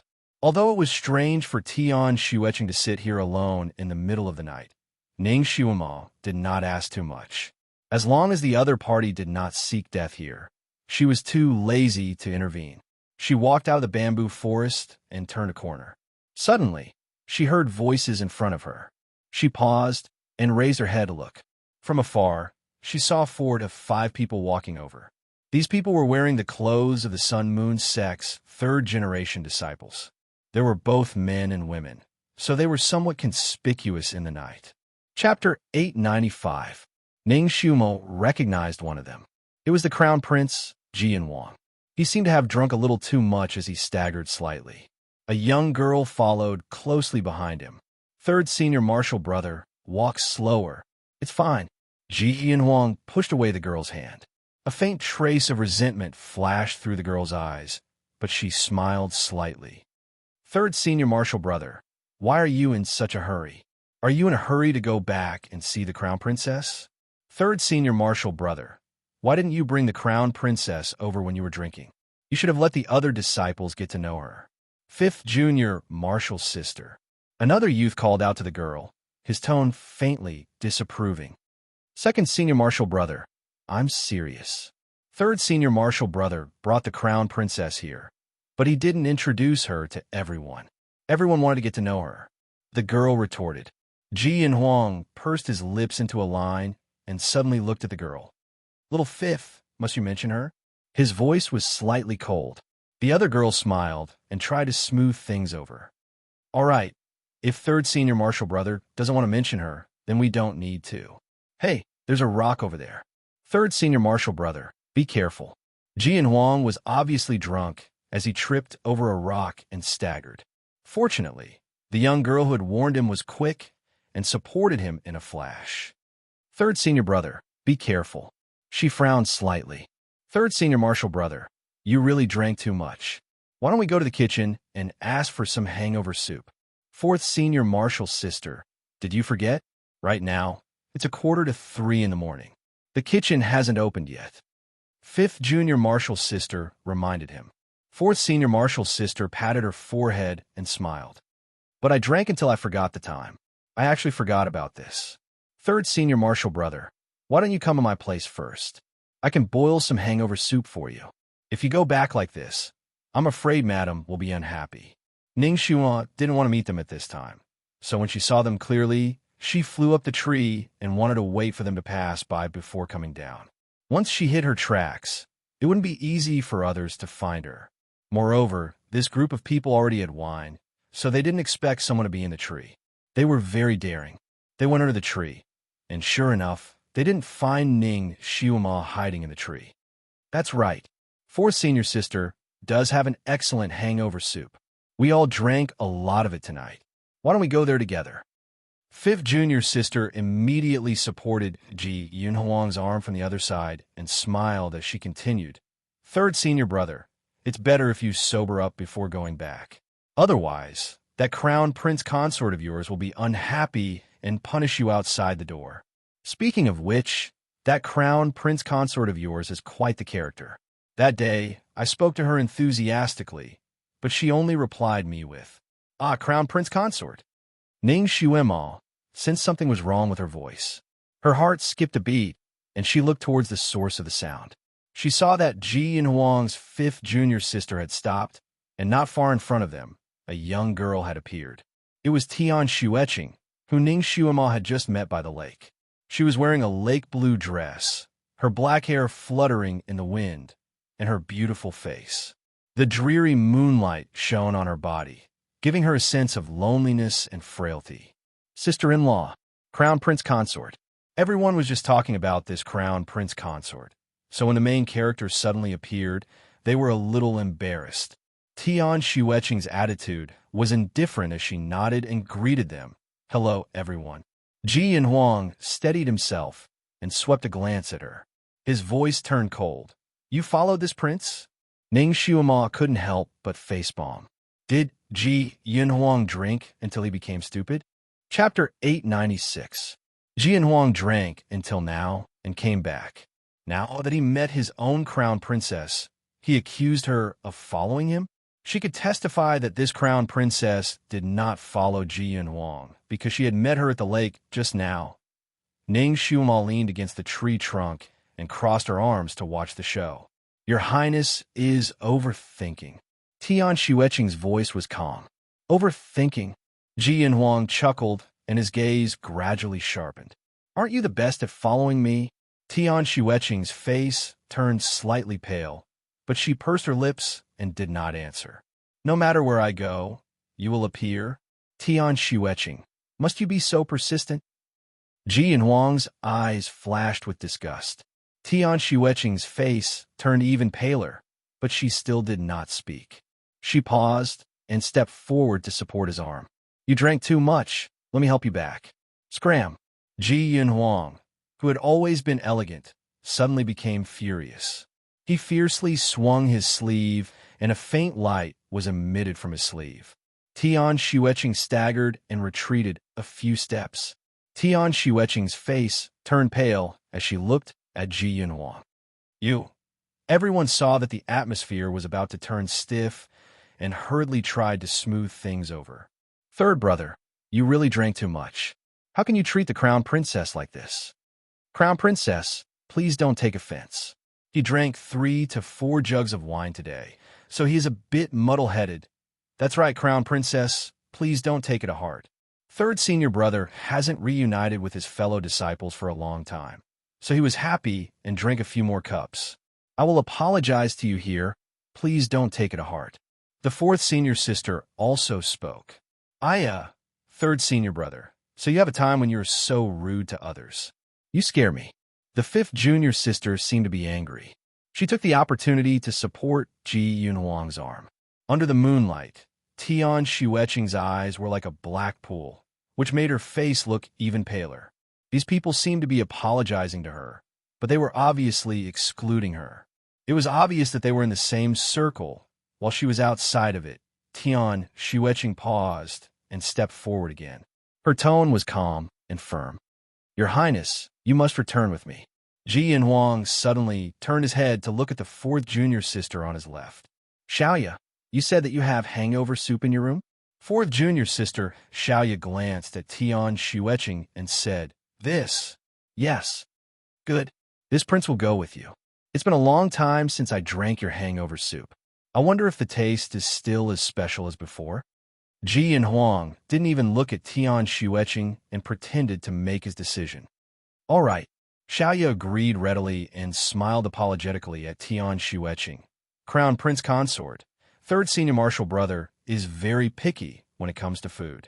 Originally, they all liked to drink the hangover soup made by their younger sister. This time, please let him go temporarily and let him come with me. When he sobers up, how about this little sister personally send him back to your room? Sure, I'll go too. Fifth junior sister immediately signed up. All right, let's go together. The other two youths looked at each other and said. One of the youths glanced at Tian Xueqing and felt a little apologetic. Crown Prince Consort, why don't you come with us? Tian Xueqing took a step back and lowered her eyes. No need. She turned around and walked away alone. Under the moonlight, her back was straight, which made her figure seem even more desolate. She walked very quickly and disappeared at the end of the small path in just a moment. Third brother, your Crown Prince Consort seems to be quite skilled.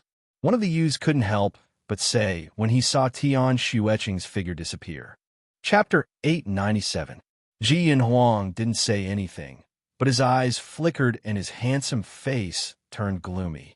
It was obvious that he didn't want anyone to mention this crown princess. Yeah, was a considerate person and immediately said, all right, let's go to my place. Humph, with 4 drunken cats gone, I'm gonna make a big pot of soup. The group of people chatted and laughed as they left. Ning Shuma sat on the tree branch and lazily rested her chin on her hand as she pondered. The way Ji Yinhuang and Tian Shueching interacted with each other was very abnormal. What exactly happened between them? How did it end up like this? Furthermore, Ji and Huang's 2 junior sisters obviously harbored some special feelings for Ji and Huang. Moreover, both of them seemed to be quite scheming, especially that Ye-er. Her words were like a needle hidden in cotton. If he were to bring her back to the palace, she would definitely be an expert in the palace's infighting. No wonder people said that Ji Yunhuang's admirers were all over the world. It seemed that it was true. Fortunately, he was going to ascend the throne in the future and could have 3 palaces and 6 courtyards and 72 concubines. These women's wishes might not be disappointed. However, this Tian Shueching's temperament was cold, and she looked a little naive. With her temperament, would she be able to keep her position as the empress in the harem? Furthermore, Ji and Huang hated her so much. This girl's fate was really worrying. She sighed softly. Why are you sighing out of nowhere? A voice suddenly sounded from behind her. Ning Shuamal was startled. She was leaning on a small tree branch, and this shock caused her body to sway, and she almost fell down. An arm wrapped around her waist in time. Be careful. Ning Shuamal abruptly turned her head. Her nose almost bumped into the other party's nose. She hurriedly tilted her head back and looked at the ancestor who had appeared behind her at an unknown time. When did you arrive? Not long ago. The ancestor's reply was always concise. Ning Shuamal looked at the ancestor's arm that was wrapped around her waist and thought about the plate of pastries that had gone into his stomach. She felt that anger coming out again, and her charming face turned cold. She struggled in his arms. Let go of me. Shun Julie readily agreed. Okay. Sure enough, he immediately let go of his arm. Ning Shuamal was caught off guard. She struggled a little harder and fell down with a whoosh. Fortunately, her kung fu was quite good now. She somersaulted in the air and landed lightly on the ground. As soon as she landed, she immediately turned and left. She walked for a full 3 to 4 miles before she stopped and looked back. The road was vast and boundless, and no one was chasing after her. For some reason, a sense of disappointment rose in his heart. She pursed her lips and sat down on a stone bench by the roadside. A strange feeling of grievance rose in her heart. Strange, is it time for my period? Something's wrong with my mood. Why was he so easily angered? She rubbed the space between her eyebrows and hugged her knees as she stared at the stars. The sky was filled with stars. Looking at the stars and the sky in this world didn't seem to be any different from her original world. The Milky Way, the Big Dipper, hanging in the sky, she was reminded of her own world. Other people had transmigrated because of some accident, but she had transmigrated after a nap. It was really strange. She didn't know what had happened to her own body. Had she become a sleeping beauty or a vegetable? Or had she died and entered the crematorium? Chapter 898. Ning Shuema's diehard friends and subordinates must be astonished and shocked when they saw her body, right? If she was in a vegetative state, maybe someone would tell her bedside stories to stimulate her brain and wait for her to wake up. She had transmigrated in her sleep. She didn't know if she would also transmigrate in her sleep one day. Maybe when she woke up in the other world, everything here would be a dream. But her dream was a bit too long. Since she couldn't remember her dreams, everything here would probably dissipate in her mind, and she wouldn't have any impression at all. What Dizun? What Sun Moon sect? What Crown Prince? They were all just fleeting clouds. She was still the boss of her own secret service, leading a group of subordinates to go through fire and water. At this moment, her thoughts drifted thousands of miles away. Are the stars beautiful? Dizun's cold voice sounded beside her again. Yes, they are beautiful. Ning Shuama answered without thinking. She obviously hadn't pulled her thoughts back. She had always liked to look at the stars. Unfortunately, when she was in the modern world, the neon lights in the city blurred the stars, and the feeling of tranquility was missing. She would occasionally go to the mountains. At night, when there was no one in the mountains, looking at the vast sky filled with stars would calm her impetuous heart. Dizun looked at her and saw that her eyes were still staring at the stars, as if she was in a trance. Obviously, she didn't realize who was sitting next to her. It was the first time Shinjuli had been ignored so thoroughly. His eyes flashed slightly. "What are you thinking about?" His voice had a strange hypnotic taste, like a hypnotist, making people want to tell him the truth. Ning Xuema was still in a mental state, so naturally, she wasn't on guard. She subconsciously opened her mouth. "I arrived here in a daze while I was sleeping. Perhaps everything that is happening right now is just a dream. When I wake up, I will return to my own world and forget everything that happened in this world. Dream? Forget." Shenjuli's eyes darkened. "Forget about me too? The most regretful thing in my life is that I can't remember my dreams at all. I can't remember any of my dreams, no matter how colorful or bloody my dreams are. As long as I wake up, I can't remember anything." Ning Xuema pursed her lips in distress. She had the strongest brain, super memory, and super analytical ability, but she couldn't remember any dreams. Could it be that God realized she was too smart, so he gave her a small flaw? Didn't he want her to be so perfect? Just as she finished speaking, she felt a sudden pain in her palm, as if she had been pricked by a needle. She shuddered and suddenly came back to her senses. Only then did she realize that it was the ancestor who had been sitting beside her and chatting with her for a while. Her eyelashes trembled as if she had seen a ghost. "You're scaring me again. Why are you stabbing me?" It was so painful. Shunjili looked down at her and said seriously, "I didn't appear and disappear mysteriously. I appear by your side openly. You didn't realize it. As for stabbing you, well, did it hurt?" Ning Xuema glared at him fiercely. "Of course it hurt. If you don't believe me, let me stab you." Until now, her palm was still burning. Shenjuli's lips seemed to have a flash of smile. He raised his hand and rubbed her head. "It's good that you know it hurts. It proves that this isn't a dream. It doesn't hurt to be pricked in a dream. I just want to prove to you that you're not dreaming." Chapter 899. Ning Xuema couldn't help but slap his hand away. She naturally knew that this wasn't a dream. She had transmigrated. Although the process of transmigrating was a bit thunderous, she looked at the ancestor's jade-like hand that was placed on her knee. Without thinking, she grabbed it and fiercely bit it. Shenjuli was stunned by her childish behavior.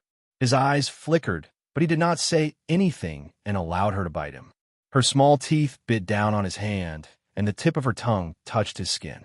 In addition to the pain, there was also an indescribable itch that seemed to go straight to his heart. Ning Xuema loosened her bite and looked at the deep teeth marks on the back of his hand. Her bite was a bit heavy and almost made him bleed. "How is it? Does it hurt?" Ning Xuema finally got her revenge and looked at him with a proud expression. "It hurts a bit." Shenjili looked at her bright eyes and honestly said, "It's good that you know it hurts. It proves that you aren't dreaming." Ning Xuema's eyes curved like crescent moons. She returned his words back to him. "I never thought that I was dreaming. Your proof doesn't make sense." Shenjili looked at the teeth marks on his hand and then looked at her. Ning Xuema snorted.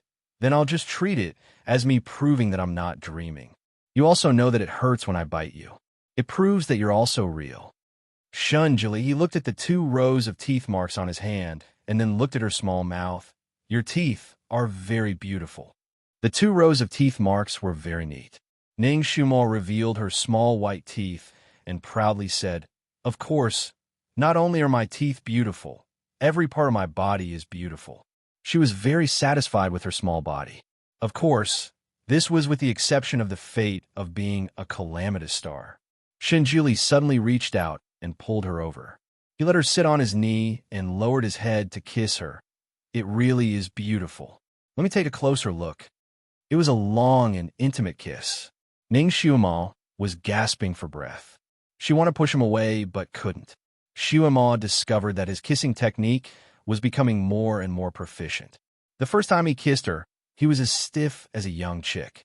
When his lips collided with hers, her teeth hurt a little. But now, he didn't have that awkward feeling anymore. Every kiss was deep, His body carried a kind of cool floral fragrance, which made her lose herself in an instant. His kiss this time was a bit special as he used his tongue to brush her teeth. Then he let go of Ning Xiuma's lips. It's really good. His forehead was still against Xiuma's forehead. Their breaths intertwined, and warmth spread between the two peopleses. Ning Xiuma's heart was beating like a drum. She looked at him who was so close to her. Great God, are you pursuing me? This kind of casual kissing was not how a master would treat his disciple. Shun Juli raised his eyebrows. You just realized it now? Ning Xiuma pushed him slightly away. But I'm your disciple now, not your concubine. You can't just kiss me and go downstairs as you wish. Yes, is there a difference? Whether it's a concubine or a disciple, isn't it always you? Shun Juli's expression didn't change. Ning Xiuma couldn't help but rub her eyebrows. But a master-disciple relationship is taboo. Since you want to pursue me, you shouldn't take me as your disciple. What was the Almighty thinking? Ning Xiuma felt that she couldn't understand the Almighty's brain circuit. For me, any taboo is not taboo. Besides, isn't there a master-disciple relationship? Shun Juli replied disapprovingly. Chapter 900. Besides, you seem to be quite interested in the relationship between a master and his disciple. You made me up so well. Shun Juli rested his chin on her hair and answered lazily. Hey, when did I make you up? Ning Xiuma was not convinced. She raised her head to look at him, but when she raised her head, her lips touched his beautifully curved chin, and he immediately lowered his head and kissed her lips. Then, he unceremoniously sold out Kirin. Little Apple said it. Ning Xiuma was speechless.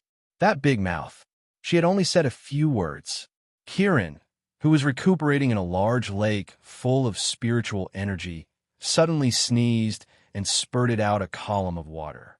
It scratched its nose with its claws. What's going on? Who was speaking ill of it behind its back? Ning Xiuma suddenly had an idea.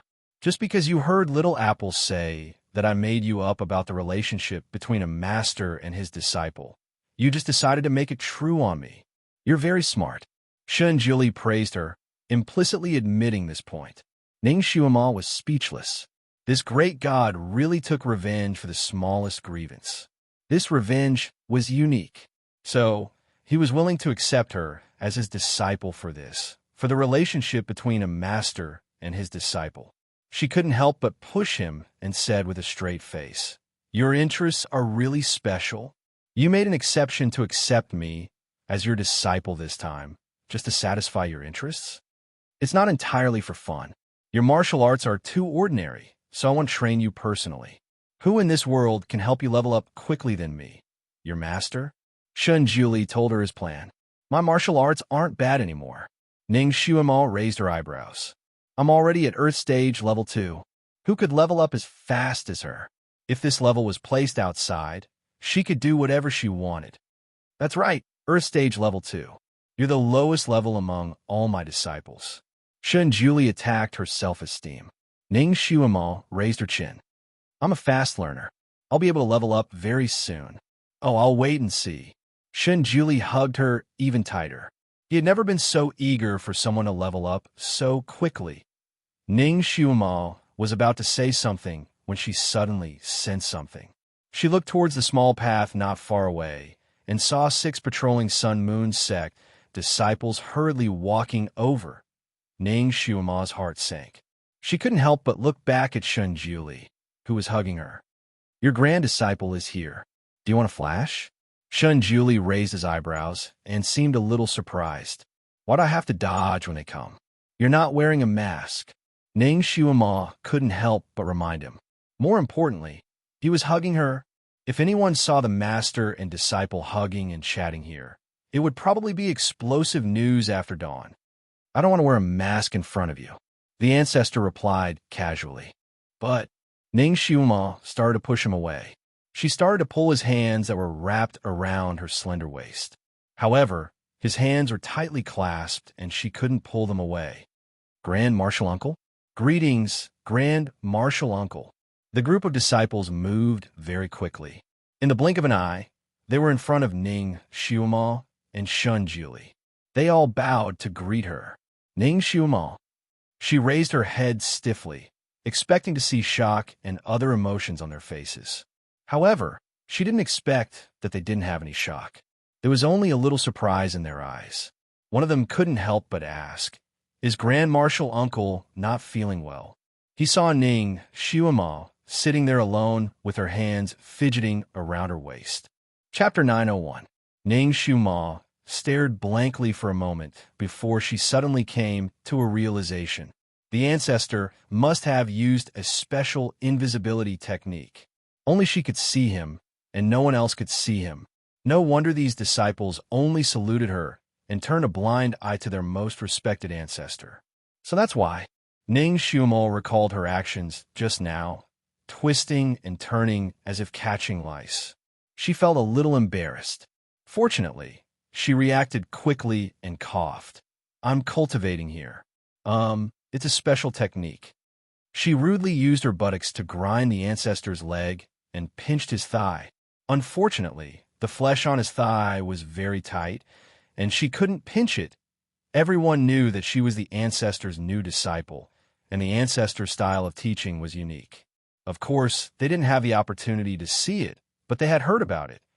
Now that they saw Ning Xiuma acting like this, they thought that she was really cultivating some kind of technique. Finally, they felt relieved and bowed to leave. The group of people quickly left. "You're doing it on purpose." Ning Xiuma fiercely sat on him again. "Don't move." The ancestor's voice was slightly hoarse. The light in his eyes gradually deepened. Ning Xiuma also finally felt the change in the body below her. Her face suddenly turned red. She obviously used a lot of strength. Even a stone would be crushed by her. But she didn't expect that the ancestor would act as if nothing had happened and even have a reaction. "Guliu." A special sound broke the ambiguous atmosphere between the two people. The ancestor's eyes drooped and fell on her stomach. "Are you still hungry?" Of course. She had only eaten a small piece of pastry for a day and a night. Ning Xiuma remembered that unpleasant feeling again. She fiercely glared at him and said, "Let me go, I'm going to eat." She was about to stand up. Shun Julie directly wrapped his arms around her waist and said, "Let's go. I'll take you to eat." "Take me to eat? Eat what?" Ning Xiuma was about to ask, but the world in front of her was spinning and the wind was whistling in her ears. She hurriedly opened her eyes and found that the two people were already in the clouds. The clouds on both sides were like a whirlwind, rapidly retreating several times faster than taking a plane. Ning Xiuma's waist was held by him as they traveled through the clouds. That kind of feeling was indescribably wonderful.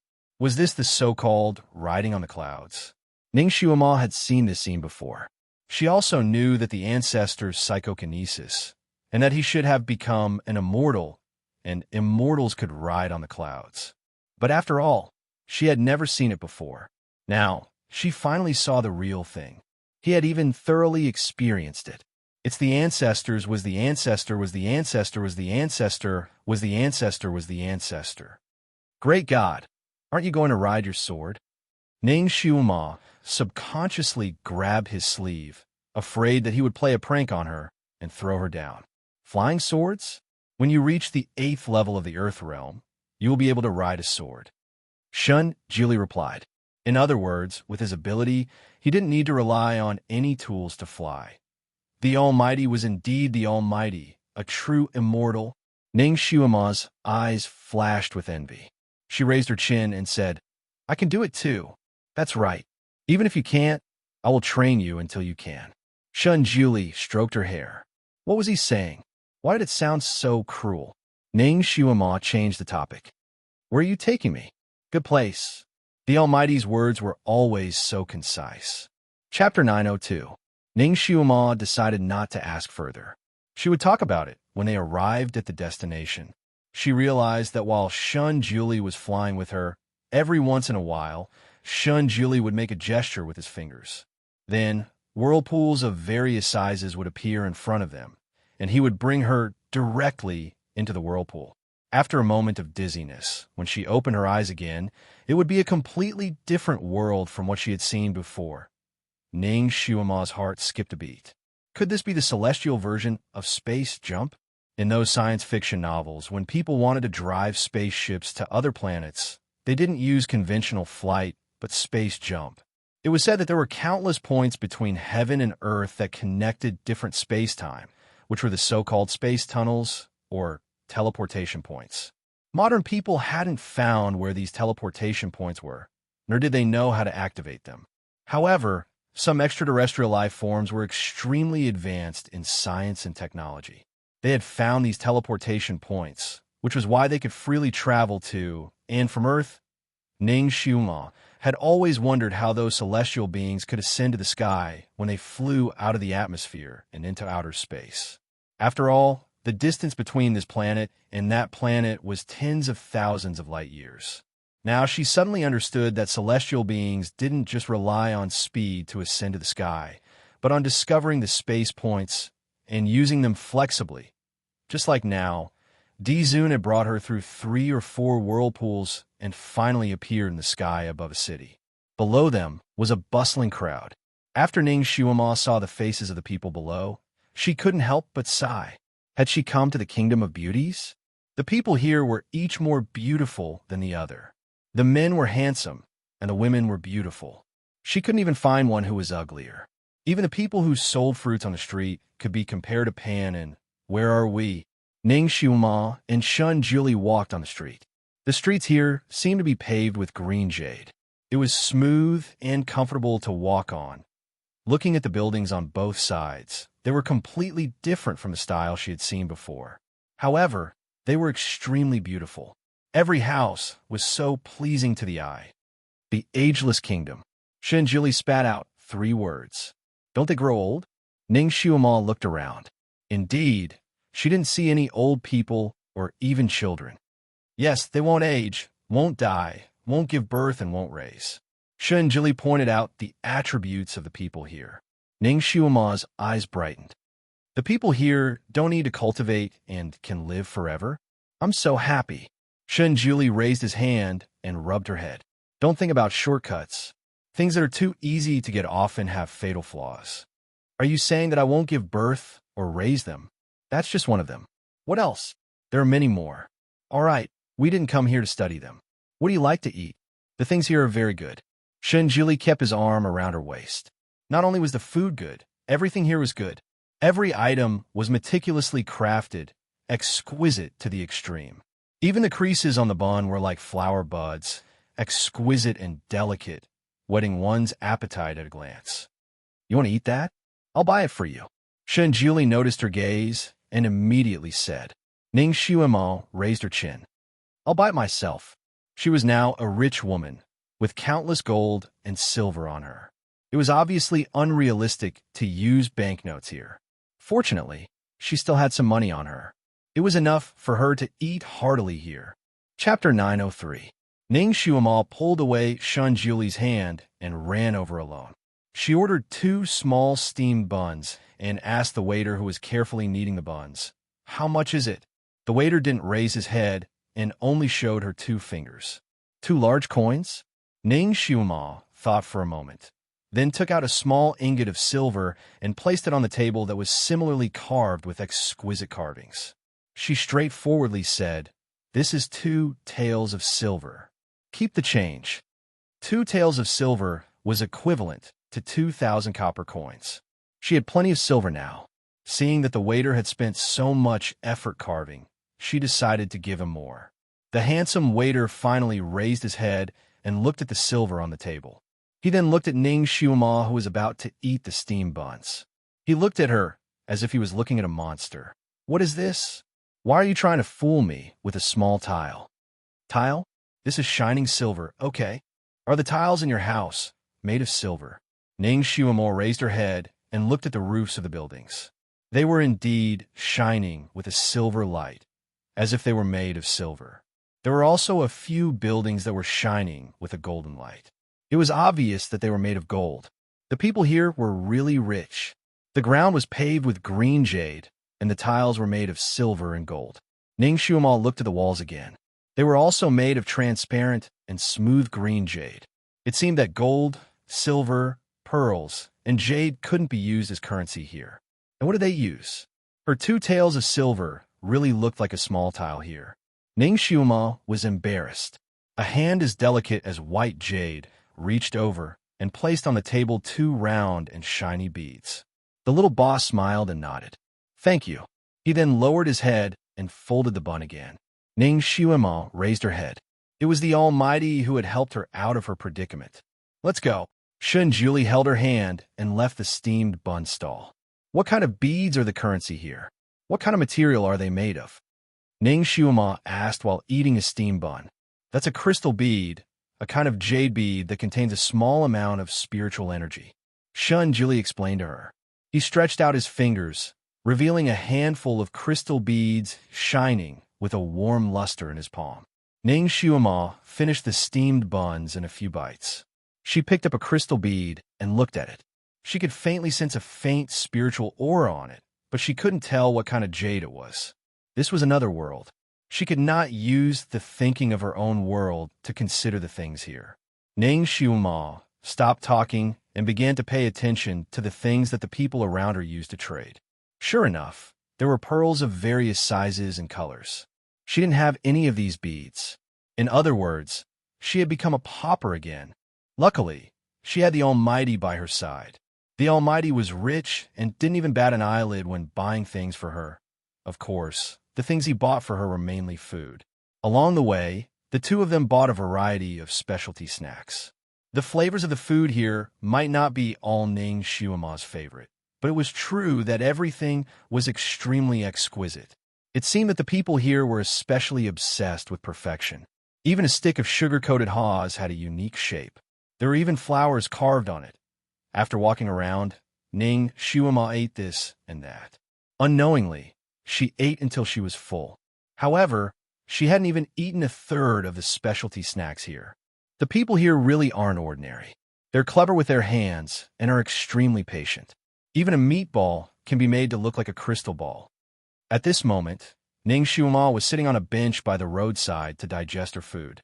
She could not help but sigh. Chapter 904. They're too bored, Shun Julie replied. Ning Xiuma was stunned. She thought about their immortal lives and how they had no concept of life and death.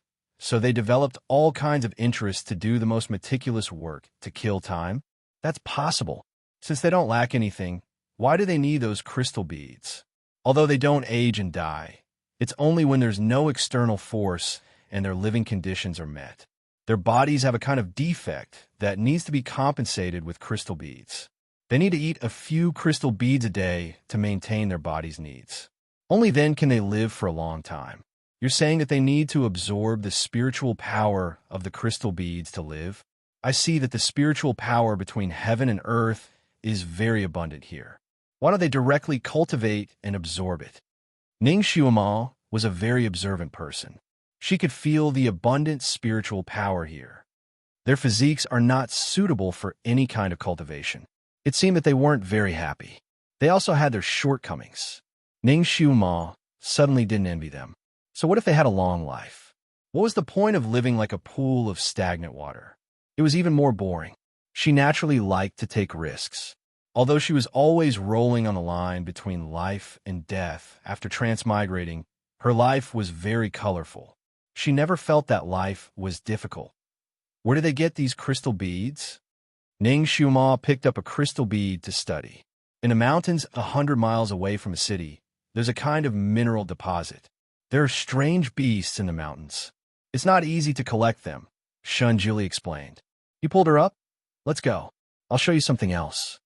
At this moment, Ning Xiuma's little bit of resentment towards Shun Julie for losing the chess game had already disappeared.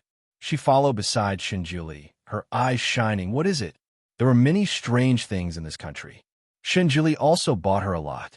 There were cloaks, clothes, jade bracelets. There were simply too many.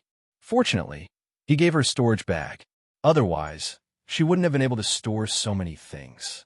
Because the people here were extremely beautiful, Shun Julie and Ning Xiuma were not too conspicuous walking on the street. Shun Julie cast a little spell to cover their specific appearances. Then, he took her to wander around so that they would not attract too much attention. However, Shun Julie was born with a special temperament. That kind of natural elegance and nobility was not something that people here could have. In addition, he was extremely generous. As long as Ning Xiaoma liked something, no matter how many crystal beads it cost, he would buy it without blinking his eyes. Ning Xiaoma finally experienced the feeling of having a sugar daddy. She also realized that most of the people here were relatively poor, because when these people bought things, most of them bought 1 or 2 crystal beads. Once the number of crystals exceeded 10, he would consider it again and again. Moreover, there were also luxury goods here, and the prices were not cheap. Ning Xiaoma saw a couple with her own eyes. The woman took a fancy to a crystal bracelet and asked for 12 crystal beads. The man immediately pulled the woman away, causing the woman to be very unhappy. She kept looking at the bracelet reluctantly. Ning Xiaoma could not help but look at the floating gauze hanging on her arm that was lighter than the sunlight. It seemed that this bracelet only cost 1,000 crystal beads, not to mention the other things that he bought for her. There were even more than 10,000 crystal beads in it. Shun Julie spent money like water, which naturally attracted some people's attention. Chapter 905. People began to follow them from behind. People began to whisper and point at them. Shun Julie did not care about these gazes. He pulled Ning Xiaoma and walked around freely. Great God! Where did you get so many crystal beads? Ning Xiaoma wanted to go into his storage space to take a look. She wanted to see how many world currencies there were inside.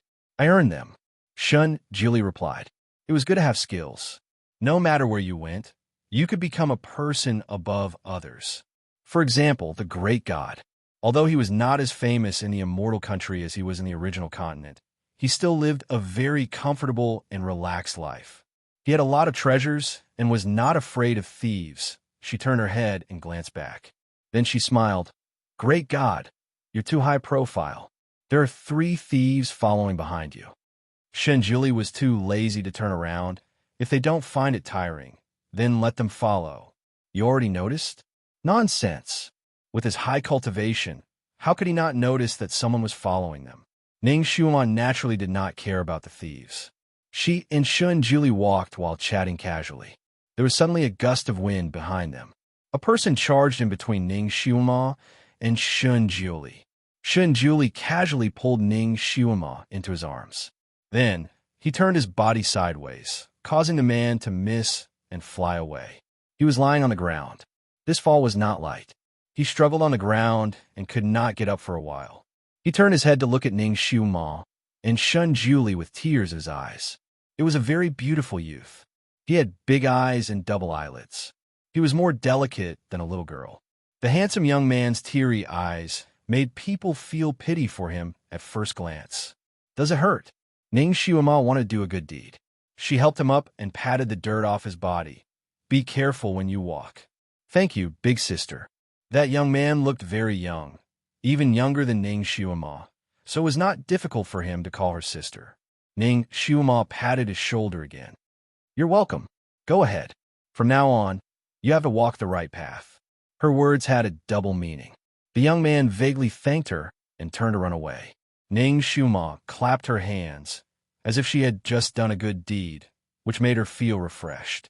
When she turned around, she saw Shun Julie looking at her with his arms crossed and a faint smile on his face. Ning Xiaoma shrugged. Guru, why are you looking at me like that? Shun Julie slowly walked over and cast a cleansing spell on her. Ning Xiaoma shuddered. She felt as if she had been washed from head to toe. I remember someone saying that men and women shouldn't touch each other. Shun Julie's tone was flat, and no one could guess his emotions. Then what were you doing just now? The person she helped up was a handsome young man. Ning Xiaoma was startled. She didn't expect him to be waiting for her here. She tilted her head and looked at him. The ancestor's handsome face was as calm as always, and he didn't reveal his emotions. Was the guru jealous? Ning Xiaoma suddenly felt a little funny.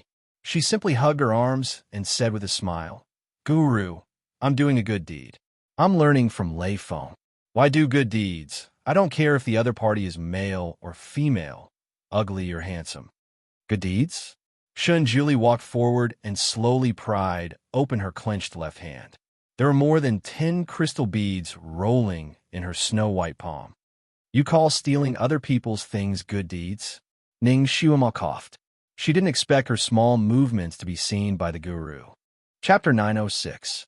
Ning Xiuema said confidently, "He pretended to bump into me and stole mine first." So she took advantage of the situation and stole it back. She was the ancestor of the emptiness magic hands. That person took advantage of the situation and took 3 of her crystal beads. She took more than 10 of them back. Well, what do you mean by a good person? Shun Julie cast the cleansing spell on her again without batting an eyelid. He had no choice. He had a serious obsession with cleanliness, and he wanted to hold her. This time, he did it more gently, and Ning Xiuema didn't notice it for a moment. She still said confidently, "This person didn't learn to be a good thief at such a young age. I stole his crystal beads to teach him a lesson. Maybe he will go on the right path in the future." She raised her head and saw a jade shop not too far away. Ning Xiuema suddenly had a bright idea and pulled him into the shop. The jade shop was not big, and the decoration was not luxurious. Usually, Shunjuli would never go to such a shop, but Ning Xiuema pulled him in. "Let's go in." It was rare for her to take the initiative to hold his hand. In this country, green jade was a common stone, and white jade was a more precious kind of jade. Sapphires were also rare. Ning Xiuema looked for a long time and chose a deep sapphire pin. She asked for 15 crystal beads. Shun Julie was about to take out the money, but Ning Xiuema pulled his sleeve and signaled him not to move. Then she and the shop owner bargained. Under her persuasion, the shop owner, who never gave in, finally agreed to give her 3 crystal beads. In the end, the deal was made with 12 crystal beads. Shun Julie was an expert. He looked at the sapphire and said sincerely, "There are some impurities in it, and the workmanship is a bit rough. If you like this, I can take you." He didn't finish his words. This was because Ning Xiuema had pinned the sapphire on his lapel. When she lowered her head and busied herself in front of him, a faint fragrance wafted into his nose, causing him to be dazed for a moment. He vaguely felt as if he had experienced this scene before. Ning Xiuema took a step back and sized him up. His white robe was without any impurities. Now that he had this sapphire pinned on his collar, it had a different kind of eye-catching effect. It also made him look more human. Shun Julie looked down at the sapphire and suddenly realized that the sapphire was unprecedentedly beautiful. "So you bought it for me." Ning Xiuema handed her crystal beads to the boss and pulled him out. "I'm poor now, so I can't afford to buy you a good one. I'll buy you a high-end one in the future." She was considered a pauper in this mystical country, and these crystal beads were all she had. It was her money. Shun Julie touched the sapphire with his fingers. It felt cool.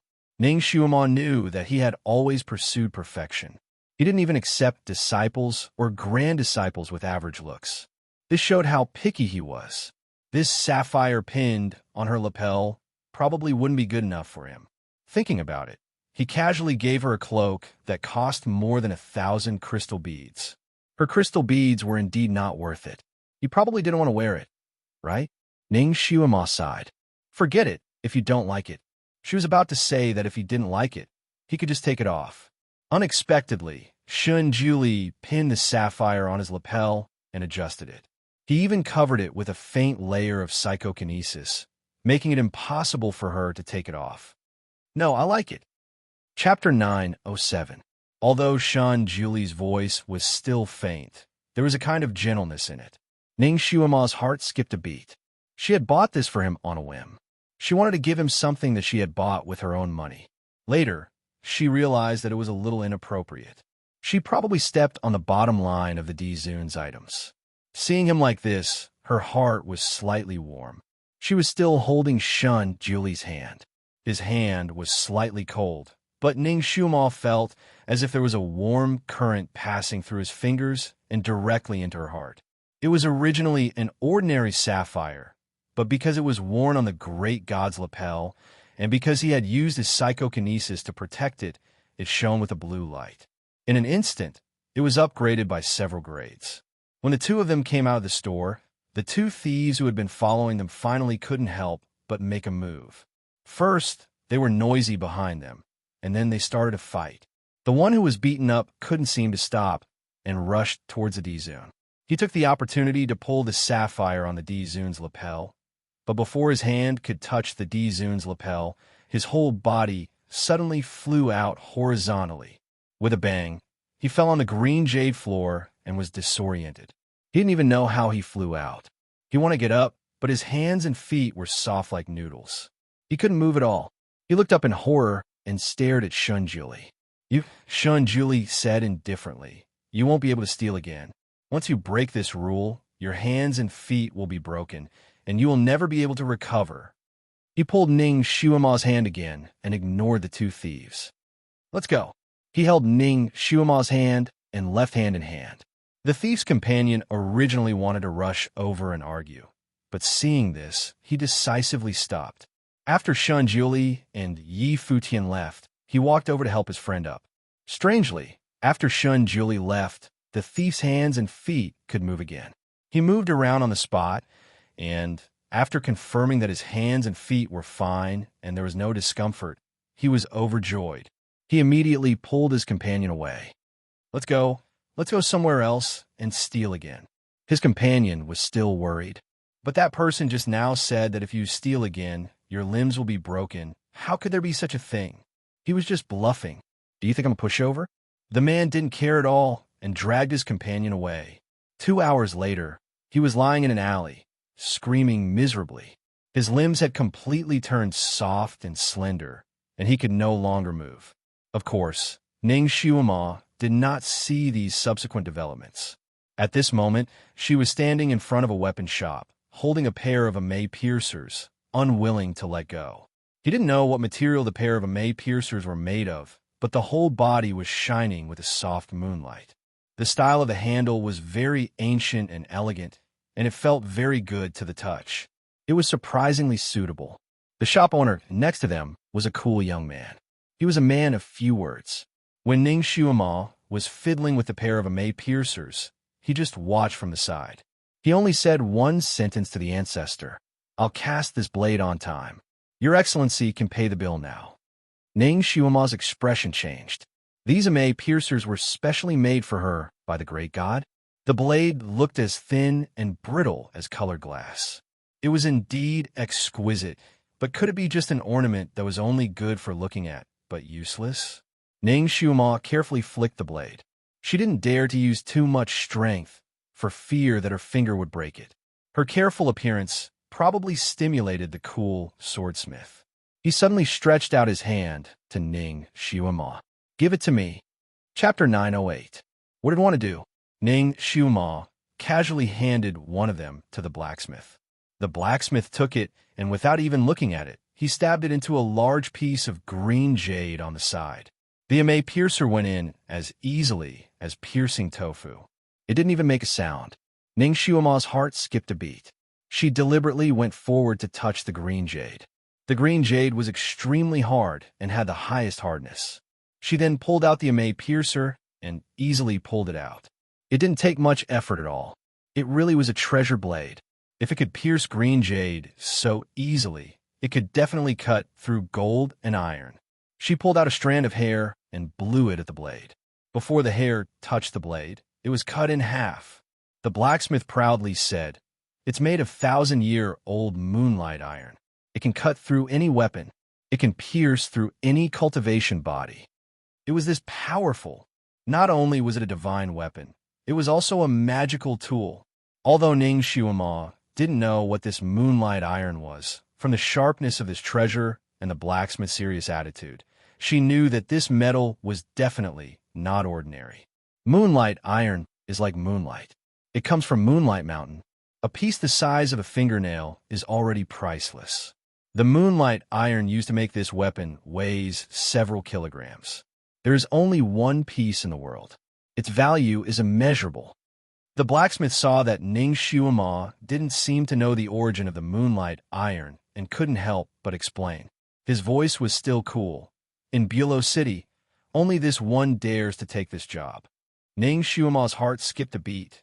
"Great God, did you personally get this moonlight iron?" Shunjuli lightly said, "I just happened to pass by and get it." It's useless to just leave it there. Your martial arts are so bad. It's not bad to use it to protect yourself. He said it so casually, as if it was just a piece of scrap metal. The blacksmith looked at him with a constipated expression. Just leave it there? This kind of high-quality moonlight iron was hard to find even in the entire Bulow country. He had lived for tens of thousands of years and had never seen a second piece. When he saw it, he was stunned. He rubbed his eyes several times and carefully looked at it 3 or 4 times before confirming that it was real. He almost didn't dare to take this job, because this item was too precious, even more precious than the Emperor's Imperial Jade Seal.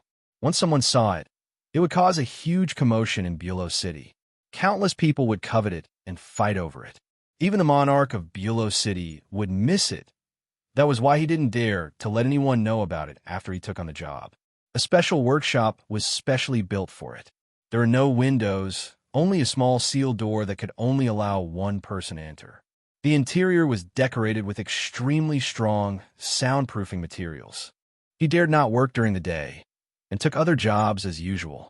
In the dead of the night, when there was no one around to disturb him, he would enter the secret workshop and forge a piece that was 1,000 times more meticulous than embroidery. After expending a great deal of effort, he finally succeeded. This was the work he was most satisfied with so far. It was the crystallization of his blood, sweat, and tears. Just looking at him gave him a sense of pride.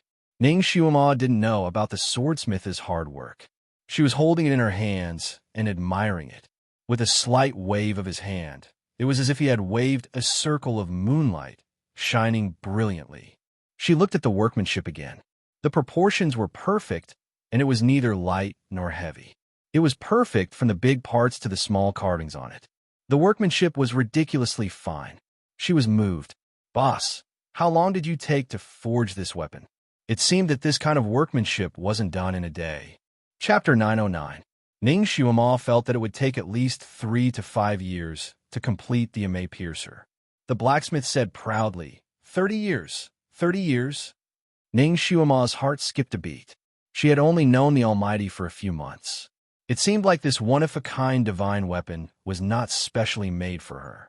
It was obvious that this weapon was specially made for girls. Then who was he custom-made for 30 years ago? Yi Qingwan? Or Yunqi? Or some other female friend of the Almighty that she did not know yet? Or his future wife? She suddenly realized that she knew almost nothing about the Almighty. She slowly put down the Immerse piercer. "Why? You don't like it?" Shun Jili raised his eyebrows. He thought that when Xiaomo received this gift, she would be so happy that she would jump up and down. He didn't expect that she would have this kind of indifferent expression on her face. Ning Xiaomo smiled and said straightforwardly, "The Almighty prepared this for someone else, right? I don't want to steal someone else's beauty." She suddenly had an idea. If this had been prepared for Yunqi, it would have been hard to say. If it had been prepared for Yi Qingwan, then she should steal someone else's beauty. That damn person would die of anger. She did not want to have such a high style. "Almighty, who did you prepare this treasure for?" She prayed that the Almighty did not give it to Yi Qingwan. Otherwise, she would not hesitate to snatch it away. Shinjili glanced at her and put the weapon in his storage space. He said indifferently, "Since you don't want it, you don't need to know who I prepared it for." Ning Xiaoma was speechless. She had lost a treasure because of her pride. TSK. He did not want to give it to her in the first place. He only wanted to let her try it out. He was like a domineering CEO in modern times who brought his secretary to buy a gift for her. Of course, the gift was for someone else. The more she thought about it, the more she could not take it lying down. She asked the shop owner, "Where is Moonlight Mountain?" She wanted to get a piece of this metal and forge it. Shun Juli's eyes flickered. He guessed what she meant, but he did not say anything. The blacksmith looked her up and down and shook his head. Difficult, difficult, difficult. Ning Xiaomo, what do you mean? You can't go up the Moonlight Mountain unless you're a Heaven Stage Psychokinesis Master. Mrs. Psychokinesis should be around Earth Stage Level 2. The difference is too great. Not to mention looking for the Moonlight Iron. Even if you find that mountain, you won't be able to go up. Who would have thought that this swordsmith would have such sharp eyes? But there should be very few people with heaven-rank psychokinesis, right? Perhaps there were many in the Bulow country. After all, the people here were immortal and had endless time to cultivate. There should be a large number of people who have reached this level, right? Do you really want to go to Yueguang Mountain? Shunjuli looked at her with a faint smile. I can send you up there. The swordsmith's expression changed. He looked at Shunjuli and frowned. So what if we can go up? The guardian beast of Moonlight Mountain will also eat her. Shunjuli crossed his arms and looked at Ning Xiuma. There is indeed a guardian beast on Moonlight Mountain, the Moonlight Pterosaur, an Earth Stage Level 8 beast. It is good at fire attacks, can hide, and is as fast as lightning. It is also known as the Electric Beast. He quickly explained the characteristics of this beast. Are you sure you want to go? Was he trying to provoke her? Ning Xiuma quickly analyzed the characteristics of this beast in her mind. She smiled and said straightforwardly, yes, as long as you can send me up there. Chapter 9:10. The swordsmith was shocked. Was this little girl looking for death? Who wants to go to Moonlight Mountain? A clear female voice suddenly came from outside the door. If you can find 10 tails of moonlight iron, this king will give you 10 million crystals. Everyone turned around when they heard this. The door curtain was lifted and 2 beautiful maids came in first. They bent down and opened the door curtain. There was a young girl dressed in luxurious clothes. She was beautiful and unparalleled. Her aura was not small. When the swordsmith saw this woman, his expression changed slightly. He bowed down, Your Majesty. That woman was the king of the Immortal Kingdom. She nodded slightly and ignored the swordsmith. Her eyes swept over Ning Xiuma and finally landed on Shunjuli. A trace of surprise flashed through her eyes. Shunjuli used a technique to hide his appearance and aura. The people here could not see his true appearance. The queen believed that her eyes were sharp enough to see a person's cultivation level, but she could not see his. She faintly felt that this man's cultivation level was deep and profound. It was like a vast ocean that no one could see through. Your Majesty is a heaven-ranked cultivator. The queen's eyes sparkled. Shunjuli was too lazy to answer her. He was too lazy to waste his breath on people he was not interested in. Ning Xiuma also crossed her arms and watched from the side. She did not think that she would meet the queen while shopping. How dare you? Our queen is talking to you. How can you not answer? You? One of the maids sternly scolded. However, before she could finish her words, Shunjuli glanced at her indifferently. Just one glance was enough to freeze the maidservant. Her heart fiercely trembled, and she could not say anything else. Shunjuli was too lazy to deal with people. He pulled Ning Xiuma's hand. Let's go. This was probably the first time that the queen had been ignored so thoroughly. Her pretty face blushed slightly, and her eyes flashed with a hint of sternness, but she immediately hid it. She flashed in front of Shunjuli and Yang Kai.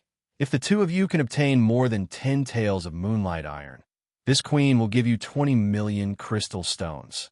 Shunjuli remained unmoved. He lowered his eyes slightly and waved his sleeve. The queen could not help but stagger a few steps to the side. Shunjuli held Ning Xiuma's hand and walked out.